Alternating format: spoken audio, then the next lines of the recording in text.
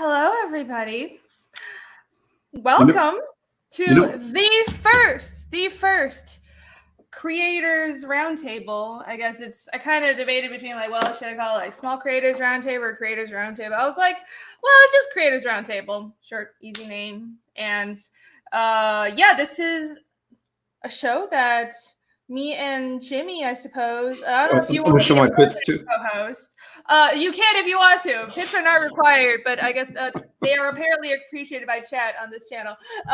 We are going to promote some campaigns that could definitely use some love. They're smaller campaigns, and my rule is under 10K. So we've got a lineup of guests, and I'm actually going to do this show again tomorrow. So I think every month, like towards the end of the month, you guys know I usually do Wednesday promotional shows. So I don't know if I'm going to do like 2 shows like this every month. That's a lot of work. Yeah. But I think I'll do just one every month. And so this will just be sort of a thing. And so like a month from now, I'll do a Wednesday show that's a roundtable. But we have 4 creators here with us today. They're all really awesome, and let's just jump into it. I'm going to bring them in and we can talk about their campaigns. I'm sure it's going to be a lot of fun. And by the way, just so everybody knows, the campaign links and everybody's Twitter links are in the description of the video. So if you can, please just open the description of there and click on those and just at least take a quick look at them. And if you can't stay for the whole show, we'll be going for about 2 hours. You can go to those links and consider backing those, please. That would be really appreciated. All right, let me bring everyone in. We have Justin. Hello. Hi. Hey, Justin. We have Clint. Hello. Hey, hey everybody. Happy Tuesday. Happy Tuesday. We have James. Hello. Konnichiwa. Hello. What's up? Konnichiwa. I didn't know you were in Japan, but then you were saying you were in Japan time. I was like, oh, that's cool. Do you speak Japanese? I do, yeah. Cool. Awesome. I'm not going to try because I took some lessons, but I suck. Ashley, hello. Hey, thanks for having me on. Thanks for being here. Yeah. All right. Yeah. So let's see. Do you I have the campaigns pulled up, but if you guys want to pull out your stuff as well, then that's perfectly fine. I'm like, how do I do this? I'm really confused. Let's see. Okay. You heard the lady, gentlemen. Pull your stuff out. Uh-oh. Yeah, I should just put my foot down. Be like, you guys pull your stuff up. Be professionals. Now. Jack goes, and let me say hi to chat real quick because I want to ignore the chat. Thank you guys for being here, chat. Vaughn's Haunted Castle. Hello. I suck at Japanese too. Wow, what a coincidence. I know, what a coincidence. Maybe Humans is konnichiwa. Yes, Alice Verby is also posting links. Thank you so much.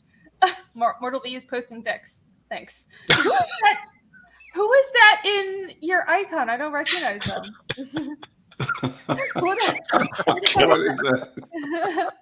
Oh, there's a narwhal raid. Thank you, narwhal. Hey. Oh, Narwhal is the best. Yay! Welcome everybody coming over from Narwhal. Narwhal sends his regards. I appreciate it. I send my regards back. I don't know. He if had he's like watching 60 people watching a minute ago, and I guess he just ended. Wow. That's yeah, great. we've got a lot of people, so I'm hoping and we just got started. I'm hoping this will be a good show. Hopefully we can give all your campaigns a little boost. Hello, Nomsky, John Dracos. Is that Sammy Hagar on the panel? Hagar? Who's that? Oh, you? Do you look like a famous person? You kind of do look like Sammy Hagar, like a young. Yeah, a little bit Cabo Wabo of Van Halen. I get called Nerdrotic's doppelganger as well. I don't know, all kinds of things. Oh, yeah. A little neurotic. Yeah, a little bit. Around the eyes. The eyes, yeah. And you have the If you had beard, more but- hair, it'd be Hagar. Yeah, it's something I'm battling with right now. It's not growing back; it's actually going away. So I know. Oh, It's migrating, right? Yeah, it's going to other places. Oh, somebody said Narwhal hit 30K. Oh, awesome! I thought he That's was awesome. after me, so I missed it. Oh well, I will say congrats to him. I surely will. John Malin's in the chat. Marry him, he's the best. What? Damn. Okay, hold on. Let's take it slow. Okay, everybody's trying to pair me up with like 3 different people. Let's just give me some breathing room. Nintendo Ginger, but I appreciate everybody's concern for the fact that I'm becoming an aging hag. I got Here by Sword in Hand. Hello, Ralph Mack.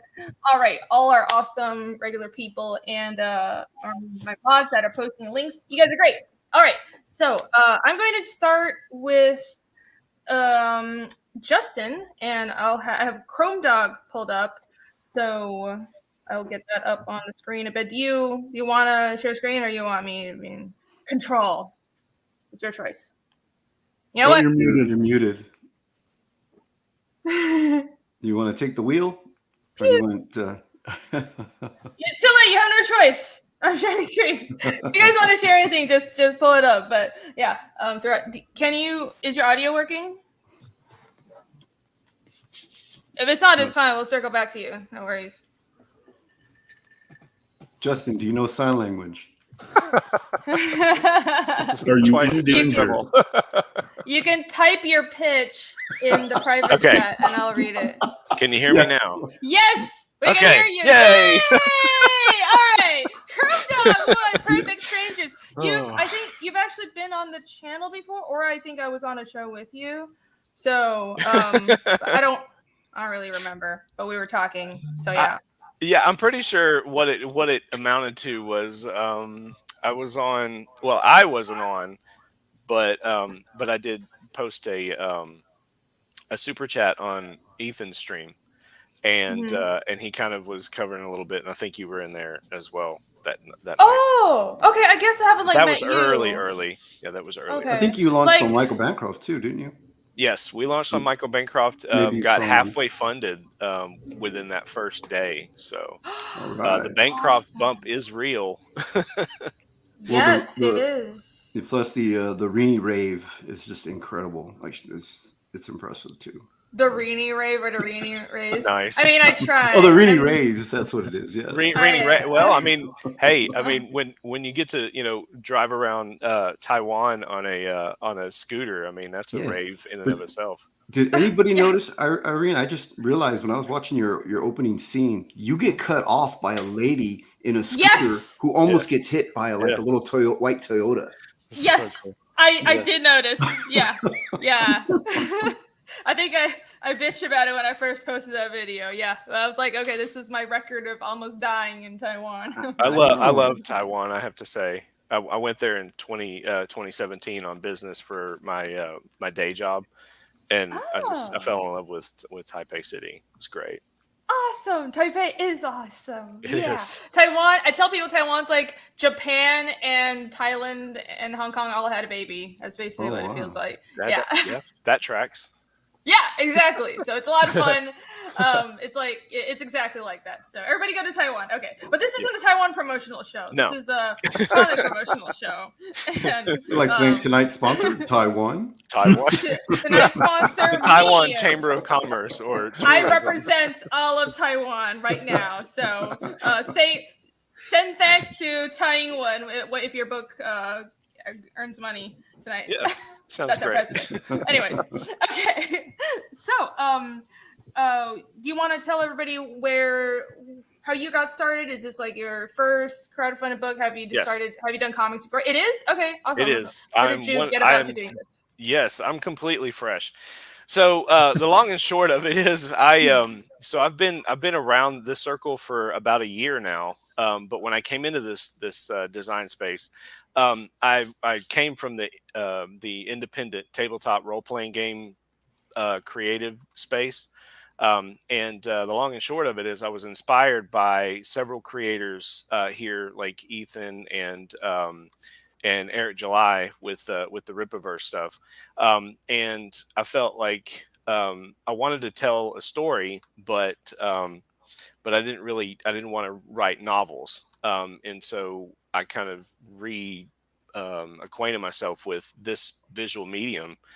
And I had a whole lot of GM prep from a game that I was running before, and kind of just started, putting my hand to the plow, so to speak. And I drafted a story, and next thing you know, I'm working with Luke Stone on developing the characters that we see before us here, with Chrome Dog and his one of his arch nemesis, Seether. And that's, I mean, it's been a heck of a journey. I can tell you that being a new creator, there's a lot of things that you just don't know until you know it. Going, Yes. dealing with different people, different some of the collaboration that I did, especially with colorists. Sometimes they talk a good game, and then when it comes time to deliver, it's not. I don't know. It just doesn't work out one way or the other. So I don't really, I don't know how to say it other than that. But yeah, there's a lot that goes into making comics, and but I've enjoyed the ride, and I'm enjoying what we're doing, and I just love being able to show what comes from up here and through Luke's detail and everything, getting it on the page. That's what we're trying to do. Yeah, But fantastic. So you're. I'm sorry. I latched on to the part where you said you were a GM, and that made me very happy because I play a lot of tabletop. So. Yes. But yeah, go on, Jimmy. Sorry, are you making any more games? Do you have any plans for any more? So what it was, I don't know if anyone out there's familiar, but there's a game called the Genesis Narrative Dice System. It's based on the Fantasy Flight Games Star Wars system with these funky dice. But it's a really narrative driven storytelling way of play. And I kind of mixed that with another game called Stars Without Number, which some of you may be familiar with or not. It's an OSR game, which is an old school Renaissance, very like D20, but it uses D6s. Anyway, lots of nerdy stuff in there. But but what I did was I created the, kind of this world, and then but the world was like a galactic, it was galaxy.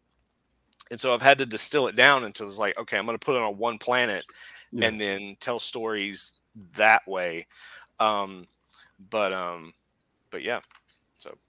Right. So you basically, does this comic take place in your galactic world that you built? I assume so. Kind of, sort of, yes. So instead of having 23 different distinct worlds, I've boiled it down to one planet that surrounds, that actually orbits around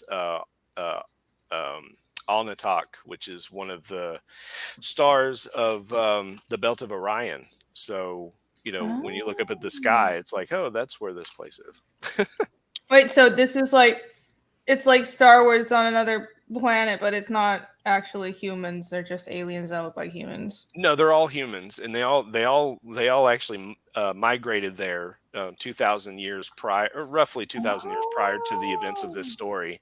And they migrated there not using ships, but a Stargate. But once they got through, they destroyed it and essentially started humanity over. So okay. And what we encounter here in Epsilon City, which is the first sector that we're kind of like looking at through Chrome Dog's eyes, is this sector was, it has a 90s, 80s and 90s feel, because the technology has pretty much gotten to that point. So there's no, cell phones are rare. If anything, they're more like bag phones, like back in the day, only the super rich or authority figures have them. Otherwise, there's also, you've got phone books and pay phones everywhere. So, I mean, it's, technologically and everything's wired.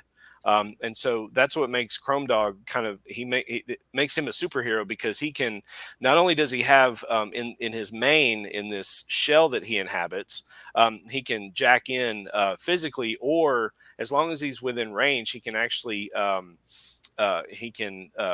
remotely. Yeah, he can remotely hack and or access the telephone framework. Wow.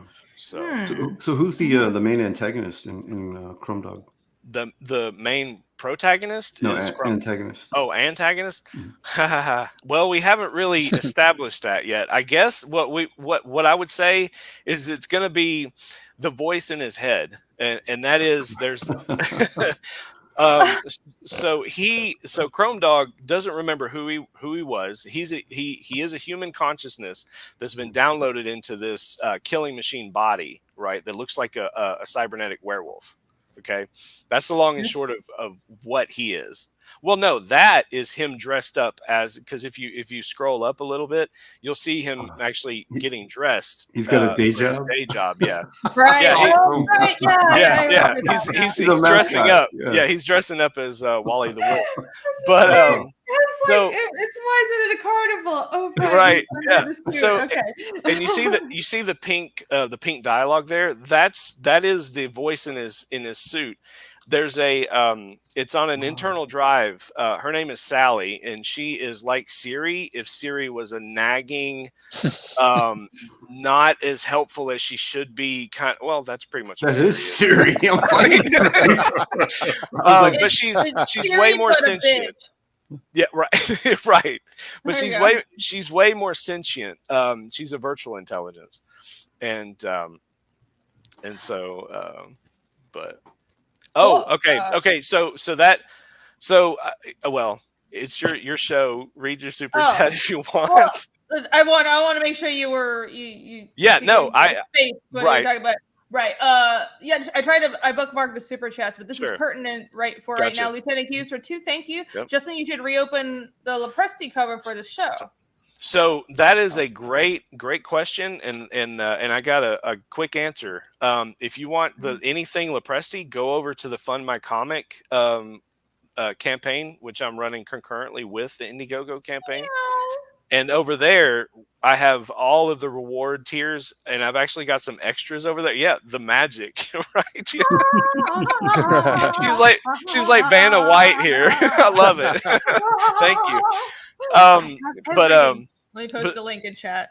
And so I will say thanks to Red Valkyrie, they had me on the other day, and there was someone in the chat. Her name was Carrie, and she mentioned something about the international shipping, and it got me to kind of think about it. I was able to get to acquire cheaper international shipping, and so just like Indiegogo. On Fund My Comic, once someone backs us at a certain reward tier, we can't alter anything, and so I decided to create new tiers that actually features international friendly shipping, or at least more friendly for folks to be able to jump in at the physical level. We're very grateful for that. Oh yeah, thank you. Well, I mean that the reason I haven't done it, prior is I guess because I feel like this is a crowdfunding venture to help fund the production of my book. But once it's produced, I'm with Arrow Comics, and this comic book is going to be in hopefully in a store near you, and I would be able to ship internationally at that lower price point. Right.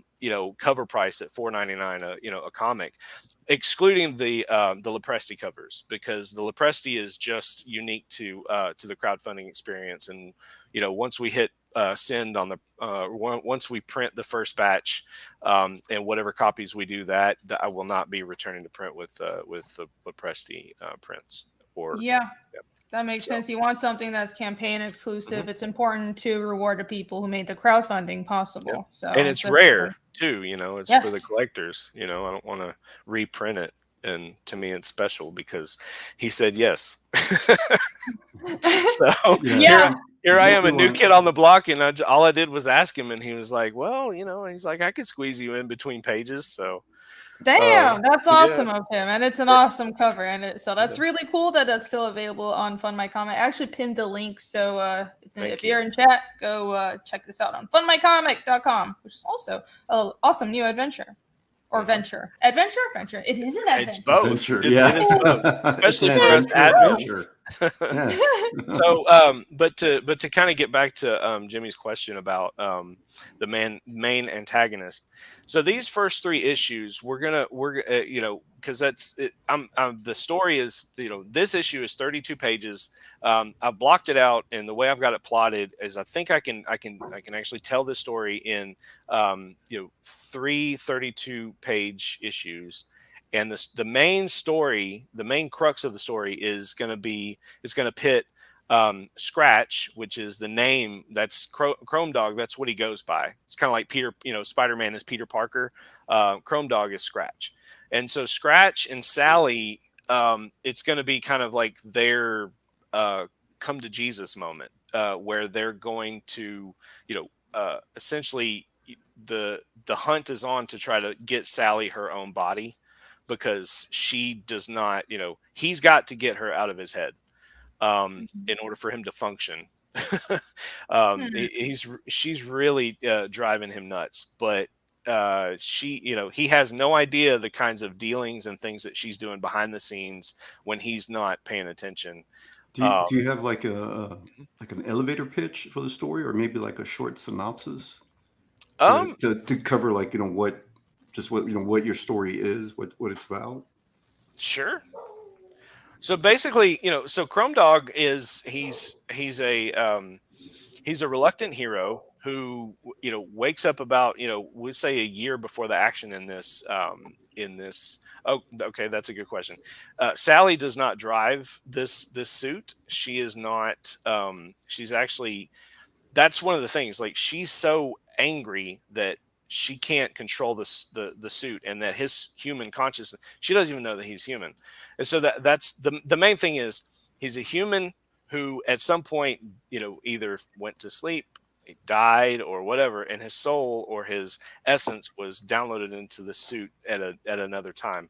But he wakes up. Epsilon City is this massive city, and he essentially, through living and working in the city, he sees that there's crime and that there are people being oppressed on every level, and the law enforcement, there's a lot of greasing of palms, and so he kind of stands up to be that hero. So I like to think of him as like a light side Batman. Or a Ninja Turtle, like the Ninja Turtles, how they always like to retreat to the sewers. He's pretty bold in that he doesn't really, he'll retreat sometimes, like when he's wearing the mascot suit. That's a little bit of a, kind of a retreat, but in a way it's not. It's just a way for him to kind of get close to be able to guard children, because right now the main crux of what's happening is there's been runaways and children and also like young women being they're coming up missing all over the city, and so he's trying to figure out why that is. And so, it's kind of how the action goes. You could say the premise is a human soul. It becomes mysteriously trapped in a steel Chrome Dog mechanical body, and while trying to protect the women and children of Epsilon City, he's trying to discover the truth behind this annoying bitch Siri. Bitch Siri. I love that. You go. Not Alexa. Alexa is a saint. Leave Alexa alone. I love Alexa because Alexa's she can hear me right she's now. Innocent. Don't mess with. Oh my gosh! Mess with me, please, Animal. But cool. I like the light side Batman idea. Superhero stories are always, it's good. We need more wholesome superhero stories, and I like that you built a whole world for it. There's a lot more to explore, but at the same time, it seems like you really thought about the structure for this, and like you know that you can tell this first story in 3 installments, 30-something page books, and that's very doable. So I think people like hearing that you have a plan. Oh yeah, and good thing you're offering something unique just as campaign, because your backers are your lifeblood. I mean, they're the ones that are getting you to the point where you can even offer to stores, so you definitely want to keep backers happy. Yes, definitely. I'm not opposed to the idea. I think I'm not opposed to people who want to eventually be in stores. I think that's fantastic, but you just remember, don't neglect your backers, and there should always be something special for the people who back the book early, and their book should be in their hands first. And I'm sure everybody here knows that. Always. And it's an awesome perk too. I mean, Aaron Lepresti cover, man. That's awesome. I know. Yeah. Well, I mean, but then you also get the awesome letters that we're seeing here from the incomparable Eric Weathers. Eric Weathers, I think I've heard that name somewhere. Yeah, where do I know him from? Yeah, where do we know Eric Weathers from? Yeah. Yeah, At this point, he's on pretty much like 99% of the books. It's just absurd. I forget that he does other stuff and is terrible of me, but he can actually draw. Yeah, he's got his own book. Yeah, the lettering master Eric Weathers. So, what's the team on this book? So the team is, I'm the creator / writer. Luke Stone is, and if you scroll down, we can actually read the team. It was just below. Oh, okay. Right there. Down. Was the end. Yeah, right there. Yep. So yeah, I'm the writer creator. Luke Stone is my artist. He's also pretty much like the editor as far as editorial, doing the layouts. I'm picking up a little bit of that and seeing what I can offer in that regard.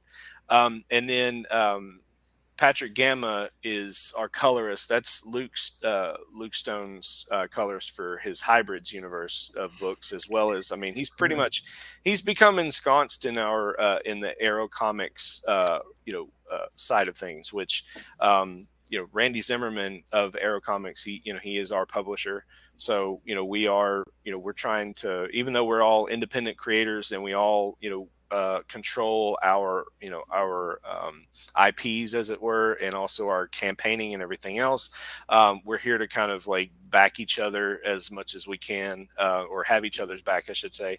And ultimately, Randy's looking to, we're trying to move towards distribution and be able to, to get in stores.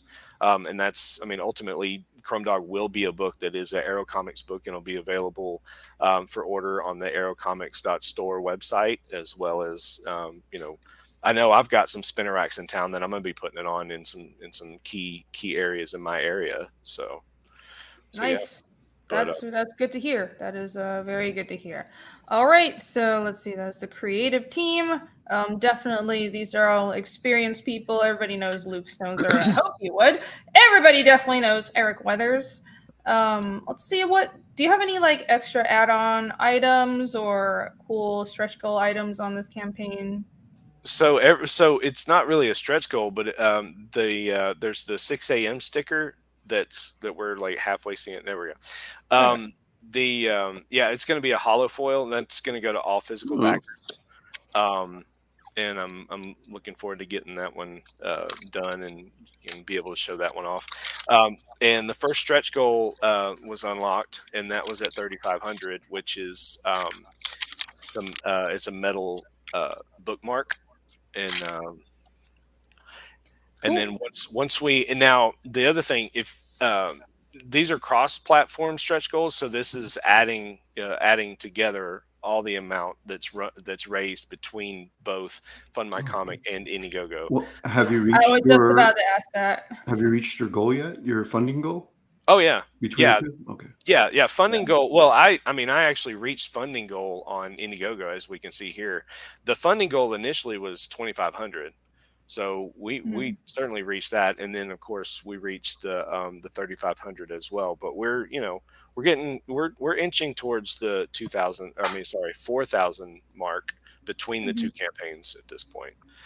But so you're really close if you total it up. It's like about almost 227, just over 200. So yeah, you're almost 4,000. Just 1,000 more to get to 5,000 after that. And I can't wait to be able to commission that Wally the Wolf sticker. Yeah, because Wally the Wolf being the character that he kind of embodies in that suit, as he and to backers or potential backers out there, because you've reached your funding goal doesn't mean that you don't need more backers, because the more capital you can raise, because there's a lot of unexpected things that happen, delays with printers or reprints or shipping costs. You don't say. It's different. So yeah, the more capital that you can raise, the better for an upstart company. So It's also that, well, of course, that's what stretch goals are for. The more funding a book can raise, the more items the backers get, and because it's sort of everybody knows that the more items you produce, the smaller the unit cost is, and we want to reward backers by adding more to the campaign, but also that just gives the creators more of a buffer, and the backers will get more items that way. So if you like what you see here, you gotta back it. Man, you are such a smart businesswoman. I'm going to stick around here and learn what I can. Oh, thank you. Thank you. Keep on kissing my ass. I love it. No, it's a compliment. I'm really like, wow, you're so business-minded. I like it. It's a Taiwanese thing. No, I'm just kidding. It probably actually is, but no, it's. Oh, no. I think, especially if in indie comics, people have to be entrepreneurial, and I know for a lot of creative types, that doesn't come naturally. And honestly, I don't. I think I had a lot to learn, and I still have a lot to learn. But because we're not relying on a company, we have to be our own entrepreneurs, because that's what we're doing here. We're businesses. We're not just artists, and so we have to train both parts of our brains to do that. It is like a different part of your brain, but you can do it. You can do it if you just step out of your comfort zone a little bit. And I think this is the future of comics, what we're doing right here. So it's going to be worth it. Think business minded. Business. All right, I'm gonna that'll be my motto now. Business. Yeah. Let me refresh this and see if we got any more backers. Then I hope we did. Oh, not yet, but maybe you got backers on the Fund My Comic. People seem really excited that this. You got to give them the back it down. Back it now.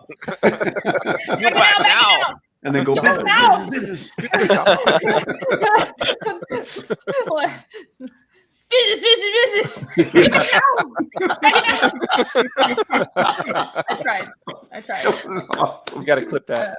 Yeah, clip that for sure. Total clippable.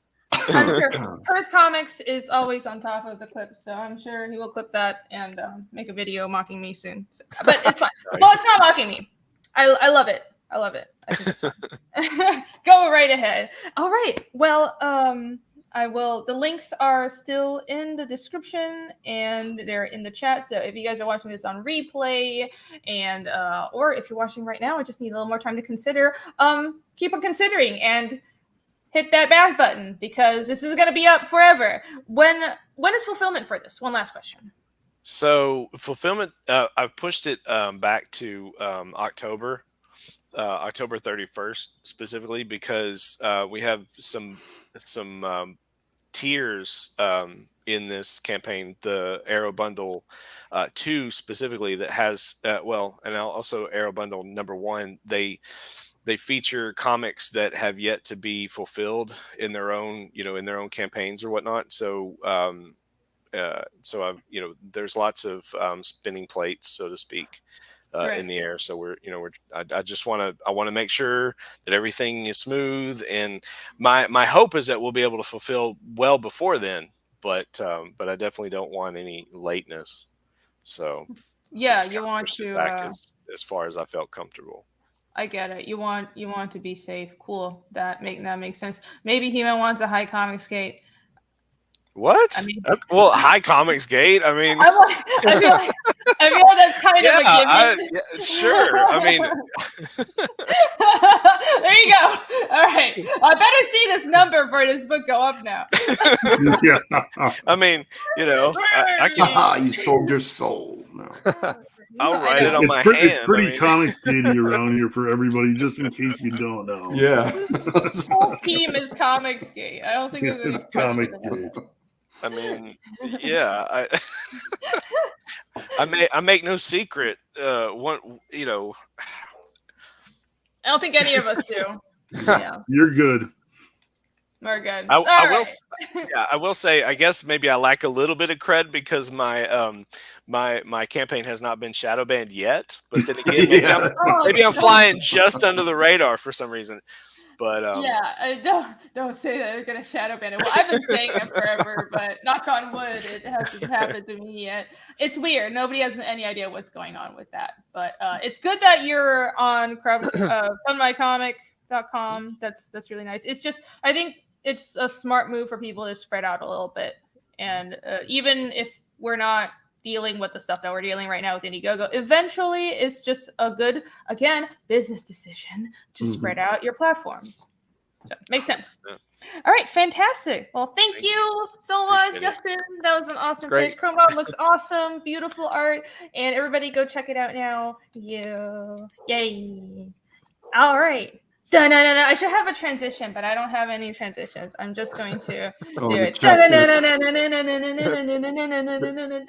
You say transitioning in front of this chat.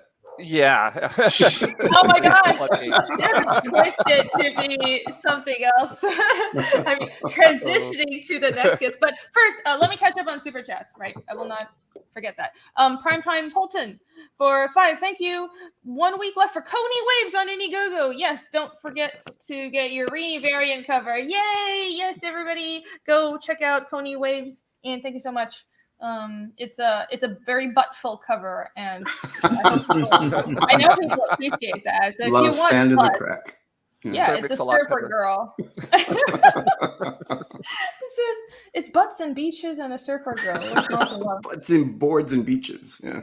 Butts and boards and beaches. Down goes Solo for 10. Thank you so much, Travis. What did you use to build your sites? If you have one, want to build one for my comic/imprint and was thinking of using Wix. Has anyone used and liked it? Open to Rex. I use Wix for my website. Yeah.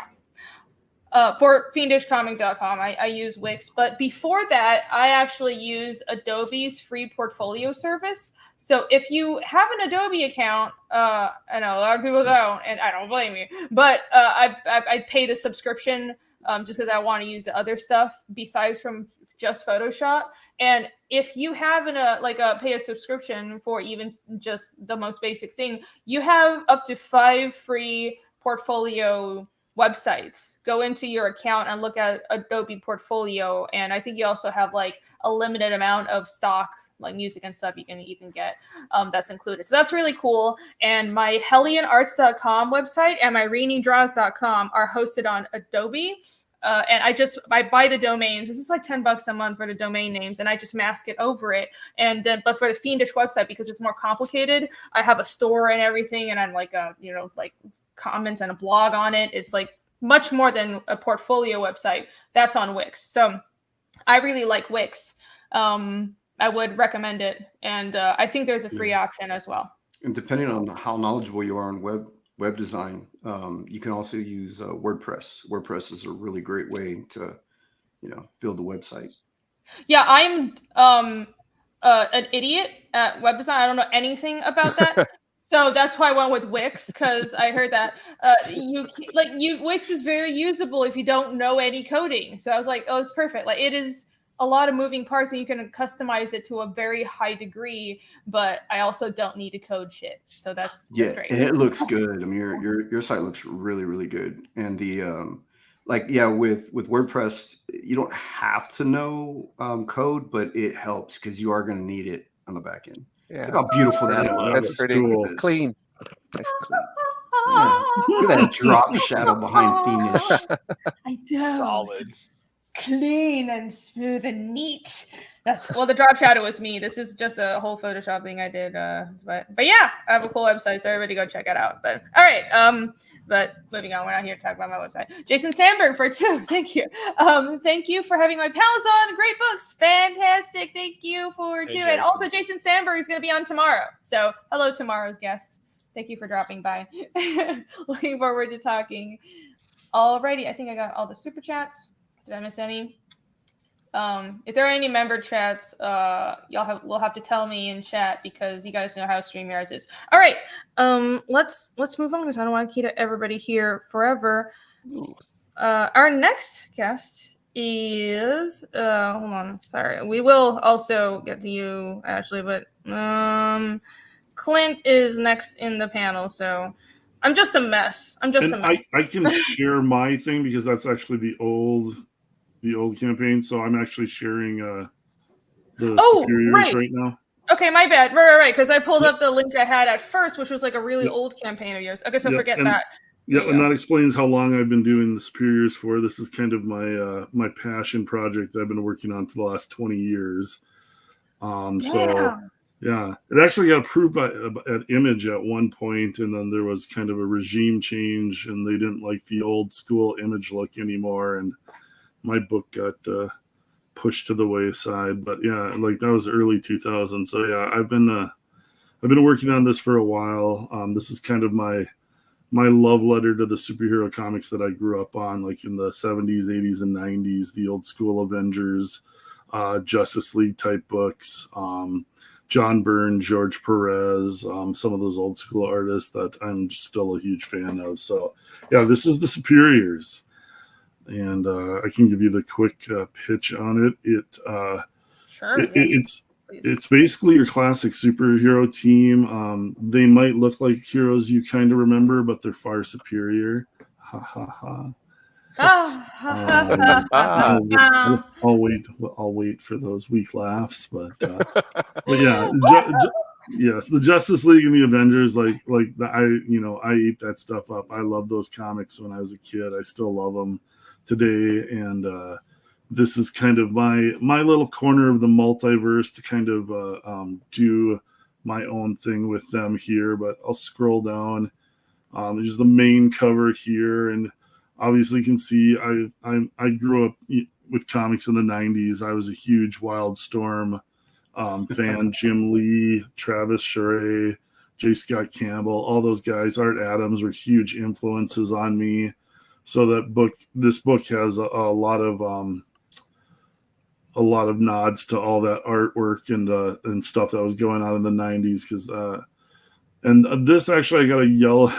I love homage covers, however you want to pronounce it.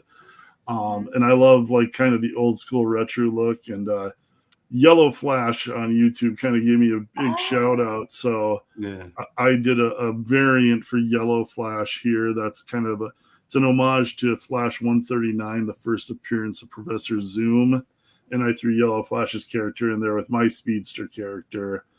Just kind of like, it just kind of happened like organically, I guess is the best way to describe it, because I didn't know Yellow Flash before this campaign, and he saw my book and what I was doing and liked it, and so this is kind of my way of thanking him. So this is actually a variant.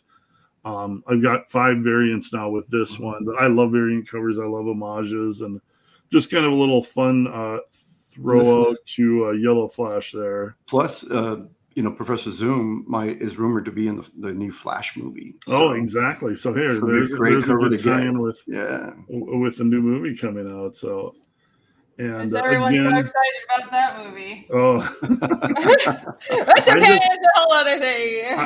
I'll just be glad when like Ezra Miller can disappear and doesn't have to be like in the news anymore, and maybe he can serve a little time for his crimes or something. A little time. Doesn't get protected like the way he is right now. So I'm like hoping they're just waiting because we would need this movie to make money. Please make money, and then he can go away. That's got to be what it is, because anybody else would have been put away for all the stuff that he's done already. But when you're in Hollywood, you can get protected. Just ask Alec Baldwin. Yeah. Oh, that's all bullshit. Oh, that's depressing. Don't get me started. I'll talk about my comic. Yeah. Okay, let's get back to the comic. Give me started bitching. We'll be here all night. But I know. No. Well, that's usually how we can stick around and bitch after we go through the promotion. Afterwards, sure. I'm a night owl. I don't sleep, but also I want everybody to be able to go through their books. Are you the artist on this as well? Yeah, this is all the artwork is me. I'm the artist and the writer, and I like to do different styles. Like I probably to my own detriment, but like I like mimicking styles of artists that I like. So like this is kind of me trying to do a little Travis Charest here, but it's a limited success. But I'm a huge fan, like I said, of the Wildstorm stuff. Yeah, and for those that don't know, you are a very talented artist, and he has worked professionally as well. Yeah. Oh, I probably should have did my intro. I've been a pro comic artist since '98. Wow.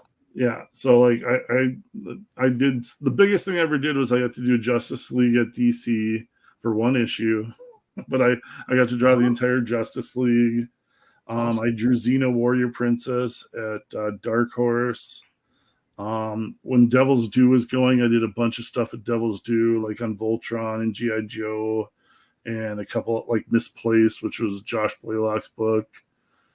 I did Stargate for a while. I did the Greatest American Hero. I did that comic. If anybody is old like me, remember that TV show from the 80s. Sweet. Yeah, but just all kinds of odds and ends comics. I've kind of been working. I've worked for all of the smaller publishers, and I worked for DC. The only thing I've ever done for Marvel is I did like the original art trading cards that they would hire artists to do, so there'd be like one like sketch card in the pack. So I did that back in the day. So yeah, I've been around the block a little bit. So awesome. That's good to know. I think yeah, I always forget to mention that just because, you know. Well, that's kind of a lot of artists. I don't know if it's still a thing. It has to be, but I remember when I was working at Marvel, almost like half the people were doing the sketch cards. I forgot for which company, but that was just like a side hustle for everybody. Oh yeah, yep. You get paid per card, and it's like you're just cranking out cards. It's good money. Was that for Fleer Ultra? This was long enough ago that it more than likely was, but I don't remember. So yeah, the annals of time have kind of washed it away. I love those cards. Yeah. This was probably like 99, 2000, somewhere in there or something. So yeah, okay. Yeah. And then you have experience. You definitely you're not and like. Then, speaking of experience, this will be my 7th comic that I've done with Comicsgate since the fall of 2019. I was lucky enough. I knew Mark Polton. And Mark's Coney Waves, he just mentioned it too. Everybody go back Coney Waves. It's an awesome book. Mandy Summers is the writer on that. Mandy's a good friend of mine, and we worked together on Pirate Queen a lot. But yeah, this will be my 7th book. Mark, like I knew Mark from when we worked back in Arcana, actually, when I was doing like Greatest American Hero. And I saw what Mark was doing with John Mela, and I was like, holy cow, that's just amazing. And I'd heard about Comicsgate. This was probably 2018, but I didn't know enough about it. And once I saw Mark's name, it was a great way for me to kind of like learn and like kind of get into it and find out everything that was going on. Because there was this you could tell there was this whole different energy going on. And there was an excitement that I could see that I wanted to be a part of. And so me and Mark, fall of 2019, we did his character Sea Dog and my character's codename Kill Switch. And we end up doing 2 48-page books of that. So that was my start in Comicsgate here. And yeah, since then, I put out 2 issues of Pirate Queen, an issue of Blue Bombshell, and I'm actually shipping out Slave Girl from Planet X. And then now launched Superiors here. This is my Superiors. You said you been working on it for quite a while. How far along are you?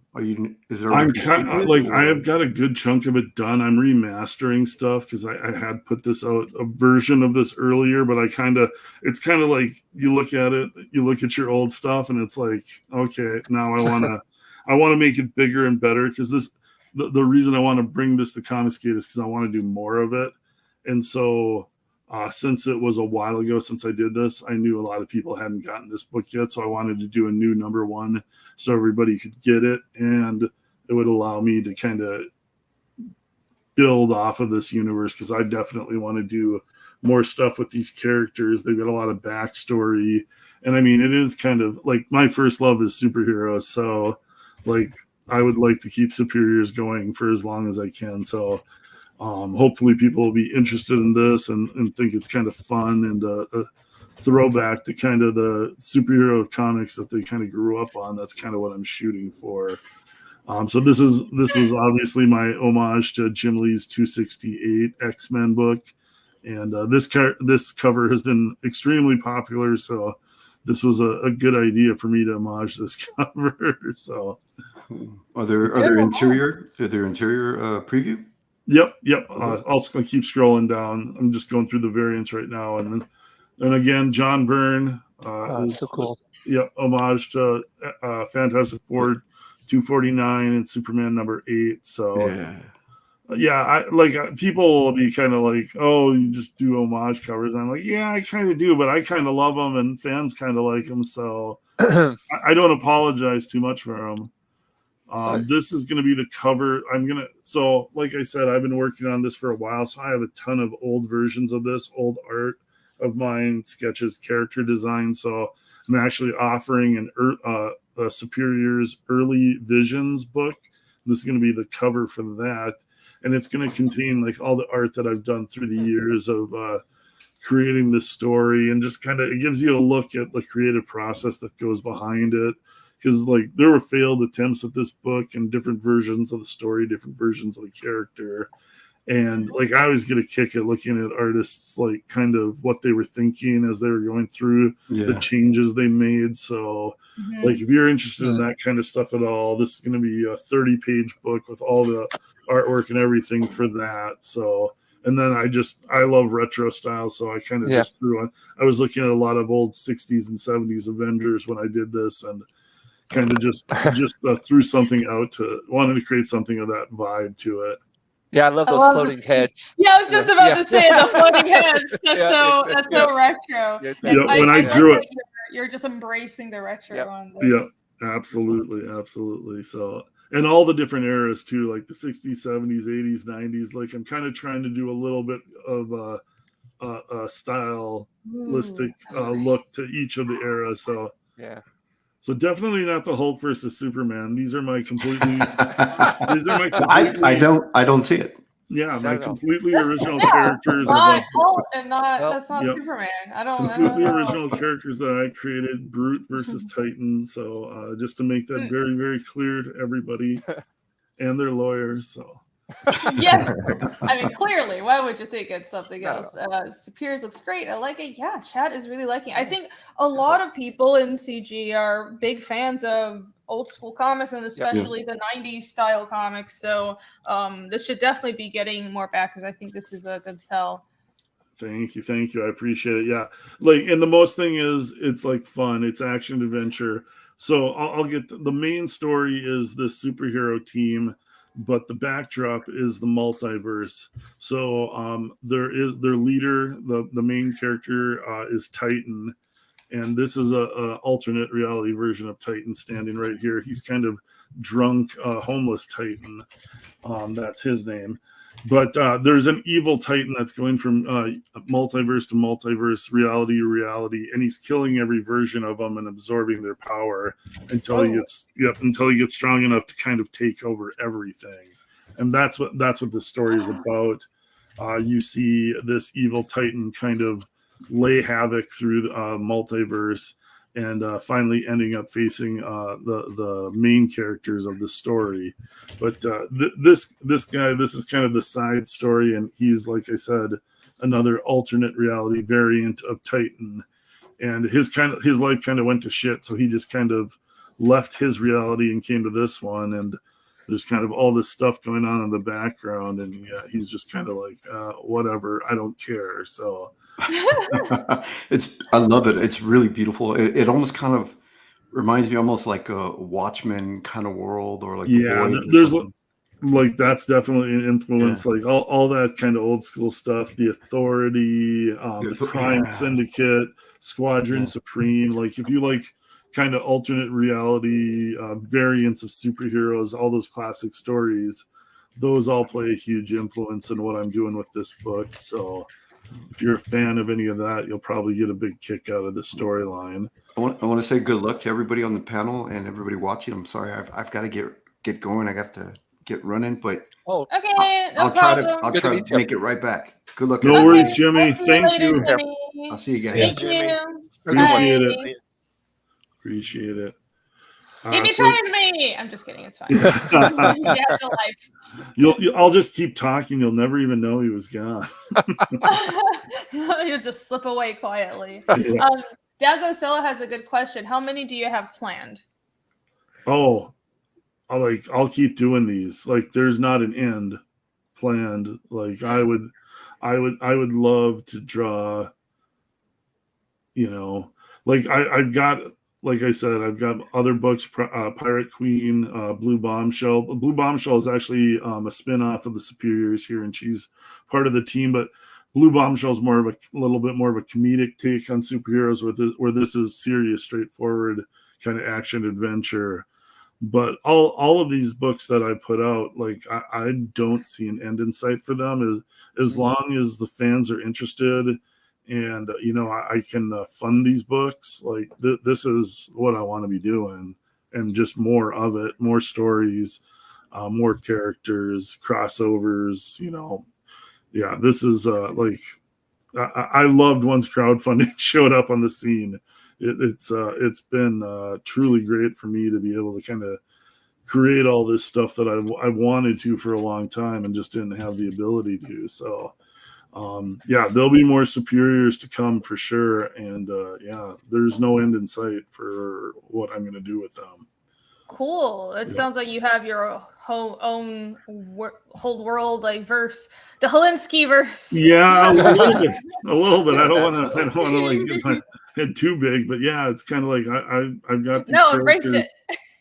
Yep, and just want to keep going with them. So here the evil variant does show up in these pages here, and he attacks his this Earth's version of him and starts absorbing his powers. So the art is really good, man. I love it. Thank you. It's good art. You have it's all the retro homage covers, and like the interiors you didn't go cheap on the interiors either. They look just like the covers, and I'm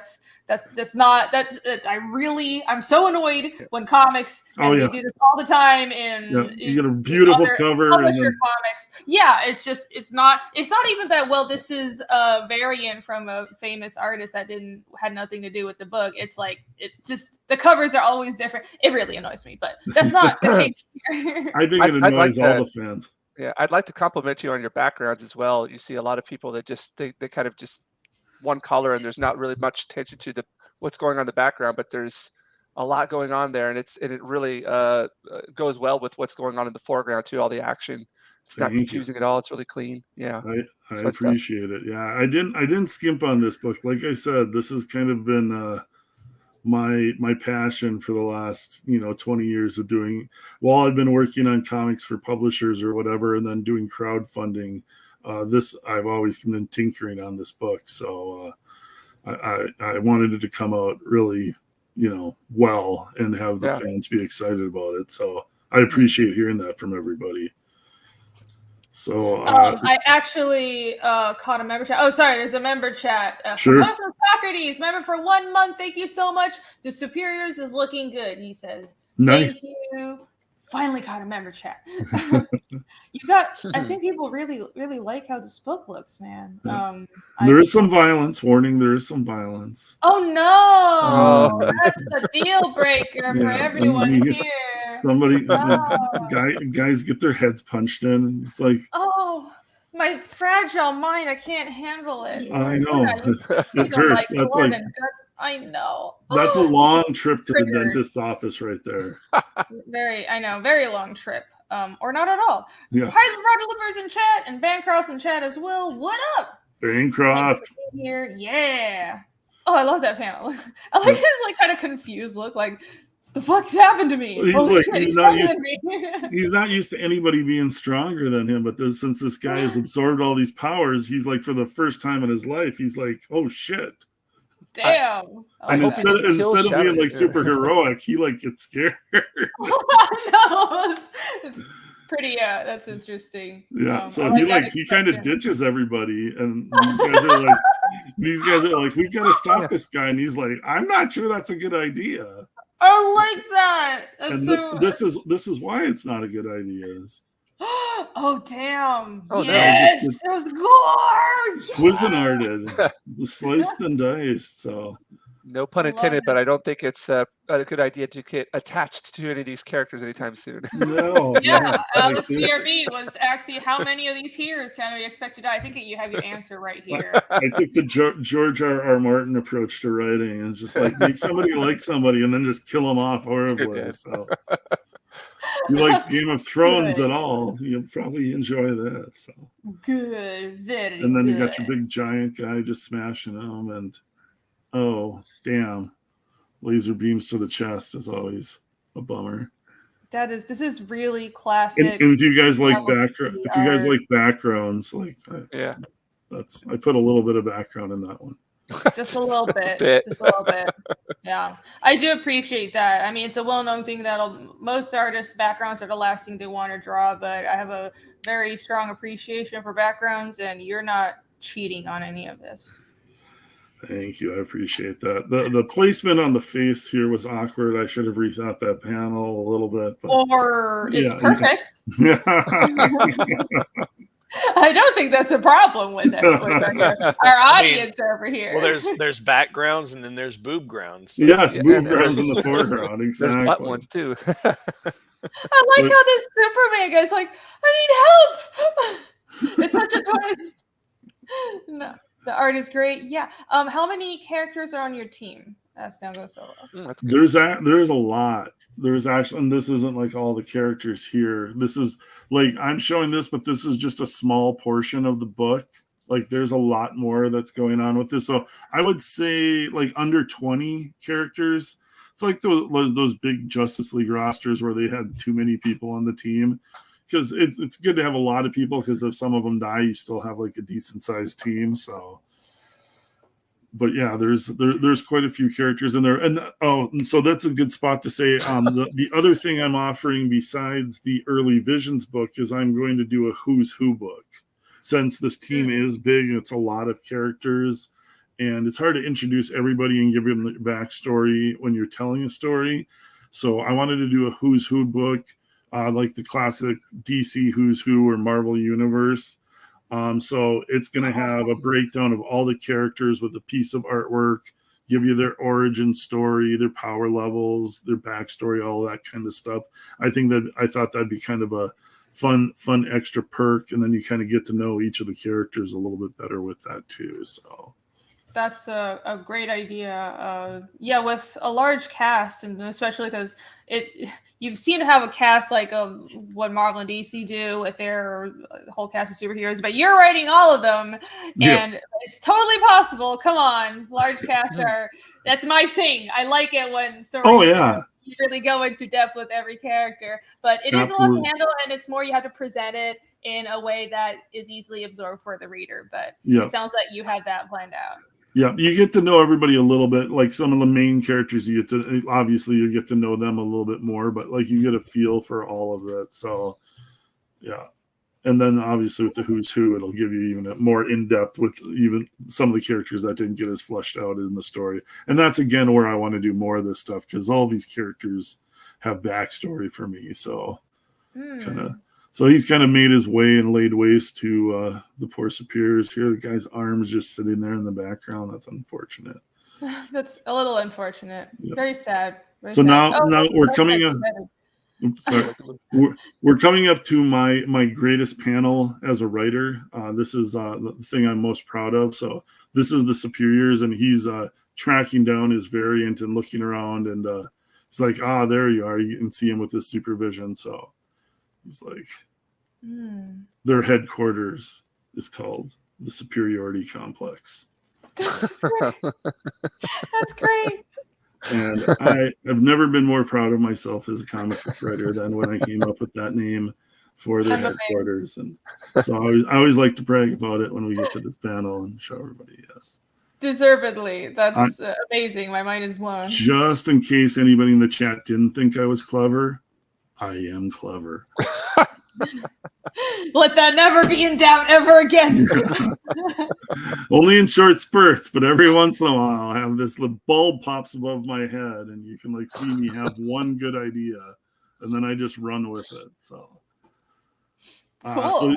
Yep. And then this is another homage, George Perez, Crime Syndicate on Justice League, which is a huge influence on the kind of story that I'm telling here. So, of course, I had to throw that homage, and I love George Perez and his art. So, just kind of, and again, more floating heads. Floating heads were such a classic thing in the 80s, so it was kind of fun drawing those.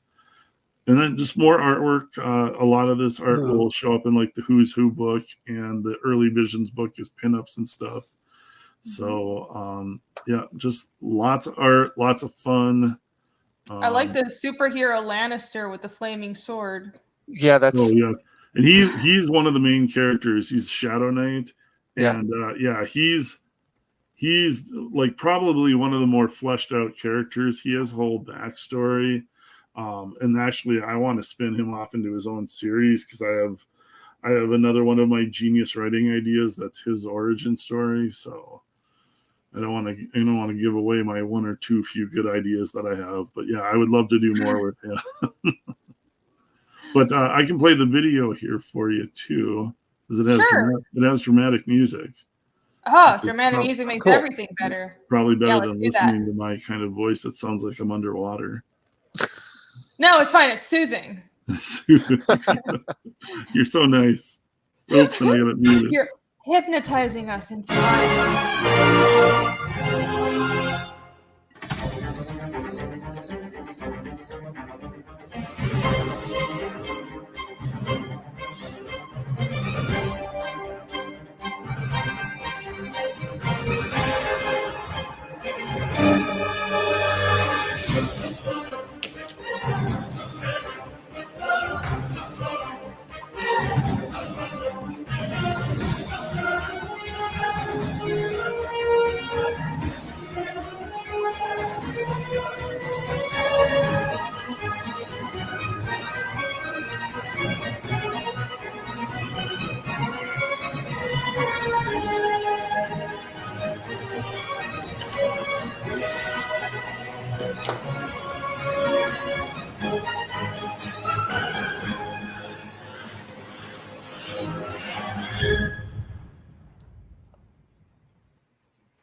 Ta-da! Yes. There he is. Yeah. Woo!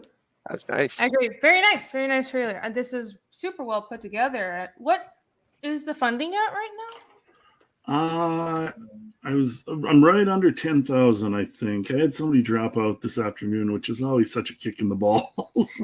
That sucks. Yeah. But yeah, I'm hovering right underneath 10,000, I think. Oh, So yeah. we're off to a great start. It's just kind of I've been launched a little over a week ago, so I'm super stoked with the way the campaign's going, and Wow. and couldn't be happier. I'm glad people are interested in this and that it's getting the attention. And thank you for doing shows like this, because this is huge. I'm trying to build up my YouTube channel, but it's a process that I'm working on slowly. So to be on a show like this, that you've got such a great audience in the chat and everything, to get eyes on you're awesome, and to get eyes on the campaign like this is much appreciated. So thank you for having us on. Oh, of course. I appreciate you coming on. And really, it's, when I first came into this whole crowdfunding thing, other people helped me out. So you got to give back. And all of you deserve to have your campaigns on here and to be above 10K. 5 figures, young lady. Let's go. You're so close. So this one definitely should be 5 figures. And you have 10. Is that 10 or 19? I can't see. It's too small on my screen. But 19. You're still in the active. It is funded, so the book's going to happen. But you still have a few days left on the active campaign. Yeah. Better get it now. Get it now, or there might be some stuff that I assume probably people couldn't get. If it's, are you going in demand? How are you gonna handle that? Right now that we're in the first 30 days, so I'll probably do like a first 30-day closeout show there, because and again, everybody, if you can use that direct link, because I won't say I'm shadow banned, but you can't find my campaign on Indiegogo. Yeah, it's all weird. So direct links are the best way. The only other way is to look up my name and then go through my profile and my campaigns. That's the only other way to find the campaign. So the direct links that they're posting in the chat and that they have below here, click on those. That's going to take you directly to the book. You can follow me on Twitter. I'm posting new art. If you guys like John Byrne, I've got a John Byrne homage cover coming up that I'm pretty gonna pat myself on the back. I'm proud of. But these direct links will take you right to the campaign, and that's the best and easiest way to find my campaign. Thanks, Eric, man. I appreciate it. Thanks to the guys with wrenches in the chat for posting those links. Super appreciate it. Yep, thank you all. And I totally didn't have it pinned this whole time, but it is pinned now, and I'll keep it up for a few more minutes. So everybody go check it out. And it's also in the description of this video. So you can hit that link and go right now back to Superior Years, because this book looks awesome and Clint is awesome. And thank you. Thank you, really lovely. Yeah, you're awesome too. All right. And I love your art. I love your art. Oh, thank you. Yeah, you're an amazing artist. I try. Yeah, I know. You do a fine job. Yay, I try. My fetish. Okay, but we're not here to talk about fetish. But you should. I'll talk about it later. Okay. So let me check if I have any super chats. I think let's take short intermission. Now go solo for 10. Thank you so much. Really like your new show. Shine some light on a few campaigns I wasn't aware of. Can this be a weekly thing? No, I don't. It cannot, unfortunately. As much as I would love to promote campaigns, it's just physically impossible.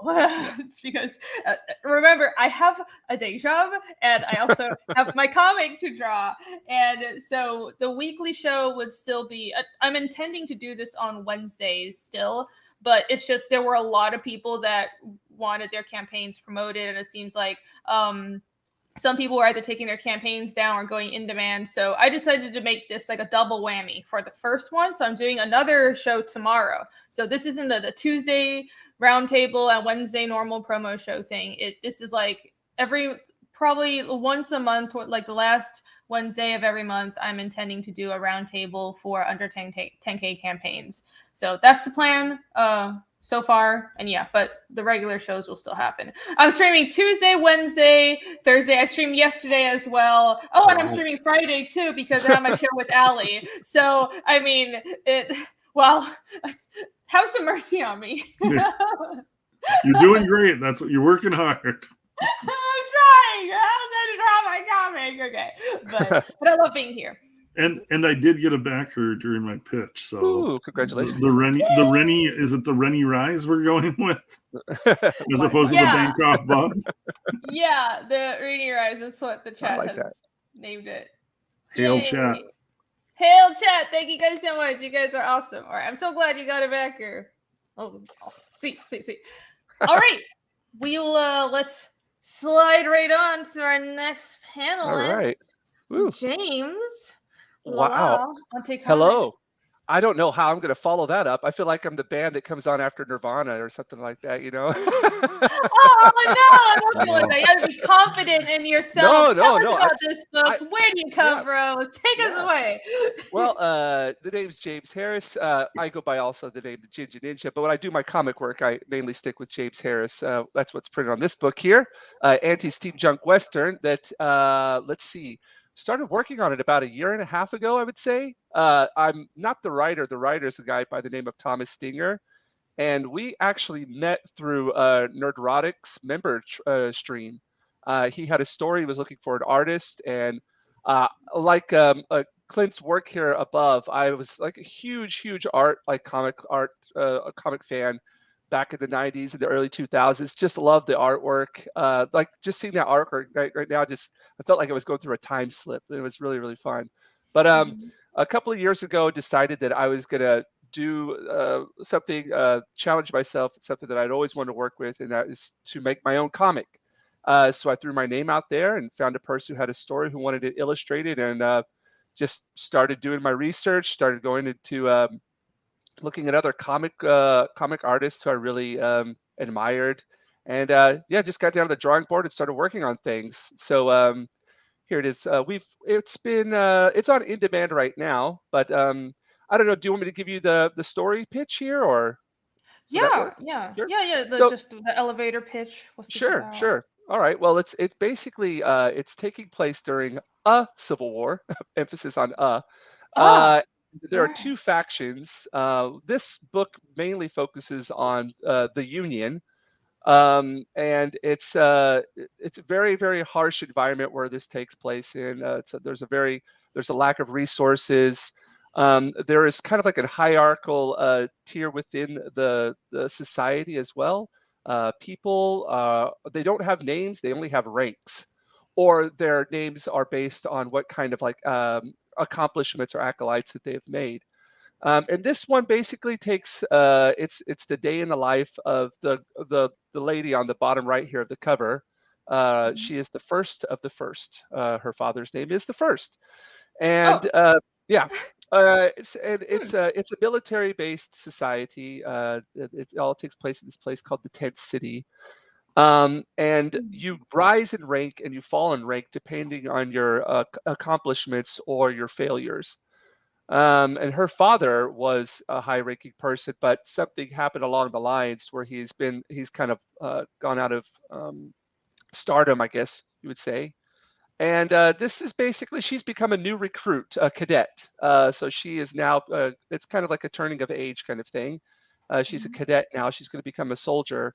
And this is kind of her first day of what happens when she becomes a cadet. There's a lot of world building that's done in this first issue. You get to see the environment and where everything takes place, an introduction to the law of the land, the rules of their society. So there's a lot of world building in there, but it's got some like action thrown into it with a little bit of machination, some betrayal, some and I know this is kind of a curse word, but your subversion of expectations. Right? Yeah. Well, it's kind of because it's been done so terribly, yeah, but that's not necessarily a bad thing. Exactly. Yeah, it's not necessarily a bad thing, and we're trying to bring it in this book to where it's done in a good way, in an interesting way. And yeah, so these are some pictures. Basically, we're trying to show what the world looks like.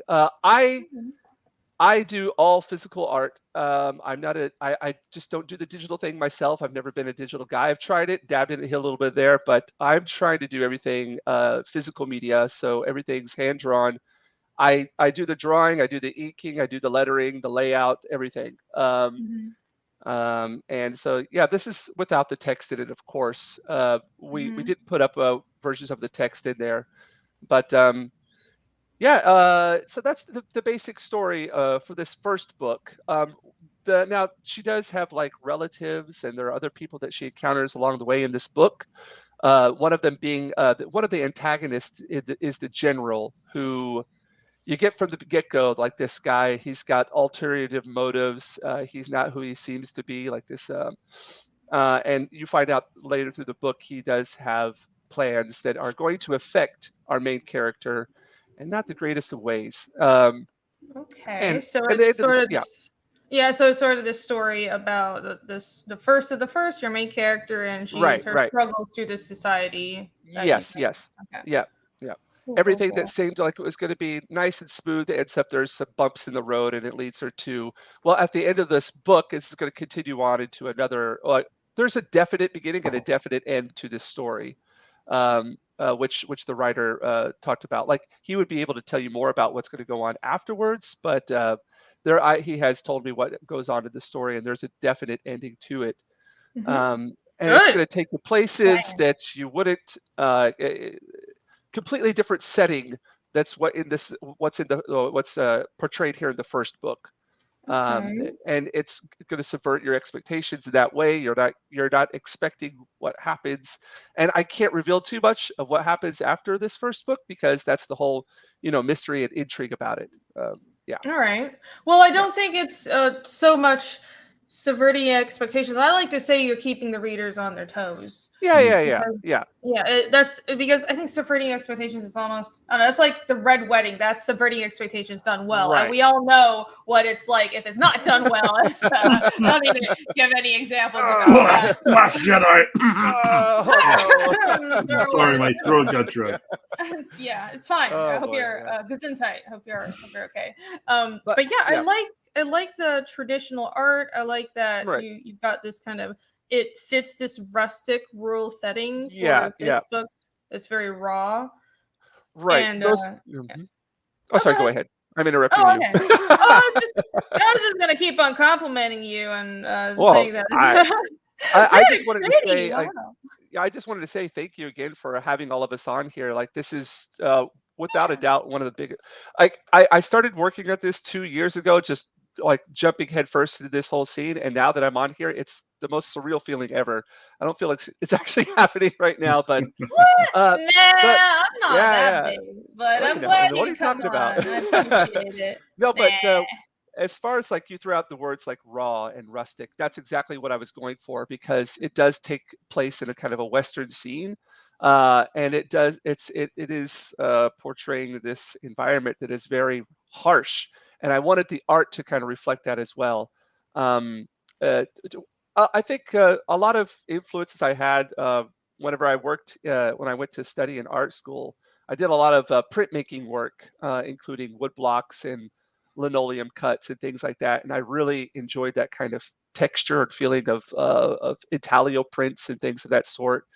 So I had a lot of influence with that. And again, a lot of the names that Clint was talking about earlier, just those old comic books. I just went back there, looked at a lot of the old school ones, and you know, but I'm trying to come with my own feeling as well. I want this comic to look like, oh, this is something that James Harris did. You know, Mhm. yeah, Yeah, I could definitely tell yeah, you have a. It's good to have obvious influences and have yeah, like it's like that. I love that the audience here has an appreciation for homages and people yeah. who draw like the old masters. Like, obviously, that's amazing. But also, if you have an original style and do something totally different, hi, or you're you try Definitely, yeah, some a weird art style that's half from Asia. And I was surprised, but people are open to it, and I'm so grateful. And I think that's what's good about the scene. And oh yeah, what definitely. you're doing has a very unique feel to it, so I like it. Yes. Well, thank you. Appreciate it. Coming from you, I'm speechless. I don't know. But No, don't be. But yeah, this cover so is really good too. Chat was saying that this is really nice. thank It's just you. it's weird because I noticed all the faces first, and then I was like, wait, there's a shadowy like death, a Grim Reaper right in the middle They're right in here. the Oh middle. dear. Yeah, Yeah, that's something I was totally trying to overlap. play around there. It's something that's subtle, but it's in the center, but it's subtle as well. You know, I like to play around that with my pictures, like where there's little hidden things that your eye moves around and then you find them afterwards, like little, I guess you won't call them Easter eggs or what have you, subtleties in the background there. Subtleties. Yeah, Yeah, yeah, subtleties. subtleties. I like that. So how many pages is this? Oh, well, there you go. It's Like, like there we go. there. So uh, I've 52 actually. pages Mhm. of story. Oh, go ahead.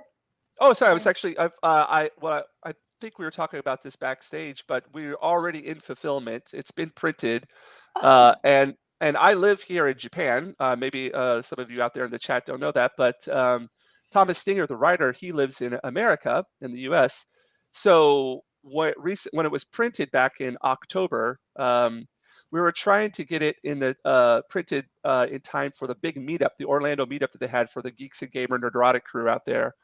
Mhm. So I flew back there for that, went to the meetup, picked up the books in person, talked to people, gave people books in hand, and then brought it back here to Japan, where I'm currently selling here and trying to get the Japanese audience interested in comics as well. Um, and recently, and I was recommending, in one of your chats, I was recommending this. I had an exhibition. I'm in a group, an art group here, Oh. and I put up 52 pages of the original artwork in our local city museum, which was really, really Mhm. cool. It was really nice to have like all the Japanese public come out and check it out, and they had no idea like what American comics were or what the floppy was. And I had one in in there in person and had all the original artwork up, and they were just really, really intrigued by it. So I'm trying to be that bridge, that the bridge between the gap of two cultures as well. So got a Cool. lot of stuff I'm trying to do here. Yeah, I Yeah. like that. So Yeah. that's funny. So I'm from Taiwan. I mean, I guess obviously, but Right. I went to I used to do Tokyo Comic Con when I was in Taiwan, Mhm. and that's I'm sure you know about it. It's an American style show in Chiba. Yes. Yep. And actually before that I kind of did like a local, it wasn't like a Japanese con, it was a smaller, not local, but it was a smaller convention, just like a friend who lived in Japan put together for Mhm. Westerners like a week before Tokyo Comic Con because everybody was already in the country. So that was really cool. But it was, and also I've been to Comic Cat, of course. But it's really interesting to have that Yeah. experience, and I'm surprised by how many. It's probably not like just any member of the public, because that's what manga is. Manga is like everybody reads it. Yeah. But there are people who are interested in American comics. Like attendance at Tokyo Comic Con is huge. It's a major big convention, and like Makuhari Messe, it's this giant convention hall. So that's cool that you're like being the branch. Well, the thing was, I was in Tokyo Comic Con. That was the first Comic Con I was ever in last year. And I talked to you. I'd sent you a DM about it, or actually a message on Twitter, and you responded to me and gave me some really great advice about it. Cool. Yeah. So I was asking questions about it because I have no idea what I'm doing here. So I go and watch people's streams. I ask questions because that's what you got to do to get better. You know, a way to improve is by being inquisitive. So what's been really great about this medium that we have here is people who are really interested in trying to create. They have all the means necessary in order to speak to people directly, to watch videos, to get all kinds of, and like you have very humbly done here and graciously done here, giving us exposure, which we can't thank you enough for. And I'm actually going to be in Osaka Comic Con next week. So, cool. Yeah, so I'm just preparing for that right now. And I've actually been able to, I brought about 40 of the comics back with me, and I've only got about, I think about 7 or 8 left. So the community here has been really great about supporting, independent creators as well. So I'll do my best to throw out your guys' names over here as well. So I just want to get people interested in supporting us comic creators over here as well. Yeah. Oh, that's so good to know that we have a connection in Japan. I mean, there's a couple of people actually in CG who live in Japan. That's just really cool to know. So I talked about this before, but it's I want to expand internationally, and I've actually I had a Japanese edition of Fiendish 1 done forever. I'm just like, I need to actually letter it, and it's just I'm not ready to put it out yet. But I want to expand and eventually do a Mandarin version as well, and hopefully Spanish. But I think going international is the next best way, other than getting into shops, for us to expand. And because it is such an international movement, it's not just Americans and Australians and people in the UK, but also Europeans and then people from all over the world. So that's awesome that you're doing this. 1,000 completely agree with you there. And if you never needed any help with any of that over here, I'm the guy to speak to. Yay! Awesome. Okay, we'll talk. Yeah. Hopefully, I'll be going to Japan again sometime soon. Oh, so you're in Osaka or near? No, I'm down in a place called Miyazaki. I'm in the southern part of Japan. We got palm trees and surfing here. Nice beaches, beautiful place. Wow. Volcanoes as well. It's all great. Are you still in Honshu? No, Honshu. No, Miyazaki's in Kyushu. Oh, okay. You're in Kyushu. Yeah, Kyushu, it's like it's like the Florida of Japan. Basically, it's the Florida. You hit it on the spot right there. That's cool. So I studied in Osaka for a year. That's how I got interested in Japan. And now Angry Canadian, who's in the chat, he's in Osaka, and really? I like the Canadian who's in Osaka. It's so crazy. It's really crazy too. Through YouTube, Wakizashi Tea House. I don't know if you've ever heard of him. I'm gonna give him a shout out. He's a comic book reviewer and YouTuber as well. Really, really great guy. And he lives in Japan as well. And he actually was my assistant at Tokyo Comic Con. So it was only through YouTube and Twitter that I met these guys, and in real life we've been able to hang out, and they've helped me out with all my ventures over here. So it's just crazy times, Yeah, that is crazy. It's like the YouTubes has connected people across on the other side of the world. I love Osaka, by the way. So I have an old friend in Osaka, and I've visited. I love how Osaka is so not what you normally think of Japan. It's like the gangster city. It's not at all. Like, and for anybody from America going over, it would probably be the one place that you would want to go to if you're going to live here for a while as well, because it's definitely, the humor is different. They're funny. A lot of comedians are from the Osaka region. If you start talking on Japan, I won't stop. So okay, all right. Okay, we can hang out later and we'll all ramble about the things we want to talk about. It's very interesting. And talk about Japan. Oh yeah, yeah, that's awesome. But I love it. Okay, well, that's good to know. All right, go ahead. Yeah. No, I was just going to talk about perks for the campaign. One of the reasons that one of the perks that we have is original art. You could get original. We wanted to have original black and white and original color as well. So I had to come up with this method of doing this where I could have original black and white and original color for people for perks. So what I did was I did all of the line art on like manga paper first, all the black and white. Then I went to my local printers and we were testing all of this different paper out to like do inking and watercolor and acrylics on. And the professional stuff wasn't really working out very well. But then in the end, we used like this paper that they use for awards. It's kind of got like a Japanese rice paper feel to it. It's a washi. Yeah. And it worked out. It's just like the printer's like, we've never done this before. Well, let's try it out. And we did it. And so I was able to color on those. So we've got the original color and original black and white as perks, along with bookmarks, stickers, an original backer chip right here. There's a backer chip, a poker chip. Oh, hold on. Let me. Oh yeah, sorry. Yeah. We got the bookmark, which has got original artwork on it. Whoops, that's upside down. Oh, that's a nice bookmark. Yeah, I like thank that you. design. There's the ANTE Steamjunk Western poker chip, your backer chip. And then there's also a little sticker from the ANTE Comics, and a poster of the cover right there. There you go. Oh yeah, that's a nice poster. All Lovely. All right. I was about to say this page is beautiful. I love that. Thank you. Like that motion there. I was just stuck on that. Yeah, that's actually that one. One of the backers that they chose that for their perk, so it's unfortunately not in my position anymore. Well, I'm not surprised that I'm sure that would sell very quickly. But you can get more interior ink and also interior colors here. It's only 300 for either of these, or 300 for one of these original pages. That's a steal. How do you handle what pages people get? Do you? We have a PDF. We have a PDF with all of them listed on there, and once they are gone, we take that out of the PDF. And so when people purchase that tier, we send them the updated PDF, and then they choose from that. And it's got all the images in there as well, large, high-res images. And there is one more tier, which is the big, it's the 600, I think it's down there, it's at the very bottom.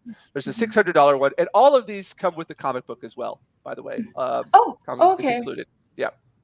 And that one includes all three versions, an original black and white and original color. Yeah. All right. So it's three variants with the same interiors. Is that correct? Oh, actually, there's two variant covers, and then there's also a black and white version of the comic as well. So the black and white, the black and white cover is a black and white version of the colored cover, but then there's two variant colored covers. Okay, I see. So two variant color. Okay, so it's two variant color. This one here is clearly the black and white variant, and then you have original colored page, original black and white page. Yeah, our goal from the get-go was to try to keep it simple. Somewhere along the way it got a bit complicated, but that's how it goes. No, this is very not complicated. I think you did a good job of keeping it simple. It's I know it's hard to not overcomplicate things. You want to add everything to the campaign. Exactly. Well, again, while I was working on this, I was listening to a lot of of artists, independent artists, including yourself, and just listening to your like what should we call it, your method, or maybe your conundrums or things like that. I was like, yep, I completely understand. Complaining about things I did wrong. I'm glad I could help you. No, this is really clear, easy to understand. You have like the full house bundle that includes original art, 2 original art options, and then it's just all the covers, like the versions of the book, and then you can also get a bundle, which is always good. To have some sort of bundle for either all the covers, or if you have like a catch-up tier for all the previous books. Right. Oh, and if you're wondering, fulfillment is done on Thomas Stinger's side. So he's in the States, so it all gets sent out from his side of the world. Yeah. All right. Awesome. I think I was about to ask that because you're in Japan, but I'm sure you're not shipping it from Japan. And it's like people work these things out and stuff. If you want to, there is a video up there on the. There's a trailer for it. If you want, it's like a minute or so. If you want to, I think it's the third one from the beginning. I'm clicking on my computer screen for some stupid reason. No. I am in control. No. All the way up. You know what? I do appreciate that you're using these, because a lot of campaigns don't have a lot on top, but I think it looks really good for people to put videos and artwork snippets on top right here. I think it's right. It's good. So I always try to do that at least. I don't know if it makes a difference, but well, yeah, I was just looking at other people's campaigns, especially yours. Like I looked at yours, like it's so clean. It's so like structured. Thank you. And I was just trying to, imitation is the best form of flattery, or what is it? Yeah, whatever that is. Yeah, 6 years. There we go. Thank you. Yes, ego. But yeah, let's play this cover. I think. Actually, think it's the one to the left. Sorry, I don't need to. Yeah. No problem. I need to. That's the one right there. Though, yeah. Because I'm sharing like a tab and I'm not sharing audio. So StreamYard changed their sharing thingamajig. They call it like present or something now, or I don't know. It's changing. Well, you can share audio from just a tab, but the thing is, I have multiple tabs open. I can't share just the whole window, and so I have to it's annoying. You get what I mean? My apologies. No, you have nothing to apologize for. It is StreamYard who should apologize. Damn you. All the time. Always. All right. Let's tell me if you guys can hear.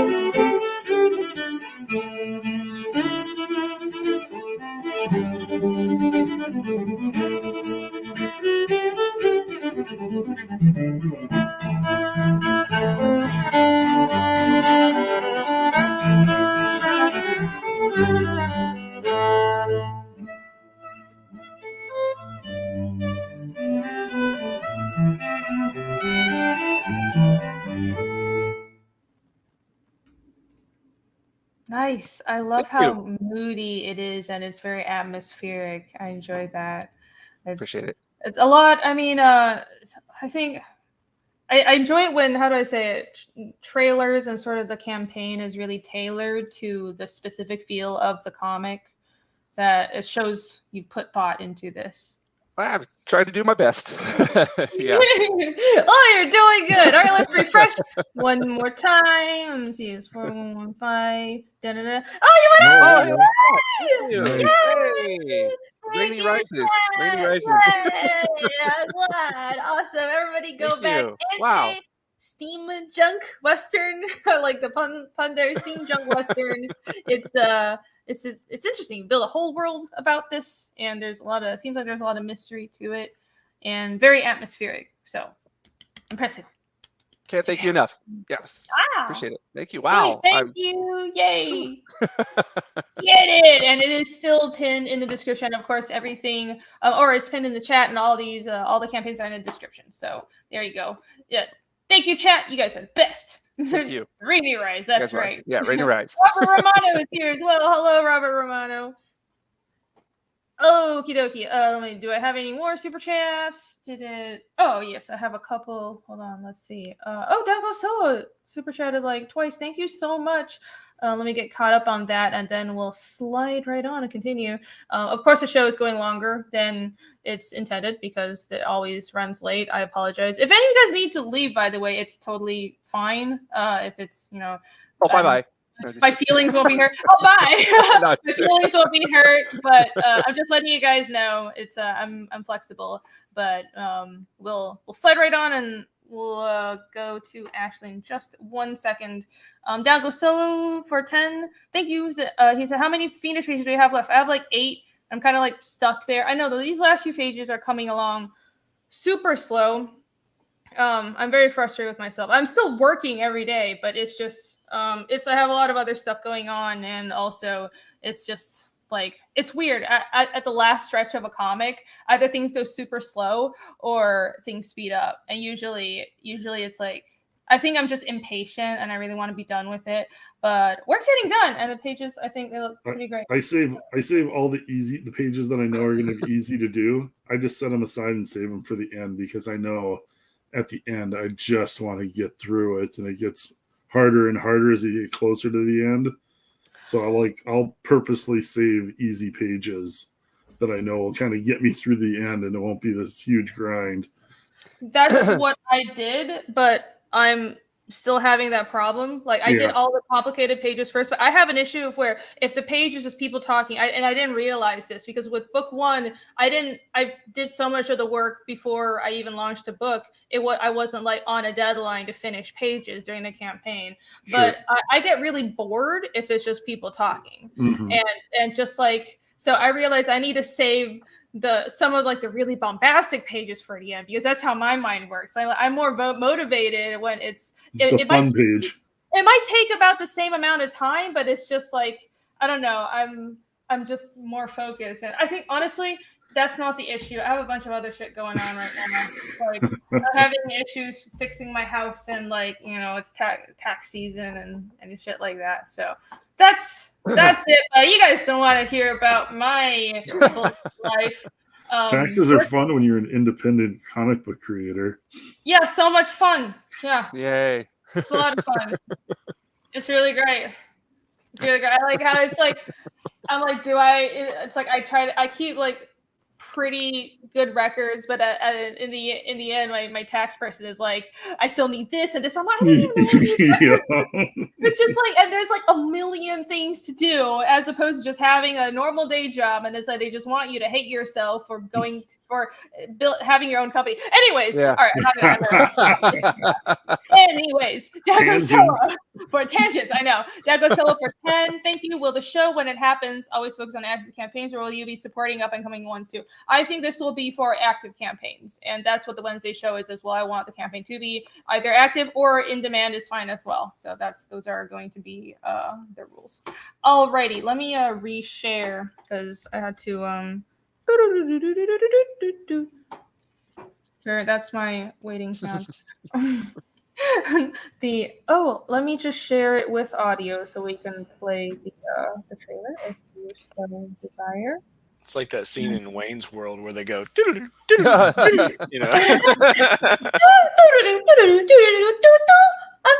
Argonauts! Yay!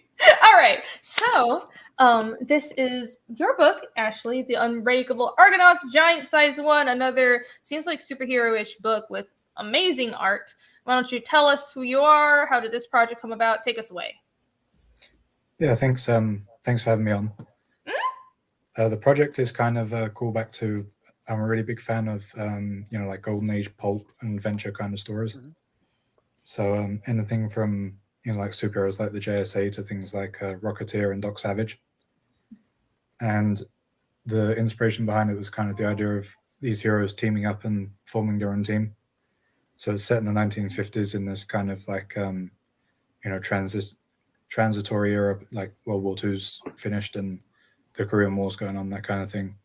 And you've got the backdrop of the Cold War. And this story, I'd say, as a story, is kind of an homage to Giant Size X-Men #1. So the story is a rescue mission. You've got the main 7 heroes, and they basically get duped by the Rogues Gallery, and the Rogues Gallery managed to kidnap 2 of the heroes, and so you've got the other 5 kind of left to pick up the pieces and try and rescue their friends. And it's all kind of building towards this mysterious plan that the villains have, and they need one of the heroes to make it work. And so you've got the I can go through each of the characters. Sure, yeah. Let's just scroll down and see. I like the this sort of inky, really. This is also a very raw art style. This is beautiful, by the way. I was just looking at that. Yeah. I should just say I'm not the artist. I'm working with a guy named Daniel Max. He's the interior artist. Okay, awesome. Good job, Daniel. So are you the writer? I'm the writer, yeah. Oh, okay, you're right. Okay, awesome. Well, good job, Daniel. Very nice trains. You draw good trains. But yeah, take us away and let us know who the character features are. What's the details? So if you scroll down, there should be actually a colors page that has all the heroes sitting around the table. Oh, okay. And I can just kind of go left to right. Ooh, that looks nice. Daniel's very Yeah. good at backgrounds. Yeah, nice. It's sort of a Watchmen style setting. Watchmen Socrates said. Kind of, I like the older. I don't know what it is. I think just for nostalgia, not even nostalgia. None of us were alive, but the sort of vintage World War II, mid-century, or that's not even mid-century. That setting is very appealing, especially for a superhero story. It's like modern, but not quite modern. For some reason, it's just really cool. It's a really nice and stylish era. You had a lot of new technology, and people were really, like to show it off and went all in on really eccentric designs and that kind of thing. It was breaking a lot of frontiers. But here you go. Here are all the superheroes. So from left to right, you've got the kind of Rocketeer-inspired hero. His name's Crimson Eagle, and he's this kind of, kind of like Rocketeer. He's like a hero of the skies. And so, because it's a pulpier kind of comic, we're going to have things like, like airships whizzing around and a lot of, and we've got these kind of the pirates in it that you saw at the top. They're kind of bandits, and they've got these futuristic but kind of retro hover bikes. And so that's his kind of area of expertise. Is he's the flying hero. His background is that he was once a Navy pilot during the Second World War, and they developed this Rocketeer kind of technology. And he, on his last day, found out it was being scrapped in favor of planes, and so he just stole it and decided to use it to become a hero. Okay. The next hero is Phantasmo. He's kind of like, I'd say, partway between Deadman and Spectre in terms of kind of power set.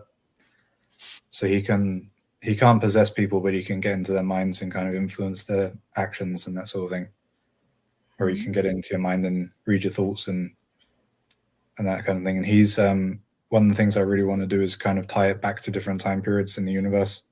So I want it to feel like a big expanded universe. So there's a Victorian era vigilante team, and one of the future stories that I want to do is Phantasmo was actually a member of this Victorian team, but he was murdered, and so he's still alive trying to figure out which of his old teammates murdered him. Oh, so it's sort of a phantom-ish character, but yes, it sounds like it's psychic powers or telepathy powers. He can enter a person and kind of possess them, not fully possess them, but he can, see what's going on inside your thoughts and that kind of thing. Okay. Okay, cool. The next hero, I'm kind of torn on the name for him. I think I settled on Thunderman. Okay, and this guy, right? Kind of, sorry? Oh, this guy in the red cape? Is that right? Yep. Yeah. Okay. And he's a kind of classic Golden Age hero. So he's powered by an amulet that he found. He was an archaeologist, and he found this amulet on an expedition to Egypt. And he found out that it could give him the strength of 10 men. And so he uses that to be, I'd say he's more of the traditional superhero of the group. Next up you have Dynamo, and she's the speedster of the group. And Dynamo and the Raven, which is the character on the far right, are a husband and wife team up. And they're kind of, I'd say Raven is more of a classic pulpy hero. He's kind of going to be the Doc Savage type of person. Doc Savage meets Batman, if that kind of tracks. And Next up, She you've looks got the a guy. bit. Oh, sorry. I was just. She looks like grown-up hit girl here for a second. Kind of, yeah. A little bit. That's a good thing. It's pretty. I Yeah. like that.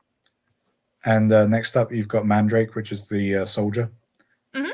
And he's just kind of a classic kind of Sergeant Rock meets Punisher, not as dark as Punisher, but, you know, he's not afraid to use guns and expert marksman, that kind of thing. He's I'd say the team leader in the same way that Batman's like the Justice League leader, which is he's not always the official leader, but everyone kind of looks to him for strategy and that sort of thing. Right. He I don't know if you can go to my Twitter. I have a little bit. Because I shared the screen to share the trailer with the sound. Okay. It's on another tab. Hold on. Let's see. What can I do? I could paste. You can do this. Voila! Look, I'm a genius. So if you go to my most recent one, I think it's a little bit further down. Yeah, that one. Is it that? Yeah, this is kind of this page is kind of a flashback sequence. So you've got the Victorian team at the top, and then in the middle you've got this, you know, there's this kind of this band of monsters and heroes, and that's led by Mandrake, who served on this team in World War II and then became an Argonaut. Yeah. Okay. And then at the bottom we've got this team, which is really inspired by, you know, the Public Enemies story from Superman, Batman. It's kind of inspired by that, where it's as World War II kind of came to a close, the government formed their own superhero team to kind of keep the other heroes in check.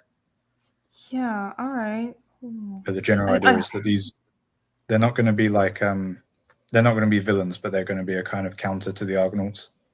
I like the idea of this Victorian kind of old, almost medieval. I mean, this guy is like a Crusader knight. That's a really cool idea. I don't think I've seen that done exactly especially as a whole team in superheroes. I like that. I like old stuff. I do too. That's definitely been a big, definitely a big inspiration for the whole universe. Is kind of the vintage feel and classic kind of including history alongside the superheroes, and we're also going to include hopefully a fair bit of mythology. Yes, mythology. Yeah. Mostly Norse mythology and Greek mythology. Now we're talking. I want to see a whole book about this. I won't reveal. Yeah, the hope is actually if we make enough, the top heroes will be a backup story, and that can kind of, you know, springboard into their own thing. Okay. And I don't want to give away too much, but at the end of the main story, there is going to be an aspect of Greek mythology is going to play a big part. And the hope is to kind of tie every story into some kind of mythology one way or another. That's great because, well, superheroes and any sort of modern storytelling, it's cultural mythology. And I like people who make a bridge between ancient mythology and modern storytelling, because it's all sort of this unbroken tradition going back to the beginning of time. Like storytelling it's one of the constants in human society. Storytelling and religion, and one of those things every society has these things, and things like gender roles, and we're not supposed to talk about, but that's a whole different thing. But I really enjoy that you're making references to something older that's established. You clearly have influences from superhero comics, but you're also bringing in something else like Greek and Norse stuff. And I really want to know more, but you're not telling me, so I guess that's fine. But yeah, well, sure. it's a Greek monster. I'll leave it at that. But okay. I'd say my first kind of heroic film that I ever saw was Jason and the Argonauts, in terms of a team kind of story, and that's where I got the name from, obviously, and one of my favorite stories. And so the main heroes of this story are going to have their own ship, kind of like a futurist, you know, flying ship, and that's obviously going to be called the Argo, which is why they're called the Argonauts. All right. Yeah, this page looks really nice. You also, the backgrounds, I know you're not the artist, but the backgrounds are really good. So I want to point that out again. Really nice raw inking. Yeah, Daniel's a fantastic artist. Do you have more pages on here? Let's see. I think there's 8 pages total, plus the one that you just saw on Twitter. Okay. And how many pages is this whole book? It's a giant size 64-page book. Nice. 64. Yep. It's hefty. It's a thick boy. And and the colors, is Daniel doing the colors too? No, I have colorist I'm working with. His name is Russell Vincent Yu, and he's really a fantastic colorist. Okay, cool. Oh, I just noticed they're fighting on top of the building here. Yeah, that's kind of an homage to King Kong. Yeah, I can see that. Yeah. Awesome. So those are the pages that we can see here. And let's take a look at the perks. Let me settle on this beautiful train shot so everybody can feast their eyes on that. And let's see what perks you have. You have just cover A. This is just one book. Pretty straightforward. Yeah, that's just the basic cover A. That's the featured comic.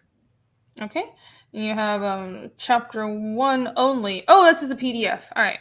Yeah, so the comic is broken down into 2 chapters. Each one's 32 pages. So it's kind of like getting a 2-issue story arc in one.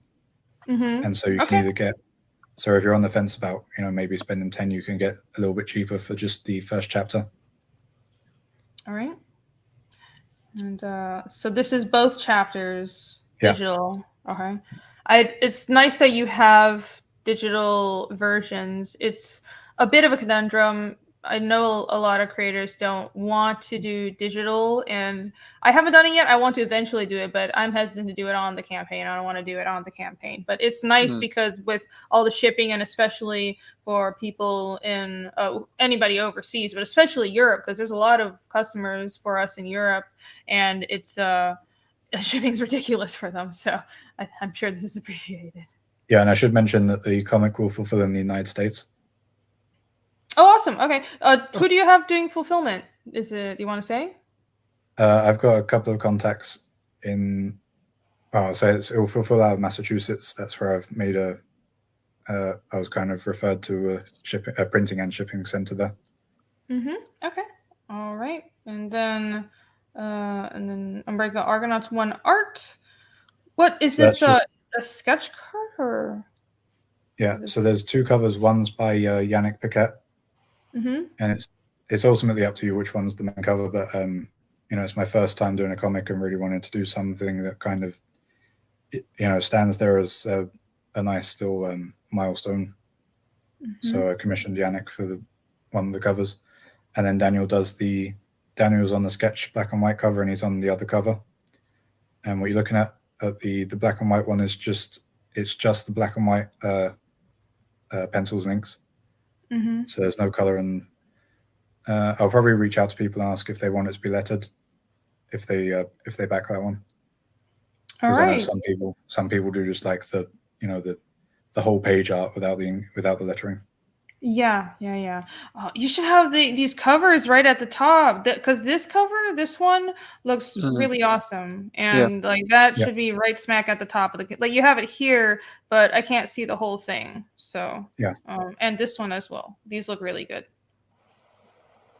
And then you have cover B, original art, and cover B. So this is that cover, but it's will it have a title or is it a virgin cover? We'll probably have a title. Okay. Very nice. And then double cover pack A and B. Is it for a bit of a discount? Yeah, there's a bit of a discount on that. Cool. That's always good to get. So that's it's the same interiors, but 2 variant covers and 64 pages each, correct? Yeah. Okay, awesome. Yeah. That's a lot of material. So that's a really good deal for only 41. I know usually most people charge about 45 for a book, but this is lower than that. So that's super affordable. And 3-copy bargain pack. I'm sure people love that. Multi-pack combo, all PDF. Okay. That gets you. Oh no, it's not all PDF. It's all the books, and then there's the PDF as well. Oh, okay. So it's the physical books and the PDF. Because I was like, wait, the price that doesn't match up. So it's the physical books, but also the PDF. That makes 3 sense. Physical books and the PDF. Cool, awesome. And wait, that's the art book. It's not original art, is it? So no, it's not original art. It's going to be printed. Okay, that makes sense now because I was like, that's 20 for original art. Yeah, I no. thought like, was it a sketch card or something? So that's the art book. So this is the art book. Let's make that clear. So I'm sorry, I must have misunderstood. And this is so this is the cover, and for this one you have the art book, two variant covers, and all the PDFs. Yeah. Sorry. Okay. Awesome. Yeah. That's a nice perk. I think that's And also then very affordable. Yeah, and then the final thing is we've got one spot left for if anyone wants to get themselves drawn in as a background character. Cool. Yeah, people always like that. Awesome. Well, yeah, I think it's pretty straightforward how you set up the tiers. It's a really nice job having everything be very clean and understandable. I love that cover though. You've got to have that like at the top because I think that would really help just sell this even more. Well, you do have some of the art here, but I can't see the full thing. I guess you can see it here. Yeah, have that cover like right here, nice and big, so we can see it. Pimp it. That's what she said. Wolfler says, looks awesome. I will back it. Awesome. Thank you. Yeah. Thank you. All right. Is there anything else I missed? Oh, I guess, so this is the first book of a series. How many are you planning? Well, I'm hoping we'll be able to turn it into an ongoing series and just, make as many as people will buy. Sweet. I look at people like Robert Kirkman on Invincible and Todd McFarlane on Spawn, and really want to do something that I can keep going for pretty much as long as people are willing to buy into it. Okay, so it's sort of like what Clint's going on. You've got a whole superhero universe, and you can draw this for the rest of your life, and something like that. Yeah, but also as time goes on, I'd like to kind of pass it on and have the bring in some legacy. So have new heroes kind of take up the the responsibility of being the main superhero team, and maybe some of the characters will have kids and they'll become superheroes in their own right and that kind of thing. Yeah, awesome. I like that you seem to have thought about this long term. John asks, this is the first 30 days on Indiegogo. Is it your first 30? It's been up for 45 days now, I think. Okay, so this is you have 14 days left on your 60, but I want to note this is a flexible goal. So it's the ideal goal would be, I'm sure this is set in like euros or something because but it's a little over 6,000 for USD. But even if it doesn't fund, will this book be getting made? Yeah, one way or another, it's going to get made for sure. Right. So you'll scale the production to the funding that you get and fulfill those books. Is that the idea? Yeah. Well, I mean, I don't have any issue putting my own money into it if that helps bring things along. Oh, that's awesome. That's so kind of you. Yeah. Might take a little bit longer, but yeah. Yeah, no, that's awesome. That gives backers some peace of mind, and yeah, that's great. That's great. So I think flexible funding is one reason I really like Indiegogo. So it's good. It will get made regardless if we make that goal. But we should definitely be backing this and helping the Unbreakable Argonauts get closer to the ideal funding. Yeah. Is there anything else on this campaign that I missed? There's a trailer I think anything you should be able to bring up. Oh, right. That's why I shared audio. I'm just all over the place. Here you go. No, Eric, I will not read that. You will not trick me. Okay, let's see. Trailer is the first one. Let's go.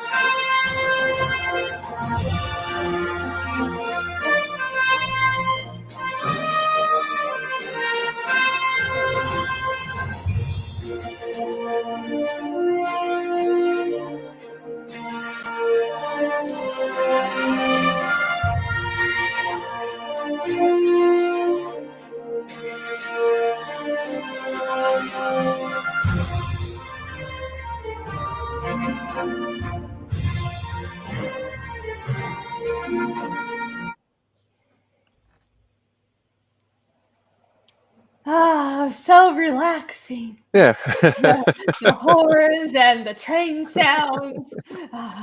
Immersive.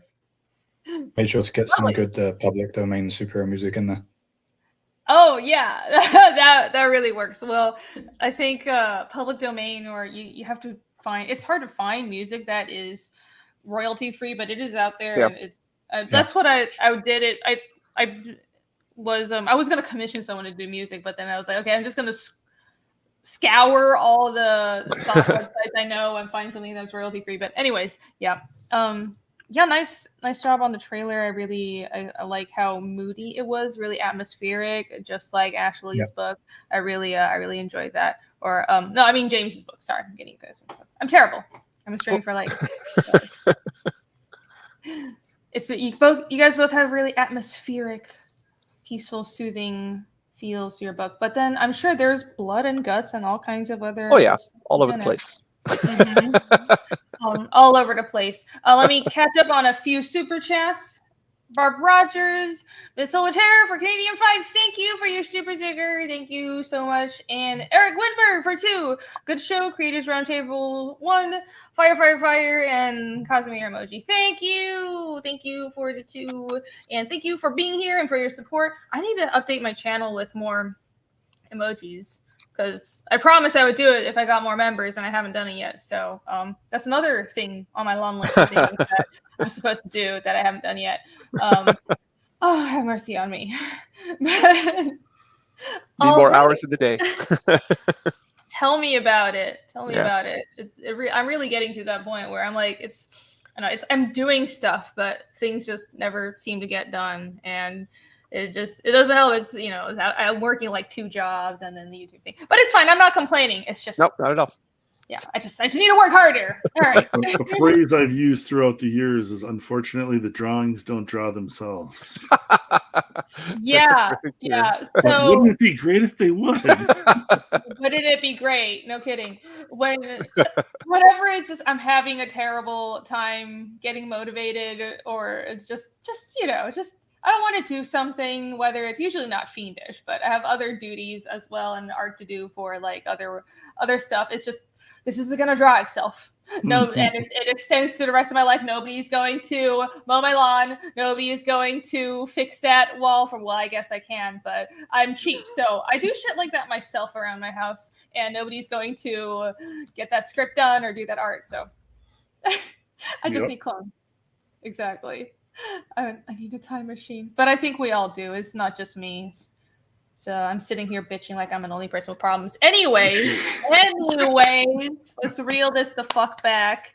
The Unbreakable Argonauts, giant size 164 pages of a retro superhero story set in the World War II era, really Watchmen-like. Ashley has a whole world, a whole superhero team already existing in this book, and future installments planned out, and the art looks really awesome, beautiful backgrounds, and I'm really looking forward to it. Good job. Thanks. Yeah, thank I love you. that cover. Great cover. Yeah, that cover is really nice. Yeah, so, I love Yannick Paquette, man. He is that was a fantastic cover, and he's an amazing artist. Yeah, absolutely. I was really happy you said yes to it. No doubt, no doubt. He's a super nice guy too. I had lunch with him one time in San Diego Con just randomly, and it was like just the best guy in the world. But then I gushed over how much I loved his art. So he was very modest, but I was like, no, dude, you were the best. So he's a very nice guy. Yeah. Definitely lucky to have him on it. Yeah, and the cover is gorgeous. That is really nice. That's the key to... Okay, if anybody in chat is thinking about launching a campaign, do what everybody on this panel did because they were smart. Find really famous artists and pressure them, guilt them into doing a cover, and that's the perfect way to go. I should have done that. I need to do that more. But no, that's beautiful. That looks really good. Or just ask nicely. That's what I did. I was like, hey, Aaron, you want to do a cover for me? And he's like, yeah, I can, sure. Oh, man. Well, Aaron's so nice. Don't be mean to Aaron. I take that back. I do just want to say about the comic, one last thing is it's always going to be like an adventure first comic. So each issue is going to be, they're going to go somewhere and have, they're not all going to operate out of one city. It's going to be a very worldwide thing. So in the first story, they go out to the Pacific. And I'm looking into things like, I think the next one, they're going to travel to Africa and have a revolving kind of list of locations where they can go. Oh, sweet. So I like that. I like you planning on exploring different locations and stuff across the world. Cool. Again, you have everything planned out. Yeah, great composition on the cover. Ask nicely and pay well. That's true.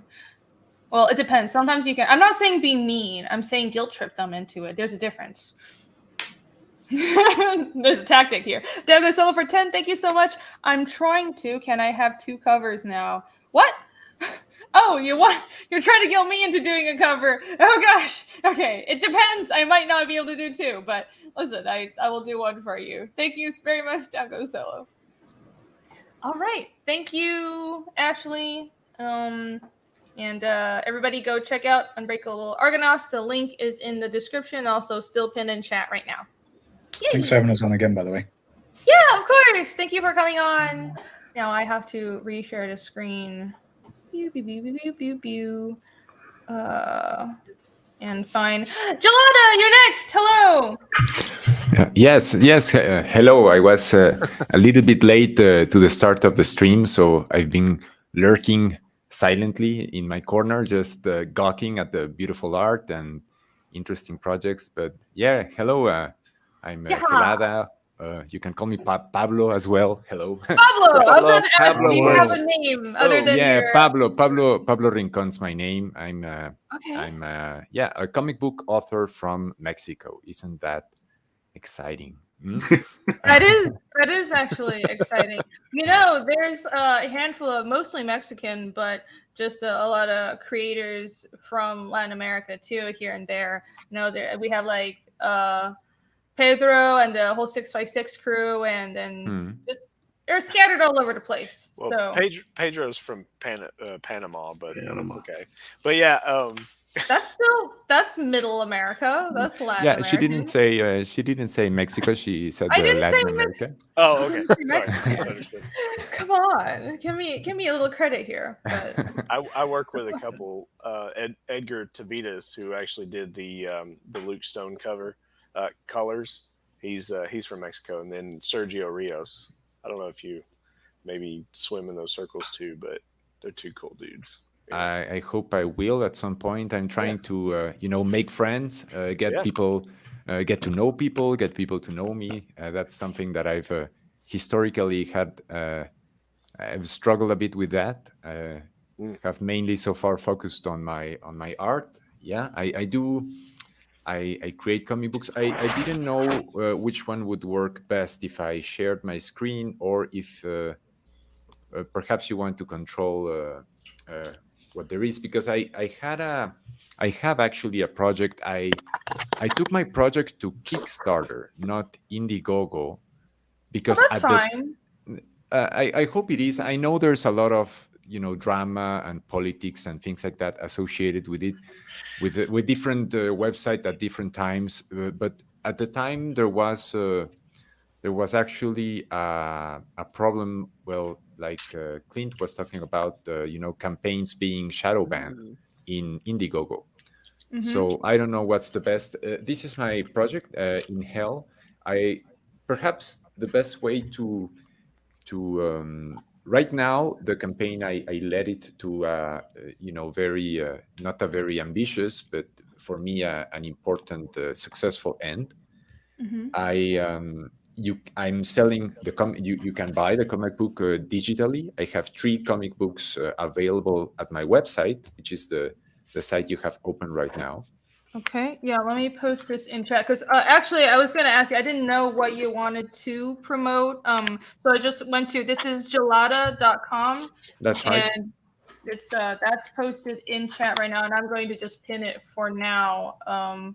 But like I really like your art style. It's super unique. It's like it's so distinctive. This is so crazy. It's like crazy unique. I actually know a graffiti artist who has a really similar style, and that reminded me, and it made me really happy. But yeah, Kickstarter is not a problem with me. I think, and I don't really think it's an issue, especially because it's up to everybody what platform they want to back, and the fact is there are pros and cons to every platform at this point. So you got to diversify. I think you have to. The best thing is to have spread out and have campaigns on multiple platforms, offer something unique on each platform, because that's usually a requirement. Actually, it's a legal requirement, but also it's just smart and it gives people options. So that's no problem at all.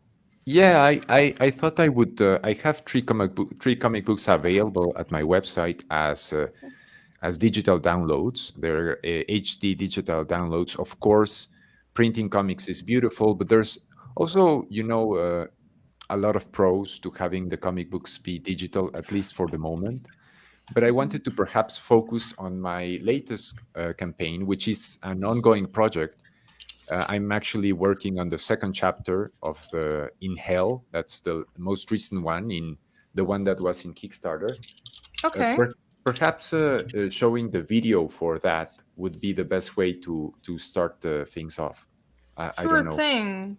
I have. If you I think scroll I down have a little bit. You have it there as well. I think. There you go. That's there. The You one. go. Yeah. StreamYards is complicated. I have to paste the link, but there you go. All right, I'll post this link to the Kickstarter instead, and let's let me get the video. Where's the video? I'm not used to Kickstarter. I have no idea. Oh, there you go. Okay. All right. That's how I feel too when I go to Kickstarter. Very similar, actually. Yeah. It's similar, but it's like they have this banner at the top, and I always like click on here. Yeah. Would all right. Perhaps make more sense to have the video there. Yeah. I know, but it's fine. It's fine. It's fine, Kickstarter. It's fine.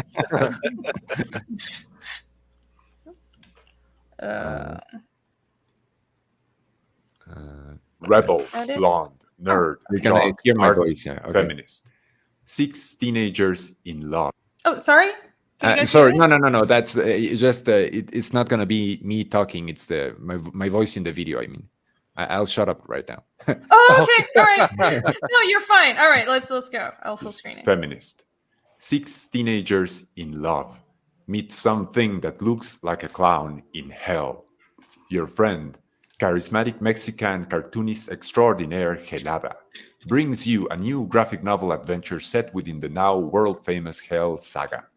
In Hell follows 6 youth as they awaken within an unfamiliar, surreal landscape. Emerging from the very elements as grotesque blobs of flesh, they quickly conform to the shapes of 6 archetypes you, dearest reader, knows only too well. Johnny, the rebel without a cause. Barbie, the blonde, buxom, cheerleading bombshell. Dexter, the nerd genius. Arthur, the jock team captain. Willow, the awkward artist loner. And Christine, a child of our age if there ever was one, the indignant revolutionary feminist. These 6 teens, their memories jumbled and hazy, are then informed by a booming, ominous voice in the sky. They are dead and condemned to an eternity in hell. Thus begins a grand adventure in which our heroes will discover terrifying wonders and wonderful terrors. fantastic powers will awaken in them. They will remember and develop deep bonds of friendship and love. In hell, they will blossom into lords. A story to showcase the majesty of the human, set in a maddening Lovecraftian dreamscape, a space at the end of all time. With your help, I will paint a picture of men and women as monarchs, beyond unrepentant, proud. Think Beetlejuice meets The Breakfast Club and Made in Abyss. Add a dash of Power Rangers thrown in for good measure. Rated hard R. I am asking for the minimal funds that would allow me to continue this journey.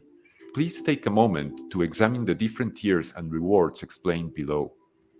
As part of this campaign, I share with you also 2 of my past works, Secret Reunion in Carfax Lodge and Not Freak Squeal, 2 books that I like to describe as the weirdest you will ever see Dracula be. These, while unnecessary to understanding and enjoying in hell, represent other artistic triumphs of mine, which will greatly enhance your understanding of this new work and bring you, friend, great pleasure. A brief video introducing them is available for you to watch below. Let Johnny and the gang be set loose in their endless playground.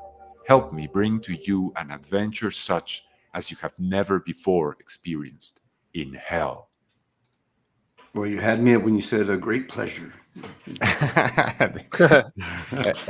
Yeah, and that's true. Actually, people have told me so far they've been happy with the book. Or, as I said, the 3 books with In Hell, the first chapter of In Hell, and the other 2 previous books I have made are available at my website. I am currently working on the 2nd chapter of In Hell.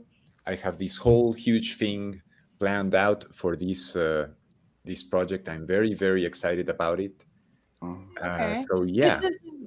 This is first of all, I feel like I just ascend into a different dimension, and Yeah. I'm having trouble getting back. Weird.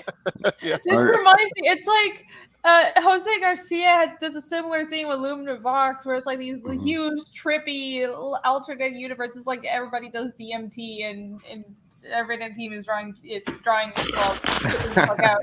It's good. It's not an insult. I really like it. It's unique and it stands out.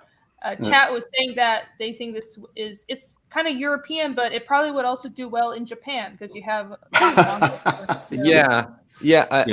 While there is, of course, a little bit of a superhero-ish vibe that is going to be more and more present as the story develops.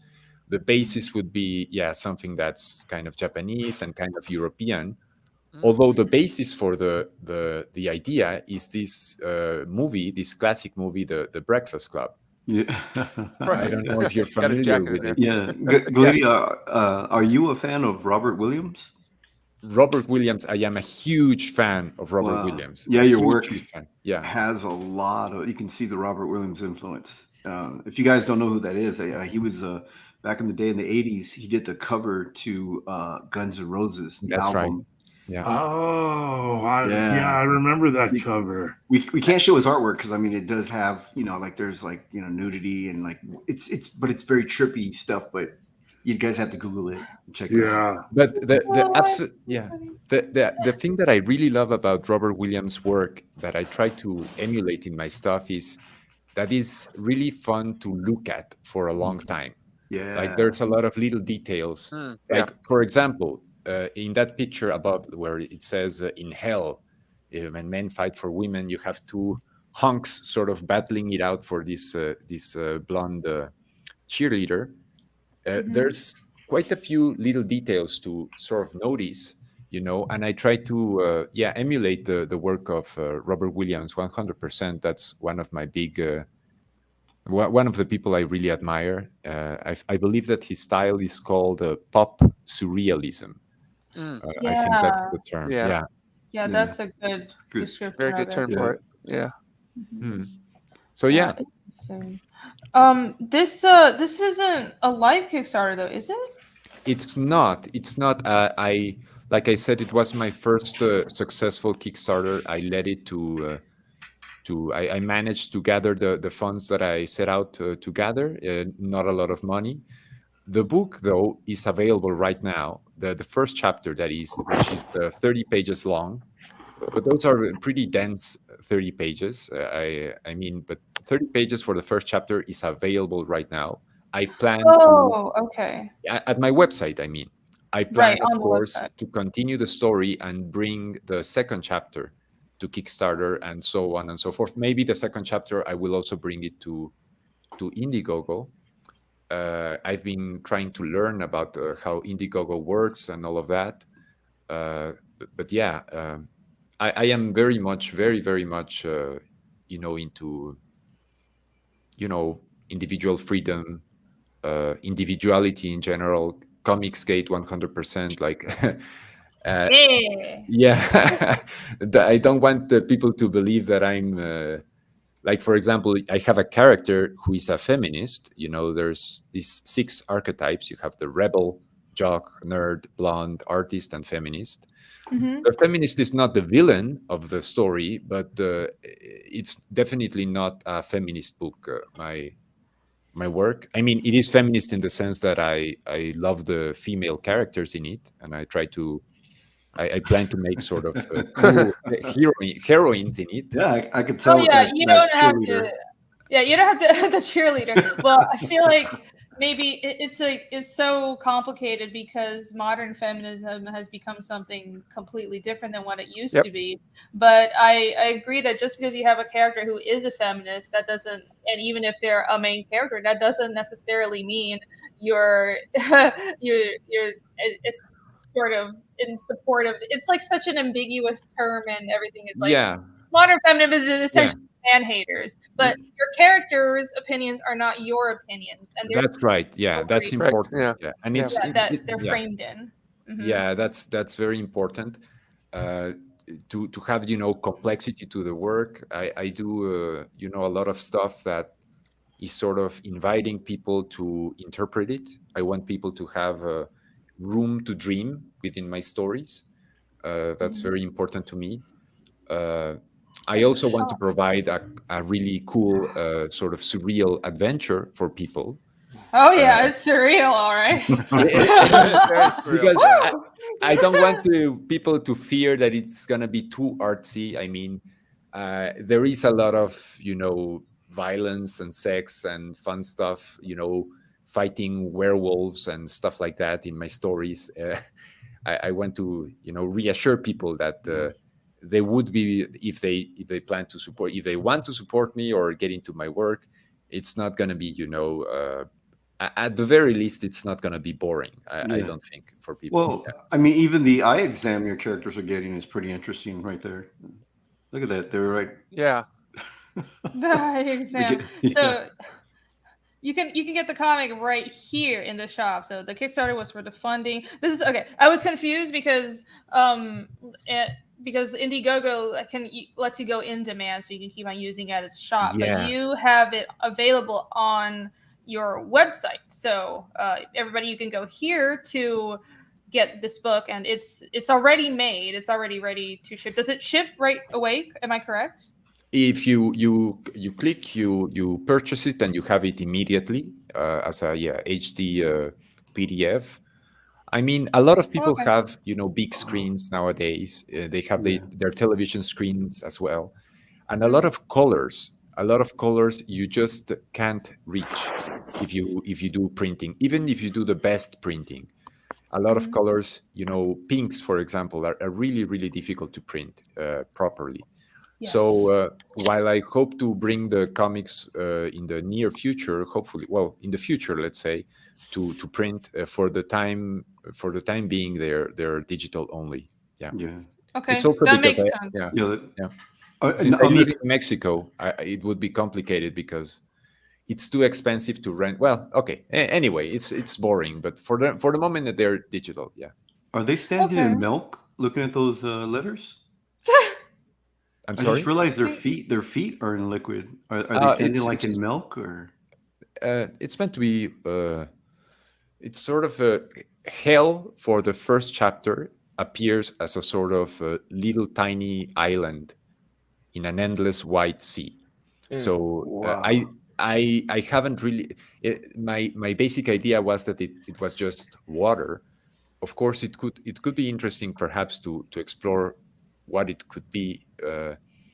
But yeah, the idea is just water. But as I plan to have, an evolving, to have hell become a character. I like it very much where you have projects where the setting is as much of a character, as important as the rest of the cast. So yeah. that's sort of the setting. Yeah, for like the first chapter, Gotham. yeah. Like Gotham is a character itself. The city. Yeah, in Batman. that's the really good example. Yeah. This is such. I mean, like, I'm really starting to dig this. Like, just imagining this group of like the Breakfast Club. Just a little bit of everything from every clique in high school. Ending up in this. It is like a trippy modern Breakfast Club in a digital comic form. So to be clear, this is a digital comic, and it's done. It's available right now. Let me post a direct link so you guys can check this out. But it's really different than what a lot of comics are doing, and especially in CG. But I really like it because I like weird, trippy stuff. It's like I don't think it's I don't only like stuff that looks like what I draw. Like, I really appreciate this. I think it's different, but you've honed your own style, and you're kind of unashamed about it. You're like, oh, it won't do this. My art won't look good in print, or at least for this book, it won't look the way I want it to look in print. So you're doing it digital, and I like that kind of commitment. That makes a lot of sense.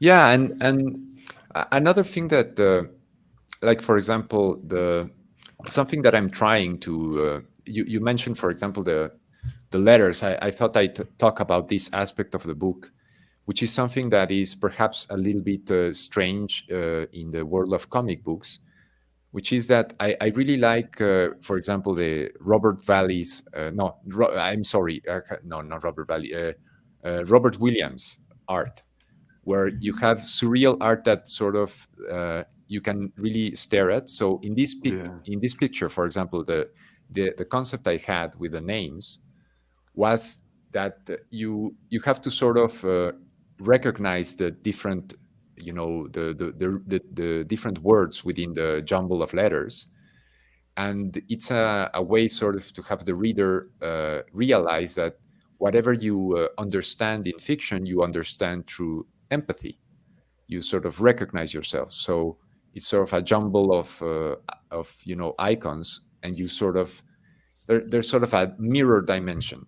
And in general, just with my art, and I think it's pretty evident from the covers here in my shop, is that there's an aspect of trying to invite people to, or rather, trying to earn from people the benefit of the doubt, as far as there being something to understand or something to discover within my pictures, as opposed to just having, for example, a picture that is descriptive of an event. And I have nothing against pictures that are just adventures and you read it and you turn the page. But I also want to provide people something that is, food for thought and sort of rewards the reader in a manner that is proportional to just how much energy they invest into it. So that's something that I thought I'd mention. That's important to me about the stuff that I do. It's very surrealist, and I guess there's a philosophical reason behind it, and you've thought that out in your own way. Sure. Yeah. It's almost like something you would see if you went to like an exhibition. This isn't just a cover. This is something that's supposed to get the brain flowing, the brain juices flowing. It's supposed to exactly. Inside of it's those too letters. deep for me. I'm too dumb to understand this. I want to say specifically, the idea is not to have, my ideas, but rather, for example, right now, I think that we are in a pretty important battle, cultural battle for the future. Yeah. And I think that the core thing that at least I want to preserve in the future is individuality, to have every person be an individual with their own worth and their own ideas. So the best way that one of the ways, at least for me, what seems to me one of the best ways to do that is to not to moralize people and to force them to agree with my ideas, but rather to invite them to have their own ideas, because SJWs don't really have their own ideas. That's why they are often referred as NPCs. Yeah. Because it's just they don't even get to agree with one another, because they just are compelled by the mob to just say whatever the mob wants them to say. And I think that's the big thing that attracted me to Comicsgate, the fact that it's very much a movement of individuals and very much a movement that feels very genuinely diverse, So I like that. I just realized in the lettering it says rebel, jock, nerd, blonde, artist. You just realized that? There you go. Well, maybe you just come in. It took me a while. Okay. Maybe if you keep looking at it, more things will become apparent to you. Okay. There's more in there. There's a lot more. So Ooh, it's like a whole crossword thing, kind of ish. Not really. Yes, it is. Well, I see love. I see. Let's see what else we got here. Yeah, I was looking for hell, but I don't see it. I see. I need to draw a pentagram in my yard and create a satanic ritual. Wait, is that just me? Weird. I don't. Just as long as you're not burning crosses in your front yard, Irene. Well, I don't think I'm going to be doing that anytime soon. We're not there yet. It's a joke, by the way. I mean, the two other books that I have on my website. There's one that is almost 300 pages long. Holy cow! Perhaps I could briefly share with you all some of the art for those as well. If you scroll upwards, you can click and look at some of that stuff. I want to be careful though, because YouTube doesn't let maybe doesn't the let first you show one. anything rated R. No, don't click on that one because it's a little bit too violent. Click on the upper one. So everybody buy this one, the one he's selling. Yeah, that's the one you want. Everybody buy this one. This is too That's hardcore the juicy for one. YouTube. That's the juicy one. Yeah, No, the first one ultimate cheese right there for the chat. I don't even want to scroll up because the cover looks like there's. That's okay. Just the first one has nothing. I believe the sample for the first one has nothing bad in it. I think, pretty sure. You think? You're definitely influenced by Robert Williams' art. Hold on, I'm going to. Might want to open it up on a separate tab and vet it yourself. Yeah, I'm going to. That's okay. No, that's okay. That's okay. Check it first, and Mom's gonna make sure it's okay for us guys. Well, no, YouTube Mama Susan wants to tell us what the fuck we can. Well, we also want people to see this on the replay. Yeah, like Pirate Queen. Remember that? You had to edit Pirate Queen for the. I remember that. We had to edit that. Mark Polton's channel got shut down for the day. Yeah, that's too bad. For showing, but it was it was a comic book drawing. It wasn't nudity. It wasn't even. Yeah. Oh, this is very rated. Not the first one. You're right. The first one is fine. Whoa! She's like, I'm buying this privately. You didn't tell this just with Rennie's expression. Yeah, she was like, yeah, I'm backing this one. That's a lot of dicks. What? And vaginas. Damn. Wow. Okay. Hey, so we're fine. We're not going to go to that link. Let's stick to the first. I'm sorry. I perhaps I didn't think it through. I'm not trying to trick you or anything. No, you're fine. It's not that I don't trust you. It's just because I make the mistake myself. Like things like boobs don't register with me. I'm like, I think boobs shouldn't even be censored. It's just ridiculous. But so I'll censor if it's like full nudity, and I'll be aware not to show it. But like sometimes I'll pull up Berserk or something, and there's a tit there, and then I'm like, oh fuck, now I have to take the stream down. It's so annoying, and it is like YouTube is weird because they should just have age restrictions instead of just blanket saying, well, you shouldn't have certain things on there. Also, it's not applied equally because you have like nude yoga and shit on YouTube. That's what I do. Go ahead. I'm sorry. Oh no, I was just saying my first live art stream that I did, I had like a reference picture of a model, and YouTube sent me like, okay, your video has been taken down, and I just immediately wrote back to him. It's like I sent them links to nude yoga, like live art models and everything, and then like immediately they lifted it. So, meanwhile, my nude yoga channel is flourishing. It's monetized, you know. It's funny how everybody always goes to nude yoga. Well, I'm so happy for you, Jimmy. I'm so happy. That is smart. I never thought to do that. I'm going to. Okay, so I got YouTube like didn't strike me, but they flagged me. They made me change a thumbnail where I was drawing bikini girls, and one of the girls, she was girls. I did a stream where I was drawing my characters in swimsuits, but I did this thing where in my world people don't really wear swimsuits, so technically they're naked, but everything was covered. It was like Ragna's hair was over her breasts and stuff. So and YouTube was like, you can't have that as a thumbnail, and I'm like, the whole stream is this. I'm showing people what's in the stream. Is this girl that's about to run up these stairs, does she have a tail coming out of her? She does. Yeah, that's a tail. Yeah. That's a tail. That's a sort of a hedgehog girl. She's meant to be a little bit of a stand-in or be really inspired by Sonic the Hedgehog. Oh yeah. Like I can see it, like the spinning feet. Like... Yeah. It's not supposed to be subtle even. The reference. I really love Sonic, so I did my own version of him.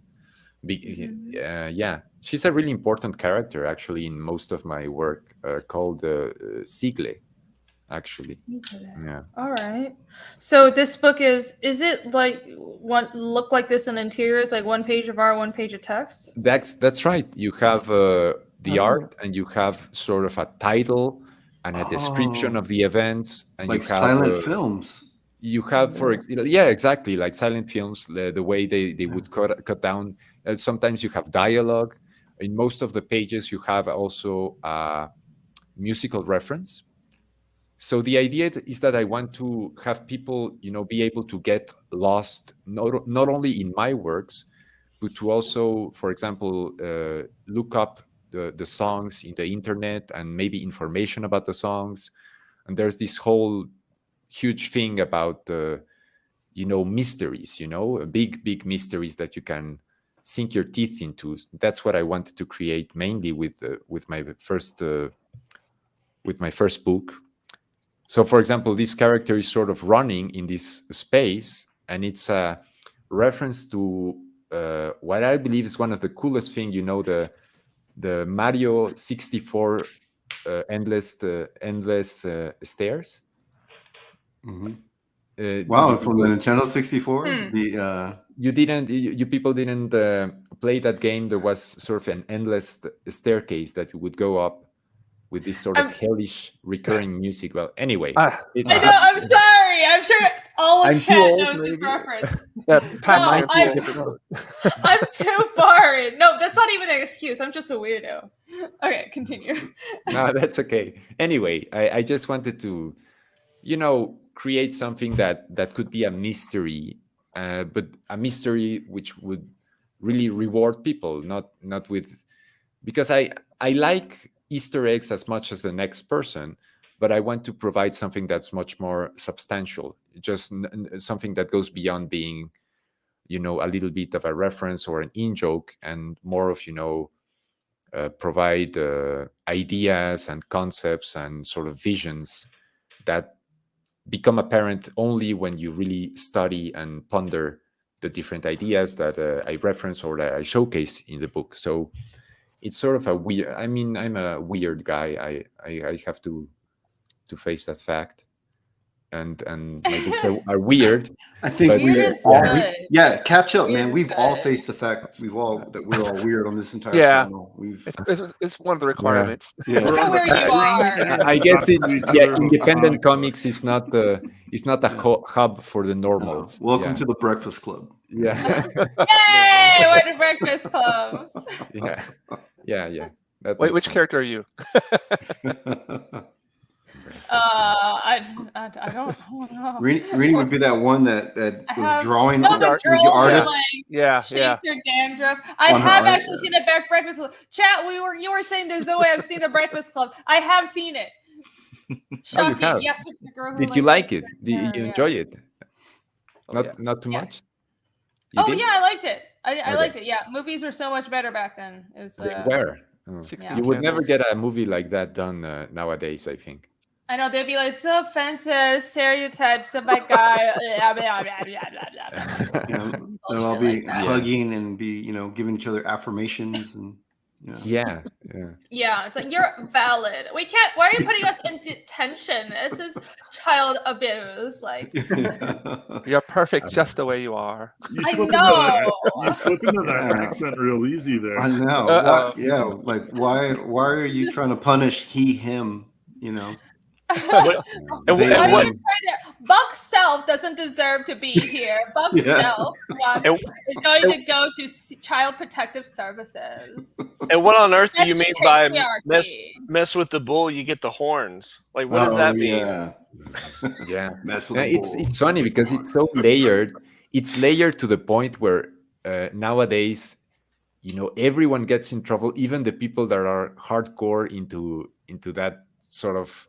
I hesitate to use the word culture, but even people that are hardcore SJWs routinely get in big trouble because they don't have the latest thing, and every day you have to update it. You remember how it's an update, even weren't they doing 5 years ago J.K. Rowling was their darling, and now she's persona non grata. yeah. She's like science exists, and that happens all Exactly. the time. Yeah. Don Lemon is, which cheers, good job, sir. Is another example. Like I'm sure it's not why he got fired, but he was like, I respect him because he said women in their 50s are past their prime.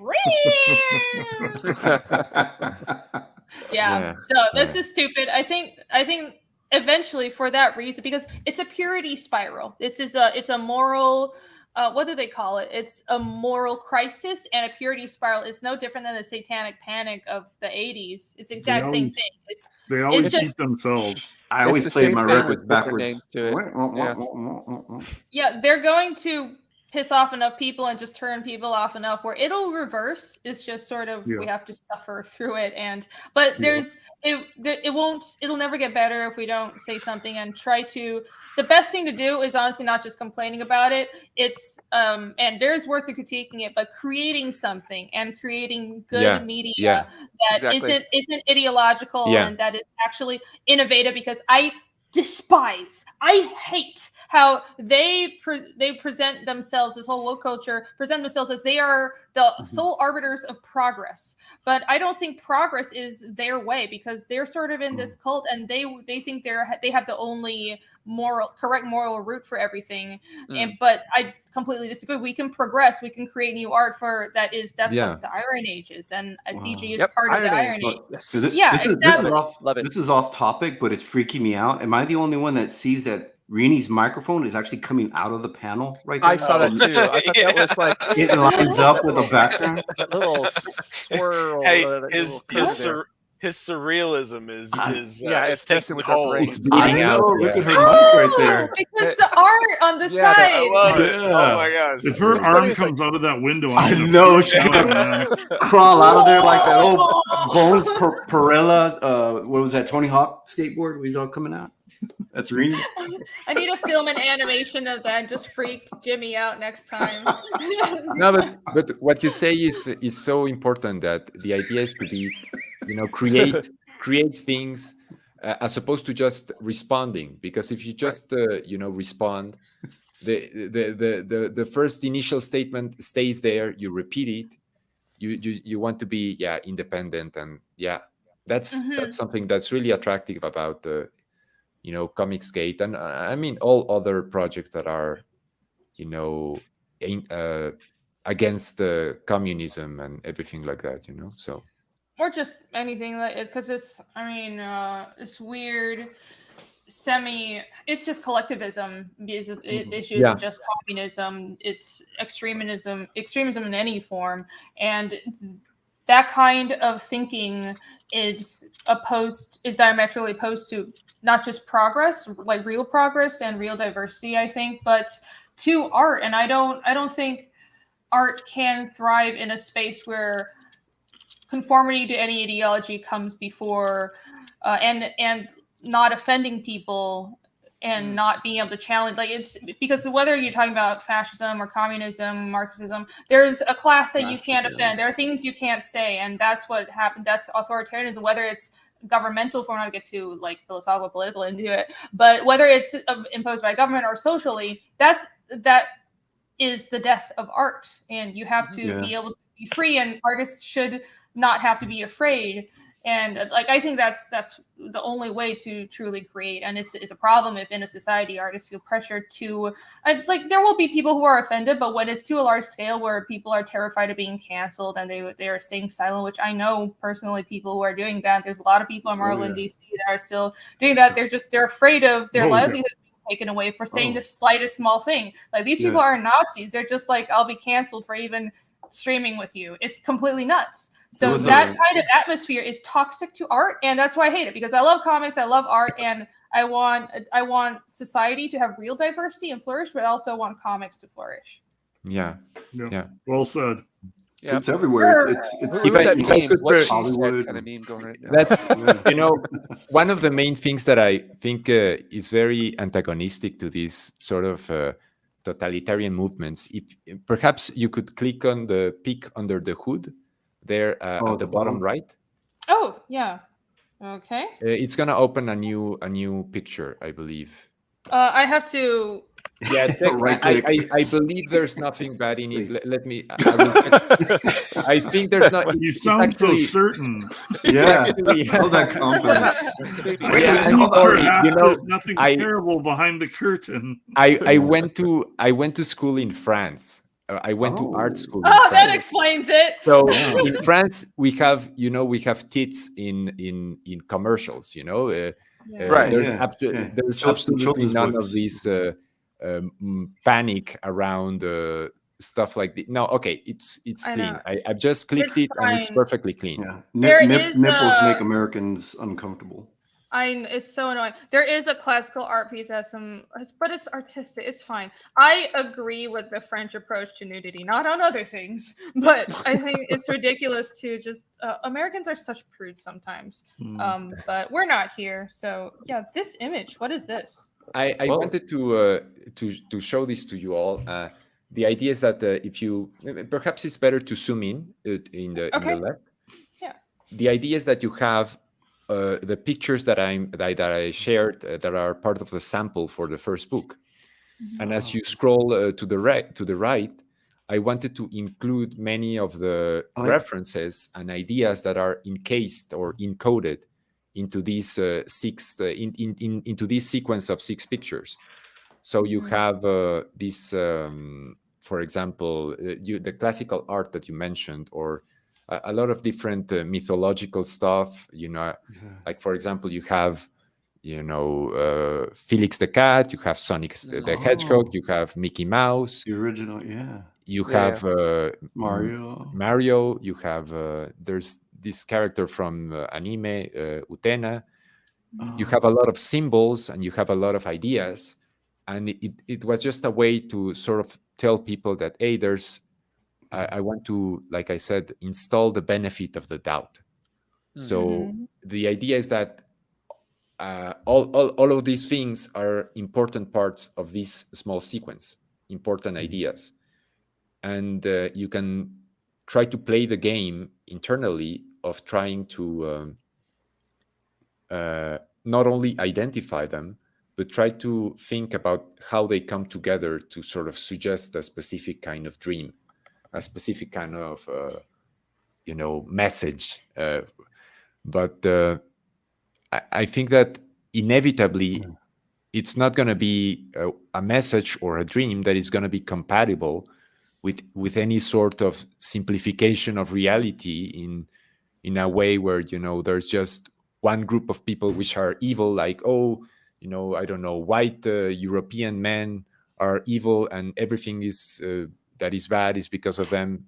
you know, we live in a frightfully large, really complicated, really complex, rich, endless world. So I think that art should sort of try to reflect that reality and be complex and rich and weird and, you know, expansive. So Okay, I see what Yeah, you're doing here. Yeah. Yeah. This is a board of sort of your influences, but also you're trying to show a simplified breakdown of the full diversity of art, including all these different styles and stuff. Yeah, exactly. Yeah, for example, the link between at the time I was really worried about global warming, for example. I mean, I'm still somewhat worried about global warming, which is sadly not something that either the right or the left really, I believe, tackle in a good way. I'm midway through my life. I ain't worried about it anymore. It's I worry about it way less now. But the idea is to, for example, to sort of illustrate a link between global warming and, you know, the flood in the Bible, for example. So you have a character, my character, Sigle, that basically melts up the ice caps in the pole of a certain planet, right? Now, some days I wish we would have a flood again. Yeah. I mean, I say bring it on. We're gone first. Right? Here. It's actually a big problem because I can hold my breath a long time. Bring it on. The Appalachians, here I come. I'm a strong swimmer. It's all right. But anyway, that'll help you. Yeah. Cool. And a lot of symbols and stuff. Like I sort of miss the old internet. That's a big part of what I do creatively. That I miss that. I'm sure that you all remember how the internet used to be sort of a scary, weird, and you know, really dark place. Yeah, a dark place, but a place where you could also discover exciting stuff. You know? Jesus Christ! Jesus Christ! It's Jesus. Well, no, that is true. There is almost a nostalgia value, and it's so weird to think about that, and it makes me feel old. But the early internet was so fucked up, but so awesome. Yeah. Yeah. And I kind of miss that, and I miss being able to delve into that world without, I don't know, coming across like it's like it's just have to go to the dark web and all kinds of like real fucked up shit. But I remember early internet in the 80s or like early internet. I remember the 80s, bro. No, I remember the 80s. To my knowledge, you know, early. I think more of the internet from the 90s. Yeah. Sort of my books 90s, early 2000s. Yeah. Even right around 2000, like Y2K era. That was the Y2K exactly. Fun. It was widespread enough where there were enough people on it, enough people creating things and understanding how to use it, but it was still the Wild West. Yeah, it was fun. That's the feeling I want to replicate with my books. Like I want my books to be like the old internet. That's the way. That's a way to describe them. I feel that makes me feel happy. You get the dial-up sound in there. Oh yeah. I don't think you guys realize how bad the early internet was. The dial-up, yeah.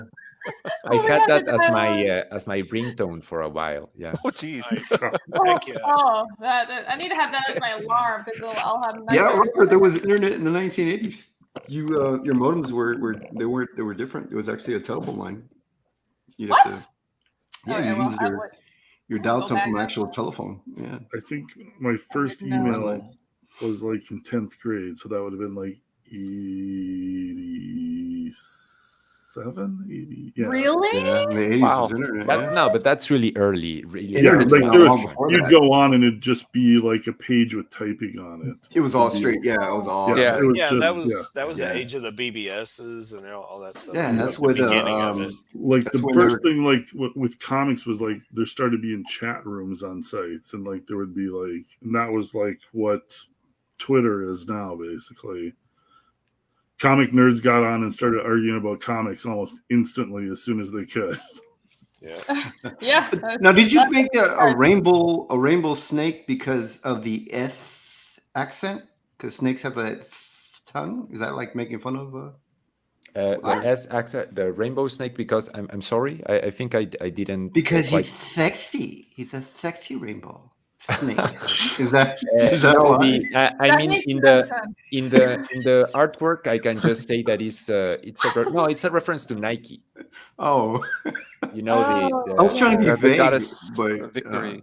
I should have just gone And war. hardcore on the joke. I should have gone all in. I'm sorry. No, I did. It's fine. It's okay, Jimmy. We still love you.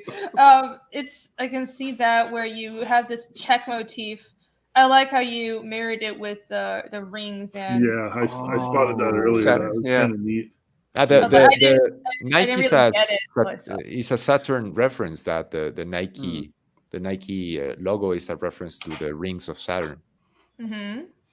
And you kind of see it here as well. Yeah. Ooh. Wow. Sweet. So Nike is very, very strict about their logos. You're gonna be real careful with Nike. No, because it's just I mean, it's not just the logo. There's it's sort of a snake that looks a little bit like this, like a serpentine path that looks like the logo. I think I'm in the clear, but I don't know. Maybe I'm gonna find out one day. Well, no, I think that'll be fine. I think No, you'll the be fine. trouble. I think the trouble is going to come with the Mickey Mouse drawing. Oh, but That all of because they're none of very- this is in my No, book.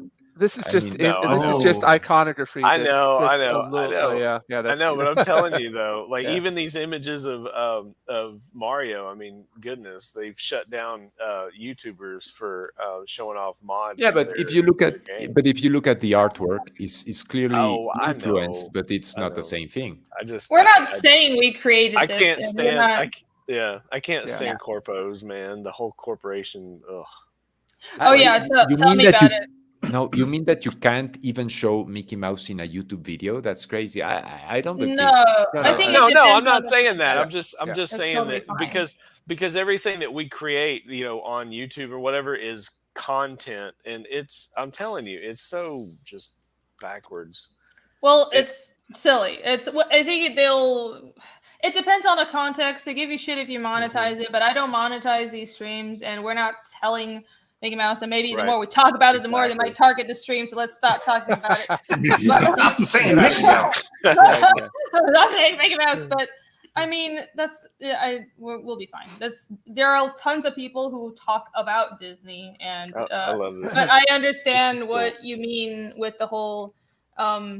Corporatized entertainment is another form of collectivization where the company comes first, and it's sort of this.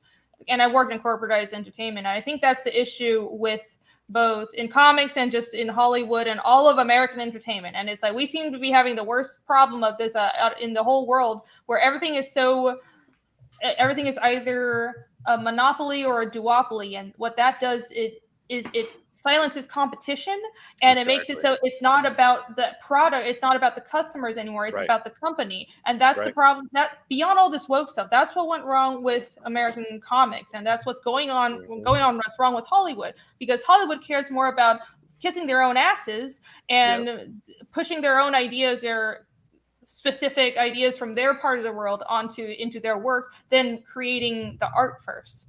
So that's I think it's sad to see something like Hollywood and people who were fans of American comics, and it's sad to see these old institutions that used to be great crumble essentially and start just stagnating. I don't think crumbling is a good word because I don't want to be too negative, but I think they've stagnated. Rotting from the inside out. I mean, crumble. It's not too far away from crumbling, because it gets to the point where years go by and there's pretty much nothing good that ever comes out. At the movies, for example, or it's just everything what it's gonna be way before it gets done. There's no individual voices in coming out from Hollywood. Really, there's very few in any case. But I think creatively, the word crumble, it fits the situation as it is right now, even if it's still lucrative enough, I guess. Yeah, Yeah, they're still living off of a lot of goodwill, and I think just because they have the widest reach, based on that, these established all the goodwill from the past, but also they have the biggest distribution networks, and like a movie that Hollywood puts out will have a greater reach than if you'll like just put something out on YouTube. But the internet is a great equalizer, and I think a lot of this culture war stuff is these old establishments and the corporations trying to silence their competition and or people who challenge and criticize them with social terrorism tactics. That's like a strong word, but it's like, I'm not saying they're like terrorists. It's social terrorism. They're saying if you don't fall in line, we'll call you racist and ruin your life and get you fired and probably swat you. That's social terrorism. You're sounds pretty fitting to me. You're steering people into conformity, and I think a lot of what's happening right now is that across the board. But what's important is here doing stuff like this. We are creating, and I appreciate that we are surrounded by people who are not afraid of that bullshit, and we're going to push back by creating new stuff. Yeah, good stuff. That's the spirit. 100%. Yeah. Hi, boys in the chat. Hello. Terse. Her jobs. Hey, hybrid. Like good idea. More like they're trying to take a lot more, but that's fine. I don't want to be too negative today. Let's be positive. And tomorrow, the negativity's for tomorrow. The negativity is for tomorrow. I'll go in my bitching mode tomorrow. But Eric, you socially programmed misinformation. Yeah, but I think for most people, this is sort of psyops. Yeah, it's to some extent. I'm like, at first I was kind of in denial about it. I was like, oh, it's just, you remember years ago especially when like the evergreen stuff is going on, a lot of people were convinced this is just the like woke culture was just some weird ideology for college students and it would go away. But why would it go away? Because these college students will graduate and enter society. But I think the issues we're facing are not just woke culture. It's something else that has been stagnating our art for a long time, and it's just kind of strange that it happened at the same time. I actually think what you say is important, because it's often difficult with to separate cause from consequence. Like maybe it's an illness, but we don't really know every time if it's perhaps it's a consequence of other things that are harder to identify, like other problems. The cause and effect is complicated. I don't really know. I'm not like that. I don't really have that thorough of a historical knowledge of this stuff, but it seems like a lot of our entertainment has been stagnating because of this monopolies and duopolies and this stagnation that's caused by over corporatizing entertainment complexes. And at the same time, with the rise of woke culture, they saw this weakness and they entered our culture at the same time. That's sort of how I think it happened. And so the issue isn't just one or the other. It's that we're dealing with I don't know any other word, but it's a sort of weird cultural decay. And I think we can definitely recover from it. I think we're doing the exact right thing to bounce back from this. And this kind of thing happens in societies. This is not the end of the world, but it is a serious issue that as long as there's Republicans should be aware of. There's an opposing side, there's Republicans, so it won't happen, as long as you have the woke worked their way into capitalism, because the one bad thing about capitalism is the monopolies you're talking about, the bigger corporations just eating up all the smaller corporations, and the woke kind of worked their way in there, and they found a little bit of a weakness in there, and once they found it, they just infested it. Well, I mean, but a lot of those corporations are suffering financially because of that. Yeah, but once they worked their way in there, that's where the ESG kind of came in, and it's like they found a way to like go. Because capitalism works. It's the only thing I believe in. But that they kind of used ESG to like kind of almost corrupt and taint capitalism and turn it into what they wanted. So, well, it's crony capitalism, which is not healthy capitalism. And I think a lot of like my generations, half of them are socialists, and they say they hate capitalism. But I think all the flaws that they point to that they think are the follies of capitalism aren't actually the follies of healthy capitalism. It's like we have this messed up system where it's corporatism / crony capitalism, and like they don't realize that the best financial system has been proven is capitalism, but with healthy competition, healthy competition. Exactly. You need competition. You need a system that it doesn't have so many monopolies, that doesn't have this sort of weird social pressure that comes with like this weird cultish movements. But competition is the most important thing. If I could do a little bit of I don't know if you call it a public service, but there's this guy called James Lindsay. Oh, I love James. Yeah. Well, I think that he goes really. He provides a really, really great expose of, all the forces that have come together to create this very dangerous moment in history, and it's a complex issue with some, simple principles behind it. I don't think that. I think the beauty of not being indoctrinated into this cult-like mentality is that we can welcome, of course, not being, not agreeing on everything and discussing things, and changing our minds. So, but I feel that he provides a lot of great information and a lot of great thoughts about the issue. Yeah. I concur. James Lindsay and also some other scholars like Brett Weinstein and Heather Hying are also good to follow. And they're really interesting because they were and are liberals, but they're critical of woke culture and critical theory, and they do it from an academic standpoint. And I think James Lindsay, none of these people are really traditional conservatives. And it's interesting because they're approaching it from a scholastic view, but also from a view of I think they're fairly politically it's like they're partially criticizing their own side for going too far. Well, and they're true liberals, because liberal means that you're open to accepting other opinions, you know what I mean? Like you're open to being able to change your mind. Whereas the liberals that we know today, none of them do that. None of them want to hear someone who thinks differently than they do.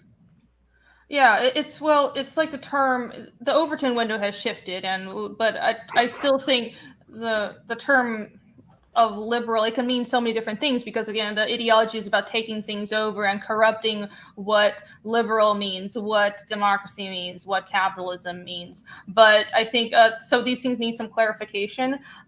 And James really gets into this. If you guys want to check out his work, I mean, he's on Twitter, James Lindsay with an A, Lindsay, but also the website New Discourses. I mean, it's a bit of a heady read, but he also has videos on there if you want to just listen to some stuff. And he's not the only contributor. Him and a bunch of other academics contribute to this website, and they do. I mean, it's fantastic. They do breakdowns of all kinds of current things that are going on. They question the current events, and I think it's excellent. For example, it's kind of buried deep in the website, but I'm sure you can find it. He talks all the time about the actual philosophical roots of critical theory, which is this unholy amalgamation of Marxism and this postmodernist thought from the Frankfurt School. So it's this postmodernist idea where nothing matters and we should be purely materialistic, that's merged with a Marxian idea. It's not Marxism. That's why a lot of people say it's similar to communism. It's communist. It's not really communism in the 20th century sense. It's Marxian. They've taken the idea of a proletariat and a bourgeoisie, but they've imposed it onto race and gender and sexuality and all these other things. And they're saying that, well, the way you're born makes you an oppressor and oppressed. And so it's Marxian, but it's morphed. And it's kind of in some ways even worse. It's like the ideology roots are similar. They're the same. We just haven't gotten to the point of concentration camps yet. So let's try to not get there. Anyways, check it out. Those people do really good work. Yeah. Oh yeah, we were talking comics, right? No, yeah. Whoa, boy. Well, I mean, I think we talked about. Is there anything else? Together.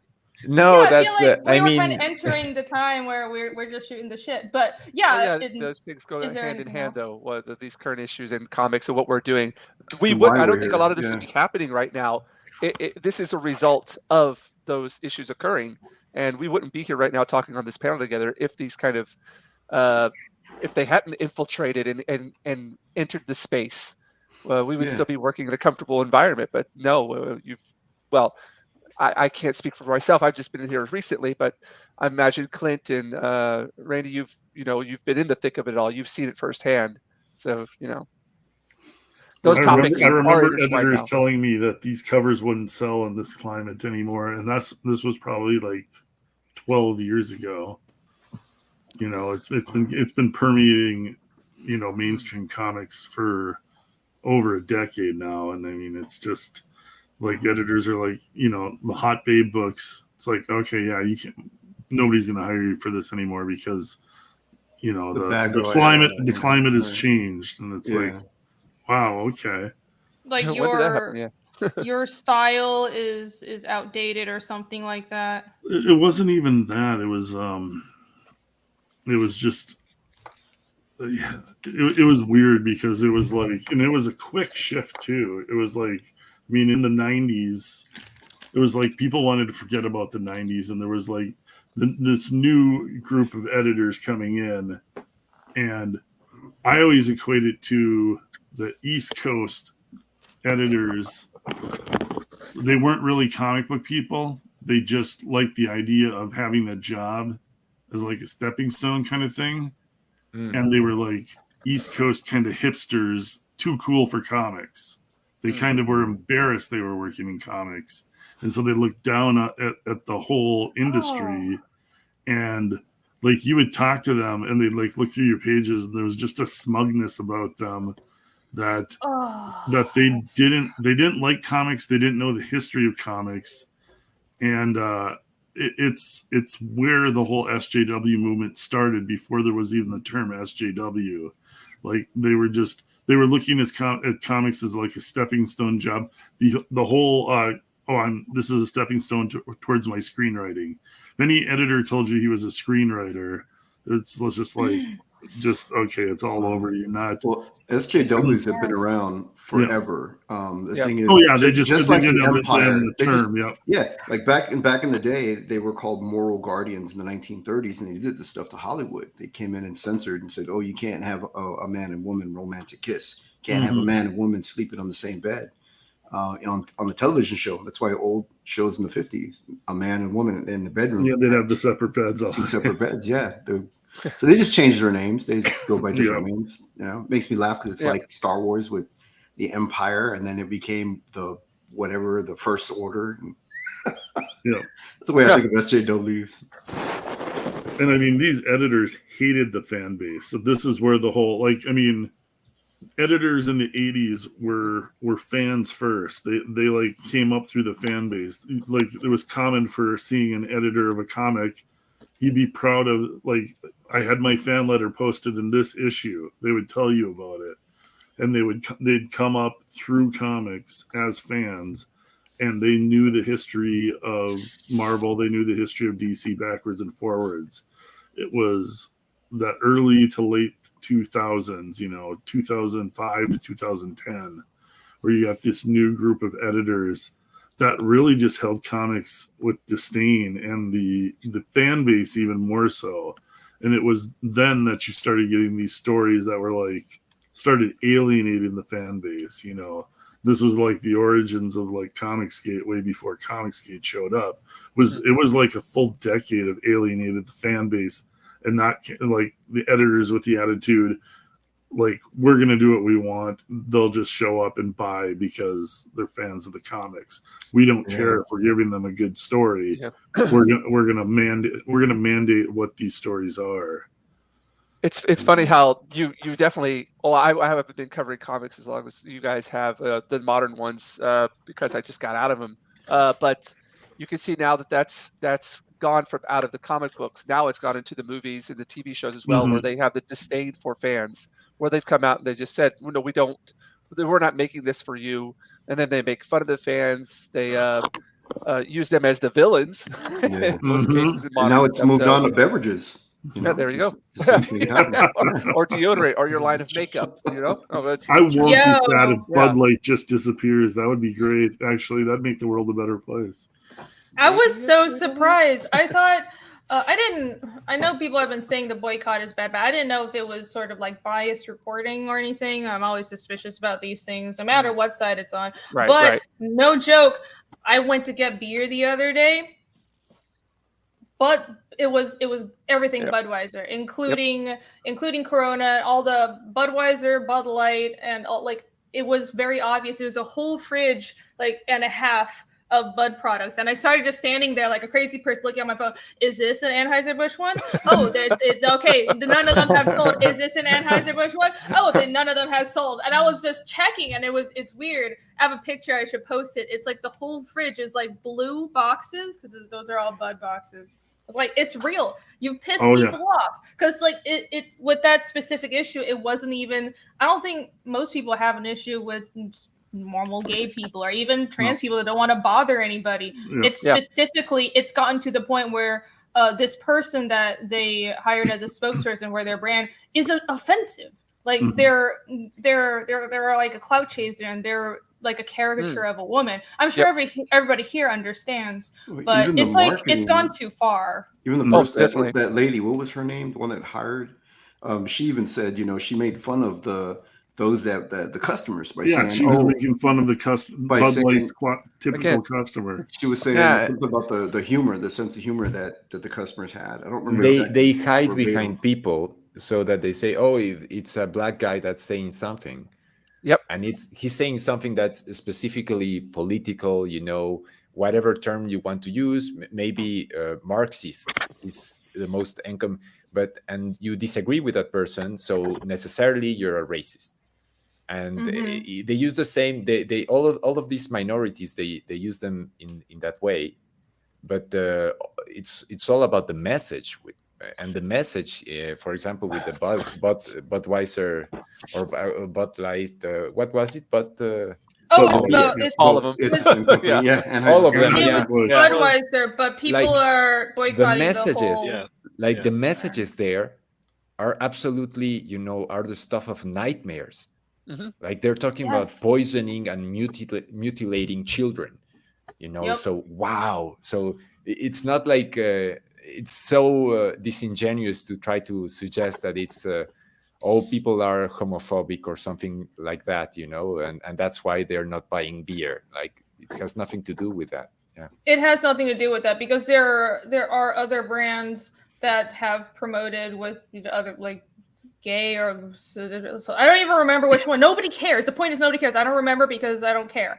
That's not the actual issue. It's like when it's become extreme, and they don't understand that you can be just like a normal person, a normal liberal, or an extremist, and they're trying to pass it off like it frustrates me so much when it's this weird reframing of they reframe everything. They reframe what being a liberal is, and they want to reframe woke as this is just civil rights. It's not civil rights. Civil rights its ideological roots are liberal. The actual philosophical roots of woke culture is completely different, because you don't want people to be just treated equally. You want equal outcomes, and not only that, you want to oppress certain people because of how they're born. That's the truth of it, and they're telling you that that's the right thing to do, that's moral, and that's good, and that's what we should progress to. Well, I disagree. I don't think anybody should be treated differently because of how they were born, so they can call me what the fuck I want. I'm saying right here. This all reminds me of that movie. Have you seen Equilibrium, where they, like, people can't have emotion, people can't have thought, creativity, opinion, can't have artwork, music? Christian Bale. I drew the comic book version of Equilibrium. When Rini starts talking, That's so cool. Wow. She gets me thinking of that movie. Yeah. Kurt Bimmer, man. He's so good. Comic? That's cool. All I heard at the end. Comic. That's cool. You drew a comic? That's cool. That's all I heard. No, I said you drew the comic. Oh, you drew a comic? The Equilibrium comic book. Whoa, you guys drew comics? Oh my god, what's that like? Oh. Have any of them got option for films? That is always the second question. How many times have you guys immediately done after? that? Yeah. Yeah, I hate that idea of the comics being. It's not so much that when comics are option for film or TV, it's bad. It's so obvious, and I'm sure Clint, you know this, and Jimmy, you know this, having worked in the mainstream. There are so many people who it's obvious that the whole idea is they want to make a movie, and not only that, and they make a comic instead, but not only that, they half-ass the comic. Like, if you eventually want to make it into a movie, I would love to see Fiendish in the anime style movie someday, maybe. But the comic comes first. If it doesn't, doesn't happen, that's fine, because I love comics, and I think it's just complete bullshit that for some reason a comic needs to be animated, or an animation needs to be made into live action for it to actually matter and to be high art. That's complete fucking bullshit. Comics is an awesome medium with its own ways and unique forms of storytelling on its own, and respect the fucking medium and respect the fans of this medium, more importantly, that are giving you money. Make a good comic first. And maybe the reason they're failing is because they don't make a good comic first. Deep breath. And especially with live action, because so much stuff that tries to get turned into live action, it just doesn't work because it's meant to be drawn. Like, I don't believe any of the Netflix remakes, for example, of anime have worked out at all. And I don't think that a lot of these comic books, I mean, they can't work because it's not the same thing. It's like they say, oh, they're gonna do, I don't know, a live action Mickey Mouse movie. No, Mickey Mouse is a cartoon. He would look absolutely grotesque if he was, a real life giant rat. Dr. Seuss's Cat in the Hat freaked me out. Mike Myers just looked weird. Then they'd have to cast him, because now it's not you can't be, you can't cast somebody that's not the thing. So whatever so they got to make sure to get a real mouse, that looks like Mickey Mouse, or else they're going to come after him. That's the long-term plan, because now they have people who identify as dragons, identify as bugs, and they'll find people something identify as dragons? That's my people. There are people who identify as bugs. Oh my god, are you serious? That's real? Yes. I identify as this cup, so I am Cup. Well, we must call you Cup-he now, otherwise we're being bigots. Oh, holy crap. Okay. Cuppy. And it takes the fun out of it takes the fun out of pretending to be stuff, out of role playing. Oh yeah. Out of that's one good thing they're good at, taking the fun out of everything. Like, that's their number one goal. Yep, it's cultural decay or destruction if you really think of it, and there's a whole other. I could go on about this forever. I'm trying not to, but there's this whole thing where they, like the Cleopatra thing. I'm glad that everybody was like, this is so dumb. It's not even a political site. I know they're being sued by Egypt. Like, how much more owned can you be than that? It was the dumbest thing, because of all the people that they wanted. I know the UK did like Anne Boleyn.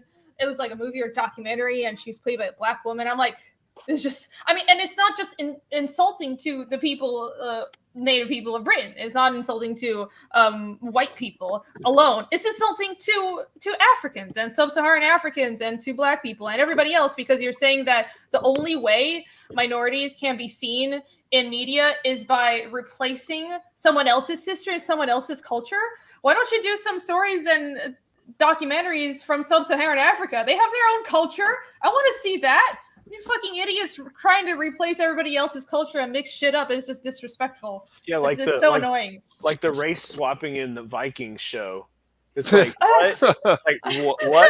What? It's what? so weird. Okay, that show went on for so long. It was like weird seeing it progressively just get more and more woke. At first, it was like really cool and manly and like shirtless Vikings. I was like, I'm all about this. And then it was like girl power. And then they started doing the racial stuff. And I was like, this is just done. Like, there's not. I know that show was supposed to be only partially historical, but it just got to the point where I'm like, this is just fantasy. And that's what I did. I just took it as fantasy and I watched it. I just like forget any history. I'm not looking for any, historical accuracy in this show.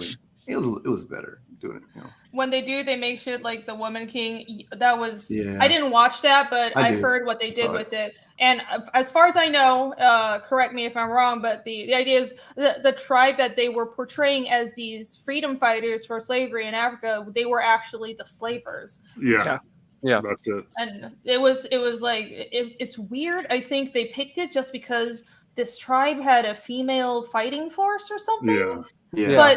But so they're like, but they're the heroes, so we can't actually tell the truth that these were African slavers. They left that minor part out of the script. Yeah, it's just a small part. Right. So minor, but not really. But bugs, really? I mean, roaches are bugs. Dung beetles? People want to be identified as bugs? So, Jimmy, are you looking on TikTok right now and having a mental breakdown? I would stay away from that. Stay away from TikTok. I was just gonna say. Jimmy, turn back now. Well, they drew me in with all the booty shaking, man, and then I go in there and they get you with the booty shaking, and then it's all bugs. If I could just stay on the topic of Africa, one of the sequels I'm planning is actually going to include Shaka Zulu as one of the characters on the team. Yeah. Awesome. Yes, that's the kind of shit that I want to see. Well, there we go. And all of this that we're talking about is one of the reasons why I chose to say, okay, I'm going to create a world. It's a planet named Ringgold, and it's named after this anthropologist who gathers around a lot of cultural, we'll say cultural leaders, and then, rallies a whole bunch of people, and they do this mass exodus from this world where we're, with all this crap that's going on now. They're just like, this world sucks, and now it's in like the distant past in Chrome Dog's world. So I have a full like sandbox to actually play with different cultures, and people can't they can't cancel me over it because it's like it's not here. You can't go, oh well, you can't write like this. It's like no, I'm going to tell the stories the way I want to tell them, and if I want them to be as diverse as I want. So here we go. Well, they're going to say you're offending the furries because he's wearing a mascot. Hey, but you know what's so fun? I mean, I don't think any of us have an issue with that. Yeah, no. No offense to the furries, but just take a joke. It's a joke. How dare you? How dare you? How dare you? I have a gift of that somewhere. Yeah, but yeah, that's partially why. I mean, I have a love for fantasy to begin with, but it's not that creating something that is fantasy shields you from their wrath. Like, look at what they've done to Tolkien. I thought years ago, it's like the past 6 or 7 years has been me slowly going from, it can't be that bad. It's a temporary thing, or it cannot get to the point where they deny biological reality and have biological men and women's sports. It can't, like, this is just common. And I come from Asia where this kind of shit would never happen. But then I'm like, oh no, it's happening. And then Tolkien is one of those sort of holy grails where it is so excellent. This is the kind of fantasy that everybody aspires to create on that level. And in my mind, you can't corrupt that because I actually love the source material.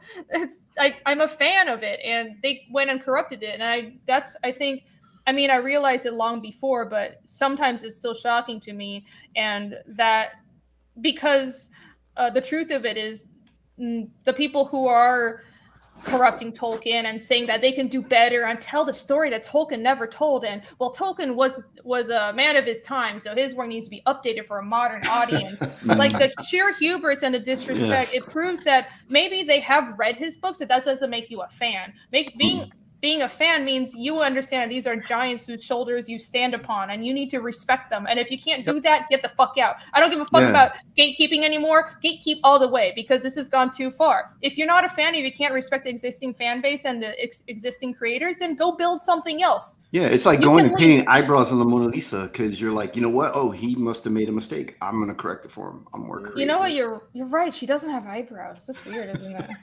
I really thought of that. But it's gone further in fantasy because now they're taking out biracial elves. We can't even have biracial. Yeah, I know. It's gone full 180 to the point where it's like pure, like, oh, we start off, you're not supposed to, like, stop racism, full 180, you're racist. Like, we're being racist here. And if everyone's racist, no one is, I mean, if that's what they've done though, because the word itself, like calling somebody racist or bigot, it means nothing. And at this point, which is also terrible because there is real racism in the world, but they've made this, they call everybody a Nazi, they call everybody racist, and that people will think you're crying wolf if there is actually discrimination happening. It just sucks. It's just a really stupid thing to do. But yeah, you know what doesn't suck? Could you scroll down just a little bit? Sorry. Yes. If that's okay. A little bit more. Yeah. A little bit more. And next cover down. Oh no, the one after that. Sorry. That okay, up right there. Just go up a little bit. The Jim Lee. The one above that. Sorry, the cover. Oh gosh. I was just going to say that. Yes, there we go. That female figure right there does not suck at all. Oh, you can thank Jim Lee for that. This is breaking my heart by telling me she doesn't suck. The original was, I was about to say it doesn't suck. I think that's up to the mind of the reader. Yeah. The original was my favorite character design of Black Widow when she had short hair. Oh yeah, the short bob and the full. That's my favorite. One of my favorite comics of all time. That entire story is Captain America and Wolverine meeting for the first time in World War II to hunt down. And there was an American spy. And then Black Widow was like a small child in the story. So that's how supposedly they all met for the first time. And they fight a bunch of hand ninjas. So it was freaking awesome. Ninjas rock. Yeah, this is beautiful. Yeah, I want to see more of this Shadow Knight as well. I immediately was like, and I saw that the part of the panel where it's like, you killed him. I was like, no, you didn't. He's still alive, right? There's another version of him alive. Have we seen Phoenix tonight, Rennie? We broke that out yet? We gotta, you want to? Oh, right. I should probably talk about my book. Hey, Fiendish. Yay. So, I mean, I suppose. Actually, I would like to share the website because I've been telling people about the website. But usually I pull up the campaign, but I'm really proud of this website that I built. It's fiendishcomic.com. There's a lot of stuff on here. Come here to check out. Like the banner leads to the Indiegogo campaign. But did you know I have like character page and they flip open like trading cards because I have trading cards with every campaign. It's so awesome, isn't it? I'm so proud of it. Yay. But anyway, so I have like character profiles and stuff. These are the 4 core characters. And I'll have more, but I'm not revealing those yet. But I have a bunch of other stuff. I have a world map. I have a pantheon. I have species. I have a language. I built a language for this. By the way, what does that language sound like, Rennie? I'm curious. Can you speak a little bit? Can you speak a little bit in your fictional language? Just a sample. Can I? Oh shit! I memorized the line for the trailer, and now I can't remember it anymore. No, that's English. You can't pass it on me. Full screen. Full screen. Okay, what did I say in the trailer? Because I have let me go to the actual language page. Here we go. Okay. So here's the language, and I have the alphabet, and here's the dictionary. So I don't actually like speak it fluently. I just like reference the dictionary. That's amazing. That's I'm already learning 2 other languages, so I don't. When you say amazing, you're like that's alarming. You would make making Tolkien proud, right? Yay! Yeah, I mean, I will never be Tolkien, but I love the kind of world building, that kind of commitment, and I also play, like I mentioned, I play a lot of tabletop role playing games, mostly Pathfinder, and I know like Pathfinder and D&D are inspired a lot by Tolkien, but I just love that kind of stuff. But I want to put my own twist on it, and if you read Phoenix, I think you'll know it. I'm definitely not just. I don't want Phoenix to feel like I'm just drawing my D&D campaign. It's not like, well, you have the paladin and the ranger, and then you have like the wizard. There's kind of that. I have Casimir is obviously more of a ranger type, but I want it's sort of. I created my own. That's why I created my own fantasy races, or I call them species because I was like real scientific about it. They can't interbreed and stuff like that. And I created my own language because this is definitely my own world, and a lot of it is obviously inspired by Northern, Eastern European mythology and culture. But there's a lot more to that as the story progresses. I built a whole world, so there's a lot of Anatolian culture as well, and I tried to mix in something unique from my background, And for example, the language itself, the writing system has logographs, which is kind of like Chinese characters in kanji. Mhm. And I was just talking to Hyperwizard about this for like 7 hours yesterday. Down goes Solo. Do it. He says he was super chat so he can hear you talk in your language. Do it. Okay, I can remember like one line. To be honest, wait, you're the he's one super who made chat. the language, so if you make a mistake, we're not really gonna know. I know. That's true. I don't but those we were talking about the Chinese symbols. What were you saying? No, I was just saying that the writing system, I don't want to get too into it because it's a little complicated, but you'll find out more when, well, I guess, do I have of course I have a copy here. Let me show you guys just real quick. This is what happens when you have me talk about Fiendish. I'll start going on forever. So this is chapter 1, but this is the new cover for it. This is a cover that's going to be with chapter 2. This wasn't with the first campaign, so this is a new cover. The new, I guess, sort of, I'm hoping this will be like the permanent cover. I'm not sure, but this is the cover you can get with chapter 2. So anyways, on the back of the book, because I have some dialogue in the Narsa, the language does actually show up in the book. Like here's one page where Ragna's native language is the Narsa, so she speaks in the Narsa. Oh, yeah. Sometimes, not all the time, but so I have a glossary at the back of the book with the alphabet, but and here's like the translations and stuff for. It's like a little Orphan Annie decoder ring. You have to decode what she says, or that's what I did with book 1, but with book 2, I realized this is like too painful to have people flip back and forth because I'm going to gradually probably have more and more Narsa in the book. So I'm just going to have the translations as captions instead. So it'll be easier to read.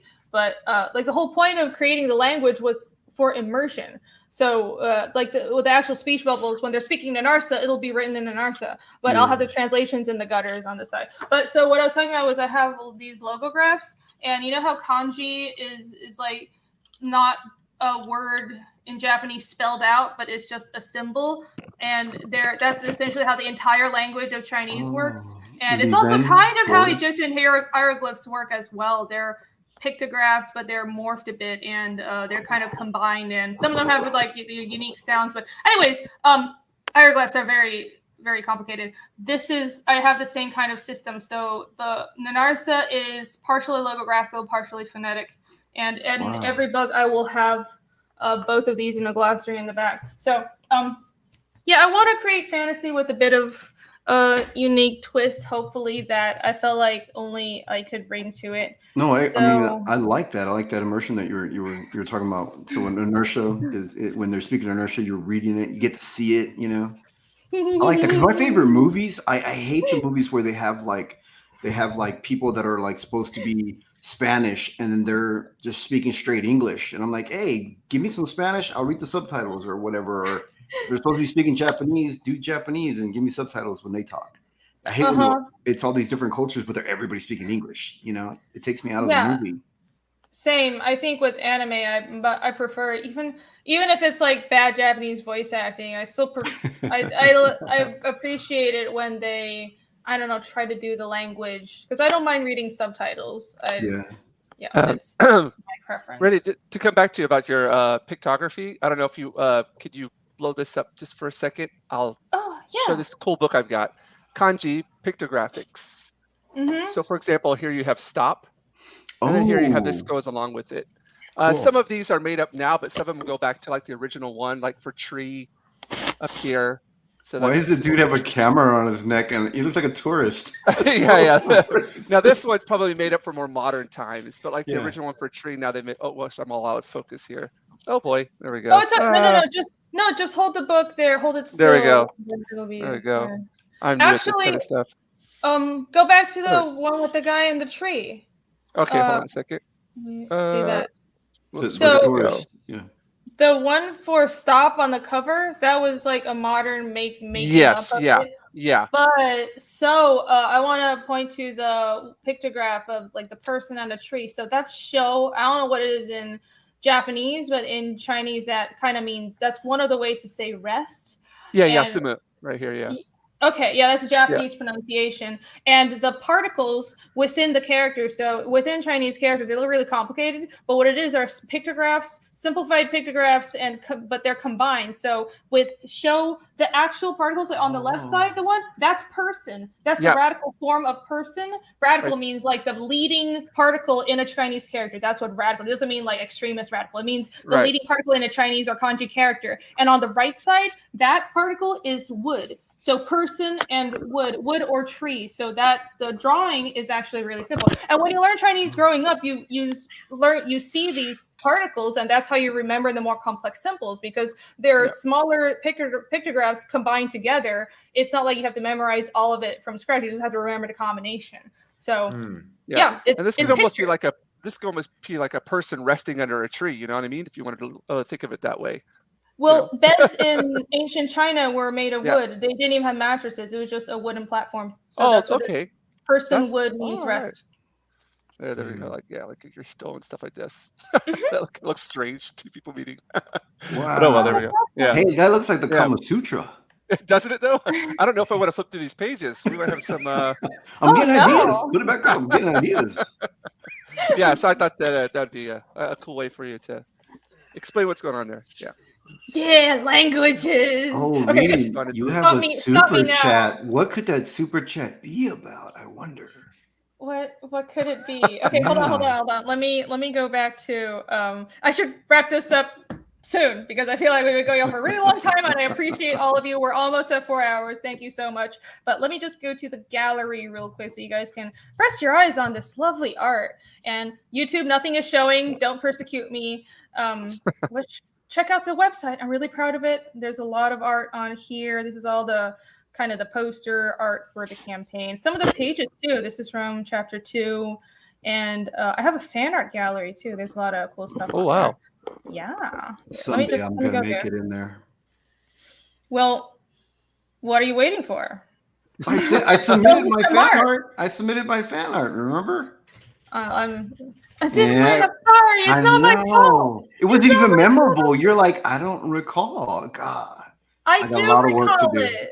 I do recall it. You drew the whole team and stuff. It was good, but I'm sorry. You even liked it and said, I think it's so wonderful. No, okay, so moving on from Jimmy guilting me. Let me get through these super chats, guys. I did not forget them. I bookmark all of them. Grady for 2, Hail Renium panel. Thank you so much. Jonathan Justice, my old friend from college that is we've met again on YouTube, so that's really awesome. Thank you so much for 20. Oh, you didn't have to do that. Thank you, Jonathan. I'm watching an hour late because in addition to you being search banned on Twitter, yes, by the way, it looks like I'm still search banned on Twitter. It doesn't send out notification to subs either. One day the censors will be made to face the wall either by their own or by their victims. Damn.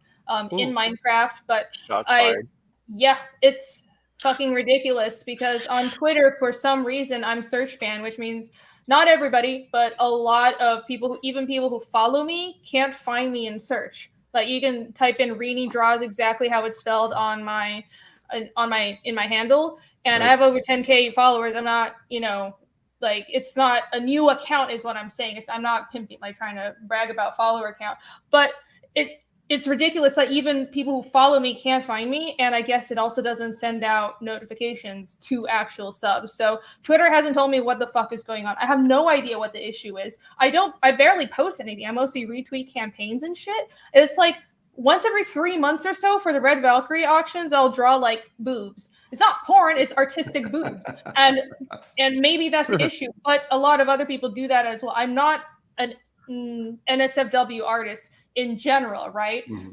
But the main point is they should have told me what the issue was, but they never told me, and I have no idea what happened. I wasn't even aware of it until a follower told me, "Hey, you're shadow banned on Twitter." So I'm not shadow banned on Indiegogo. I'm shadow banned on Twitter. So I get all your tweets and stuff from me. So it might just be certain. Yeah, some people can find me, some people can't. Yeah, like, sometimes I try to at you. Yeah, I try to at you in something and it won't work as of late. It just started working the other day, like literally the other day. Yeah. But there for a long time I couldn't do it. Yeah. I'm going to keep on complaining to them. But Snarkticon, StarterCon talks to me all the time on Twitter. You know, he follows me, and he can't find me in search, which is kind of ridiculous. Wow. Yep. So, this shit be wild, and I agree. Someday it'll. I don't know what. I think it'll resolve itself. This whole weird censorship culture. That's my hope, and I have faith that it will be over, because people are waking up and pushing back. But man, it's really annoying. It's really annoying. It's like they want to control what we can see and hear. But thank you, Jonathan. Thank you. And it's weird because Twitter is supposed to be, going away from that mentality, right? I hadn't heard about people being search banned or shadow banned that way. Yeah. I didn't know about this too until V, the Romanian V. He's really cool. Oh, he's making a hentai game, by the way. So if you like that, go follow him. By the way, we embrace the boob on this channel. He was like, hey, I can't find you. I can't search you. So he told me about it. So, anyways, down goes Solo for 20. Thank you so much. Can you say something really mean in a nice? Okay, I'll try. Let me click to the dictionary real quick. But full screen. It's gotta be full screen. Yeah, full screen. Yeah. Oh, I'm clicking in another window. Full screen. Engage. Yeah. Oh, me. Yes. Engage. Yeah. Oh my gosh, you guys are just torturing more. Okay. Let's see. What could I say?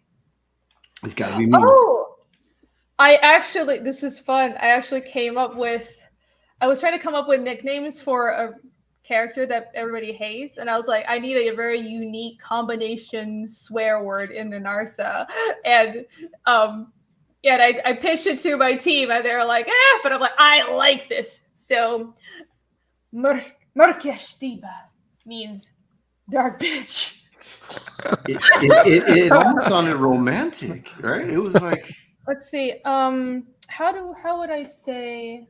Kvaten mörkestiba would mean fucking dark bitch. Kvat is fuck. Kvaten is fucking. It sounds like farten. Sounds a little bit like Russian. Yeah, it sounds cool. It sounds good. Yeah.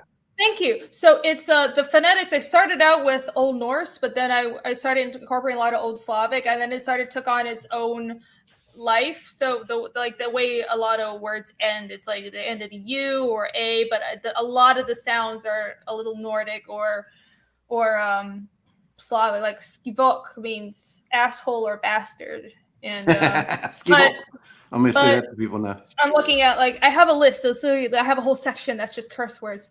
Felgen is coward, so that sounds a little more Nordic, right? So it's a fantasy language that I mashed a bunch of things together. So okay, I can not full screen anymore.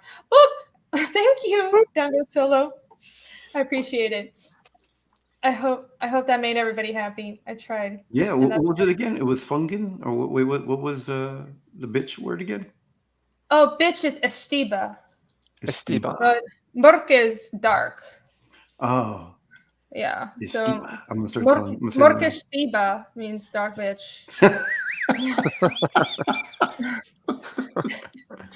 There you go. I love it. I love how it sounds. My vulgarity lessons. You're welcome. Jonathan Justice for another 10. Thank you so much. The silliest part of the way they do shadow banning is that it does not happen 100% of the time. It's semi-randomized on purpose to gaslight people and thinking that it's not real or they're going crazy. Exactly.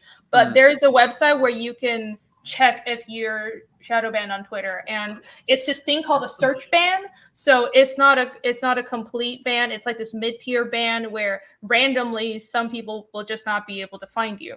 And it's not based on engagement. It's not based on anything else. So I was like, this is fucked up. It's like almost as fucked up as Indiegogo's banning. And I'm paying them. I pay the $8 a month, and I'm about to not do that if they don't listen. Oh, well, I was thinking it was gonna be, maybe it's because you weren't, if you got on that whole subscription thing.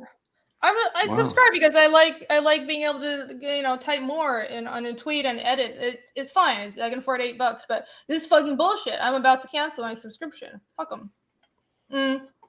Down Go Solo for 10. Thank you. Can you translate this into the Oh gosh.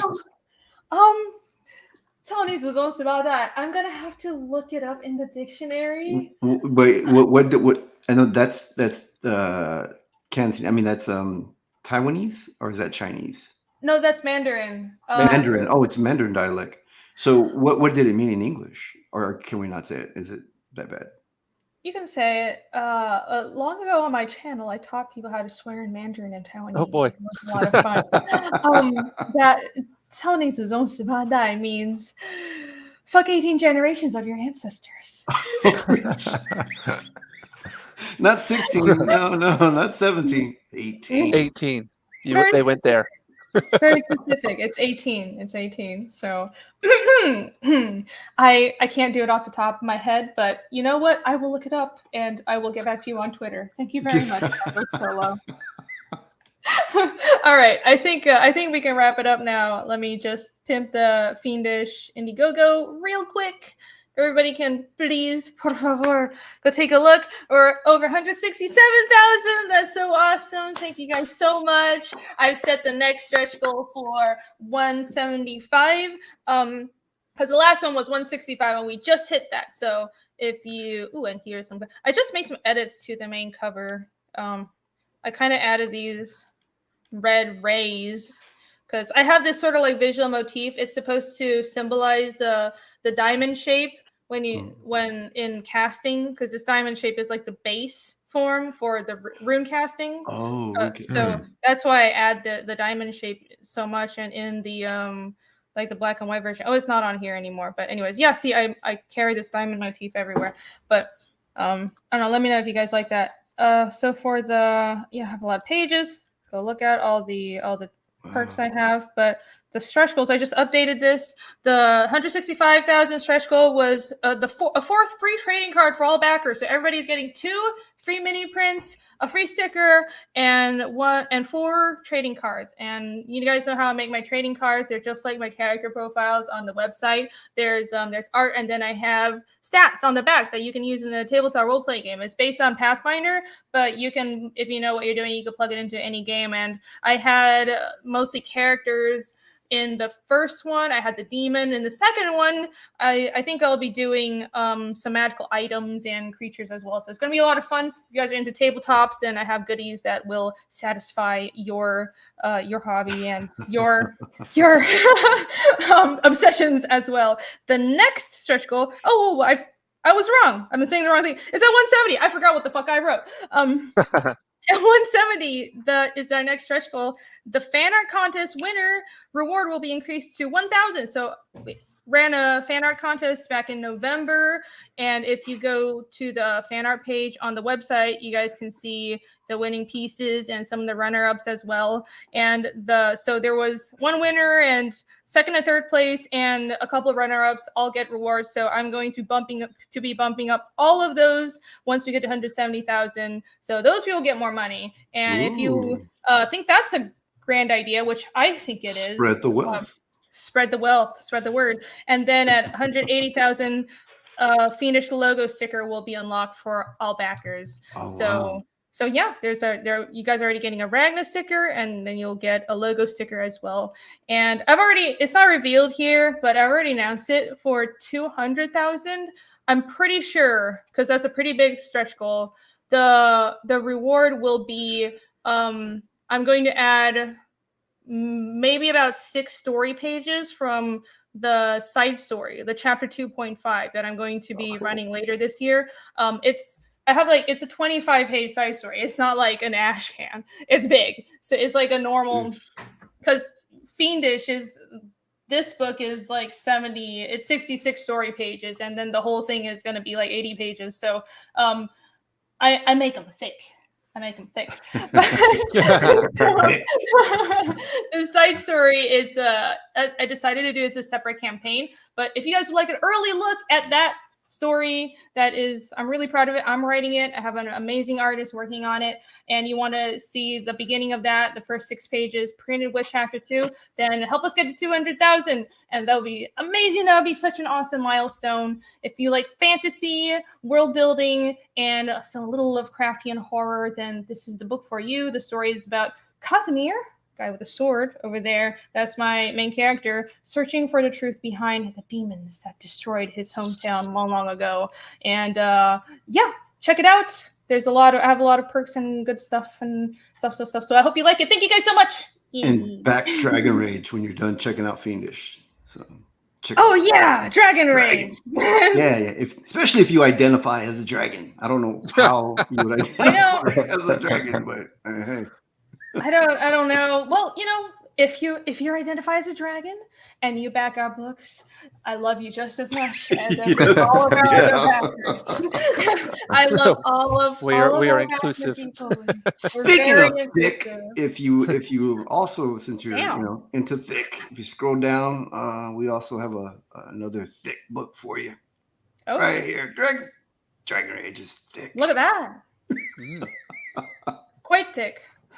Yeah, several reasons. I can see 3 very good reasons to back this book right now on the screen. And if I scroll down further, there are even more reasons to back the book. Where's the there's other? Oh, well, that's another reason right there. Oh, you must have seen the updates. There was more art in the updates. I think that's the one you were talking about. You were looking for. Yeah. let's Oh, see. yeah. And plus, I took down some of the other artwork. Oh, right. I was looking for the one with the really good cover leg. B with the legs. Yeah. The knee, the one where everybody's like, that knee is very well drawn. I know it sounds weird, but it was a very well drawn knee, guys. You have no idea. It's the sexiest leg ever. Sexiest leg ever. Sexiest leg ever. Yeah, so Dragon Rage is in demand, but I'm only going to keep it in demand for a limited time. I've never gone in demand on any of my projects before, so this is my 3rd campaign. My first one under my name, so that's why it says just one under my name. But I did this under Page One Comics before, and so I'm only going to keep it there for a limited time, and then nipple for days. I love that. Oh yeah, nipples for days. Nipples for days. Yeah, so I'm going. That's our thing. Yeah. Oh yeah. I got there's nips in Dragon Rage. So so don't order a copy for your kids. You're getting another 1,000 backers right now. Everywhere. Yeah, this art is beautiful. Yes. If you guys want to hear more about this as well, Jimmy did your closeout for the live campaign was on this channel, so it's just a week or so back. It's really recent, so go check that out. And I think we've also done another show promoting Dragon Rage way back when, like months ago. Yeah, when I first launched. Yeah. Yeah, and like you have your own channel too, so you stream all the time. You talk about the book. Is it just Jimmy Reyes Art? Yeah, Jimmy Reyes Art on YouTube, or I think it's Jimmy Reyes Art Videos on YouTube. But yeah, you'll find me. You can just do it YouTube and then do the @ Jimmy Reyes Art right behind youtube.com, and then it takes you right there. Okay, awesome. Yeah. So give Jimmy a follow. He's good people. He does draw streams all the time. And yeah, this is a beautiful book. My wonderful co-host for today. Thank you again for offering to be my co-host. Oh, thank you. It always helps. Yeah, it always helps, especially with like a panel. If I need to go run and pee like I did earlier, I could just kind of be like, not at the same time. hey. Well, the body's got to make a choice. You see, I'm a very skillful person. You see, there's a will, there's a way. I mean, you can't run and pee as a man. Your body's got to make a choice. Well, I guess women are built different. We can just crop dust that shit. Okay, I think it's time to end the stream. Yeah, when we're talking about crop dust, and it's gone there. Yeah. I knew somebody who called like walking and farting crop dusting. The walking fart. Okay. Wow. So, anyways, all right. Let's start from Clint. Where can everybody follow you? You're muted. Muted.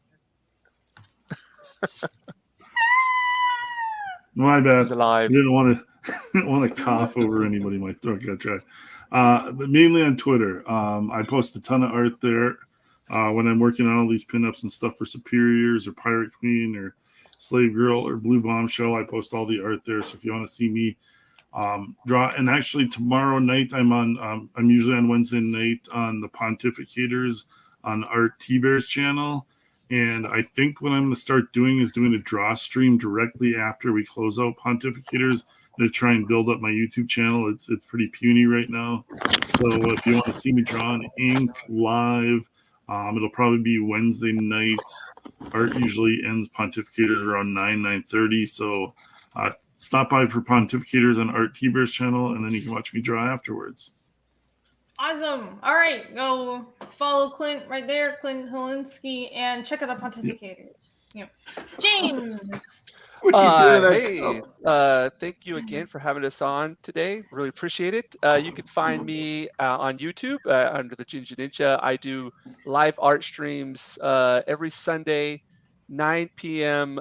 Japan Standard Time, which is about 8 o'clock a.m. on the East Coast. Over there for you people in the States. Me and a couple of other people like Anger Canadian, Wakizashi, Makity Draws sometimes pops in, Mr. Grant Gregor. We got a bunch of guys that just come into the panel here, talk entertainment stuff and comics while I sit and draw and doodle and things like that. Did you say on YouTube? Yes, on YouTube. Yeah. So I'll somebody might have a link. I think somebody put a link for it in the chat there earlier. Lately, I've been working on, I've got a printing press back here. I've been working on monotypes a lot, which is really fun. But I've got Osaka Comic Con coming up May 5th through May 7th, so I'm preparing work for that right now. I've also got a page on Instagram, and you can find me on Twitter as well. But thank you again for promoting, for letting us in Japanese. はい。毎週の日曜日の夜10時から9時から。Oh, dude, a white ginger speaking Japanese. 哇，这自我介绍的很好哦。ぜひぜひご覧ください。皆さんはもう大歓迎しますので。よ I ろしくお have 願いし seen ま it す。 all now. 谢谢你今天的参加我们的。不过谢。好吃不好吃 I don't know. You know what's so funny? Okay, you just said like good Delicious. to eat and not good to eat. Yeah. Yeah, delicious or not delicious in Chinese. Like the only thing I know how to say in Korean is "Baekupa," which is I'm hungry. The only thing I know how to say in Korean is like "shkuro," which means "shut up," because I get told that a lot by my Korean friends. I didn't even know that. I know like "oppa" and all that shit. But that's because of K-pop. But yeah, "Baekupa," that's funny. I know a little bit of Japanese, but I'm really, really rusty. Yeah, yeah, my Chinese. Okay.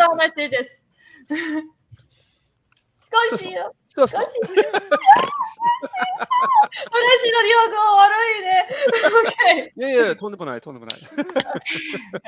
No, that's not. Wait. You said I fart a little bit, and he goes, "It's just not. It doesn't stink that much." Is that what? Because I'm following the hand gestures and the body language here. What a wonderful co-host I have. He's right on spot. He's right on it. Yeah, I was following up on nothing the gets by me. I was following up on. We're circling about. Yeah. We're bonding over crop dustery. Okay, so I'm going to. I don't know who's going to go next. Well, Justin, your camera's on. Justin, ding. Where can people find you? Hard to follow. Hard to follow all of that. Hopefully, you can hear me. I don't know. Yeah, Am I muted? Okay. Okay. All right. So, you can follow me on Twitter at Justin K Sweet. I'm also on Facebook. I'm sure. Well, there's probably lots of Justin Sweets on there. You'll find me.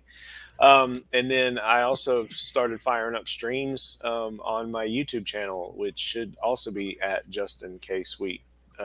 And yeah, back my book, please. Either on Fund My Comic or on Indiegogo. And once again, I definitely want to thank you so much for having me on tonight, Rini and Jimmy, for the limited time that you've been with us, Jimmy. I half-assed it. I know. I'm sorry. Yeah. Well, hey, it's been a lot of fun. So this is great. So. Thank you for coming on. Awesome. And everybody check out Chrome Doc. The link is right there. Thank you, my mods. And Gelada. Gelada, yeah. Where can you find me online? Well, at gelada.com. That's Gelada with double A at the end. That's my website where I have 3 comic books available at the moment. I try to do a lot of stuff. I try to do some YouTube videos where I talk about, I don't know, I try to analyze fiction that I enjoy. I post in Twitter. I post in Instagram at times. But mainly it's, my comic books at my website, the thing that I want to push forward. So, yeah, thank you very, very much for having me on. I'm really new to all this, but so far it's been such a warm welcome from people in Comicsgate and people in Twitter. So it's really encouraging and really nice. Thank you very much. Thank you for coming on. An awesome presentation, and everybody go follow Gelada on Twitter. I like how creative my mods are. Get your gelato on. There you go. That and when Justin says his name really fast, it sounds like Justin Tastes Sweet. Am I the only one that heard that when he said his name? Say your name again. Yeah, but I'm sure he really loves that you just told him that. He said, Justin Tastes Sweet. Did he say taste? Or did he say, oh, it's K? Oh. K, Justin K Sweet. Like, see, I'm not the only one hearing it. Y'all heard it. I know y'all heard it. Oh my gosh. It's okay. It's memorable. Oh, hey, Jim says you follow I'll never taste myself. Mnemonic. This is lore. Oh, I should have asked this to Gelada first. Gelada, do you know about a drawing of these like emo kids, these chibi emo kids from a really long time ago? Probably drawing not. From chibi. What? I'm sorry. Chibi emo kids. Yeah.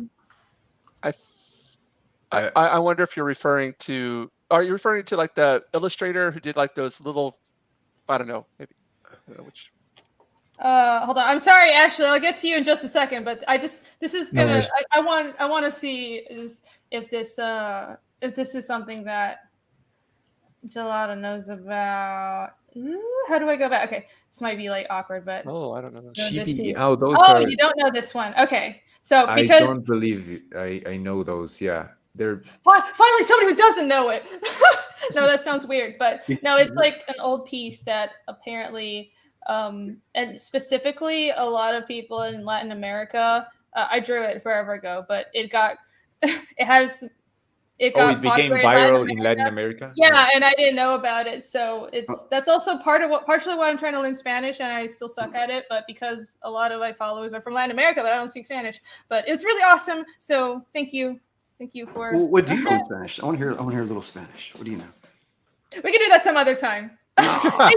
You said something a little bit earlier, and I was surprised because your pronunciation is actually really good. Yeah. Oh really? You briefly said it was a tiny thing, but I think you said grassy ass. I think said gracias. Yeah, I think it was gracias earlier, and it was you said something. It was really good. Yeah. I try. Well, those R's, you roll those R's so. The R's, that's the tricky part. For English native English speakers. Yeah. Ferrocarril, stuff like that. Parabricias. I can't roll my R's. No puedo hablar. Anyhow, you do speak Spanish. Okay, we're getting sidetracked. Ashley, where can everybody find you, my good friend? Yeah, thanks again for having me on. You can find me pretty much if you just type Unbreakable Argonauts into any social media, you can find me, including on YouTube and Twitter. And just wanted to say thanks. I've seen some great comics tonight, and can't wait to start backing some of them. Awesome. Thank you for coming on. And definitely back Unbreakable Argonauts on Indiegogo. Yeah, back what is it? Unbreakable Argonauts. My brain is fried right now. I heard something else, and I was like, "No, wait, it's Unbreakable Argonauts." See, I'm not the only one that like Justin Tastes Sweet. It does sound right. You're just hearing what you want to hear, Jimmy. You're hungry. Yeah. You just want to hear that Justin Tastes Sweet. I think Jimmy is hearing things at this point. Look, I'm making Justin nervous now. They're Be careful, Justin. He's not react. He's like, He's gonna be terrified of coming on any stream. I know. I'm trying not to. I'm trying not to slip into a coma right now. Oh no! Come back to us. I'm tired. We're late. Okay, I'm a boomer. What can I say?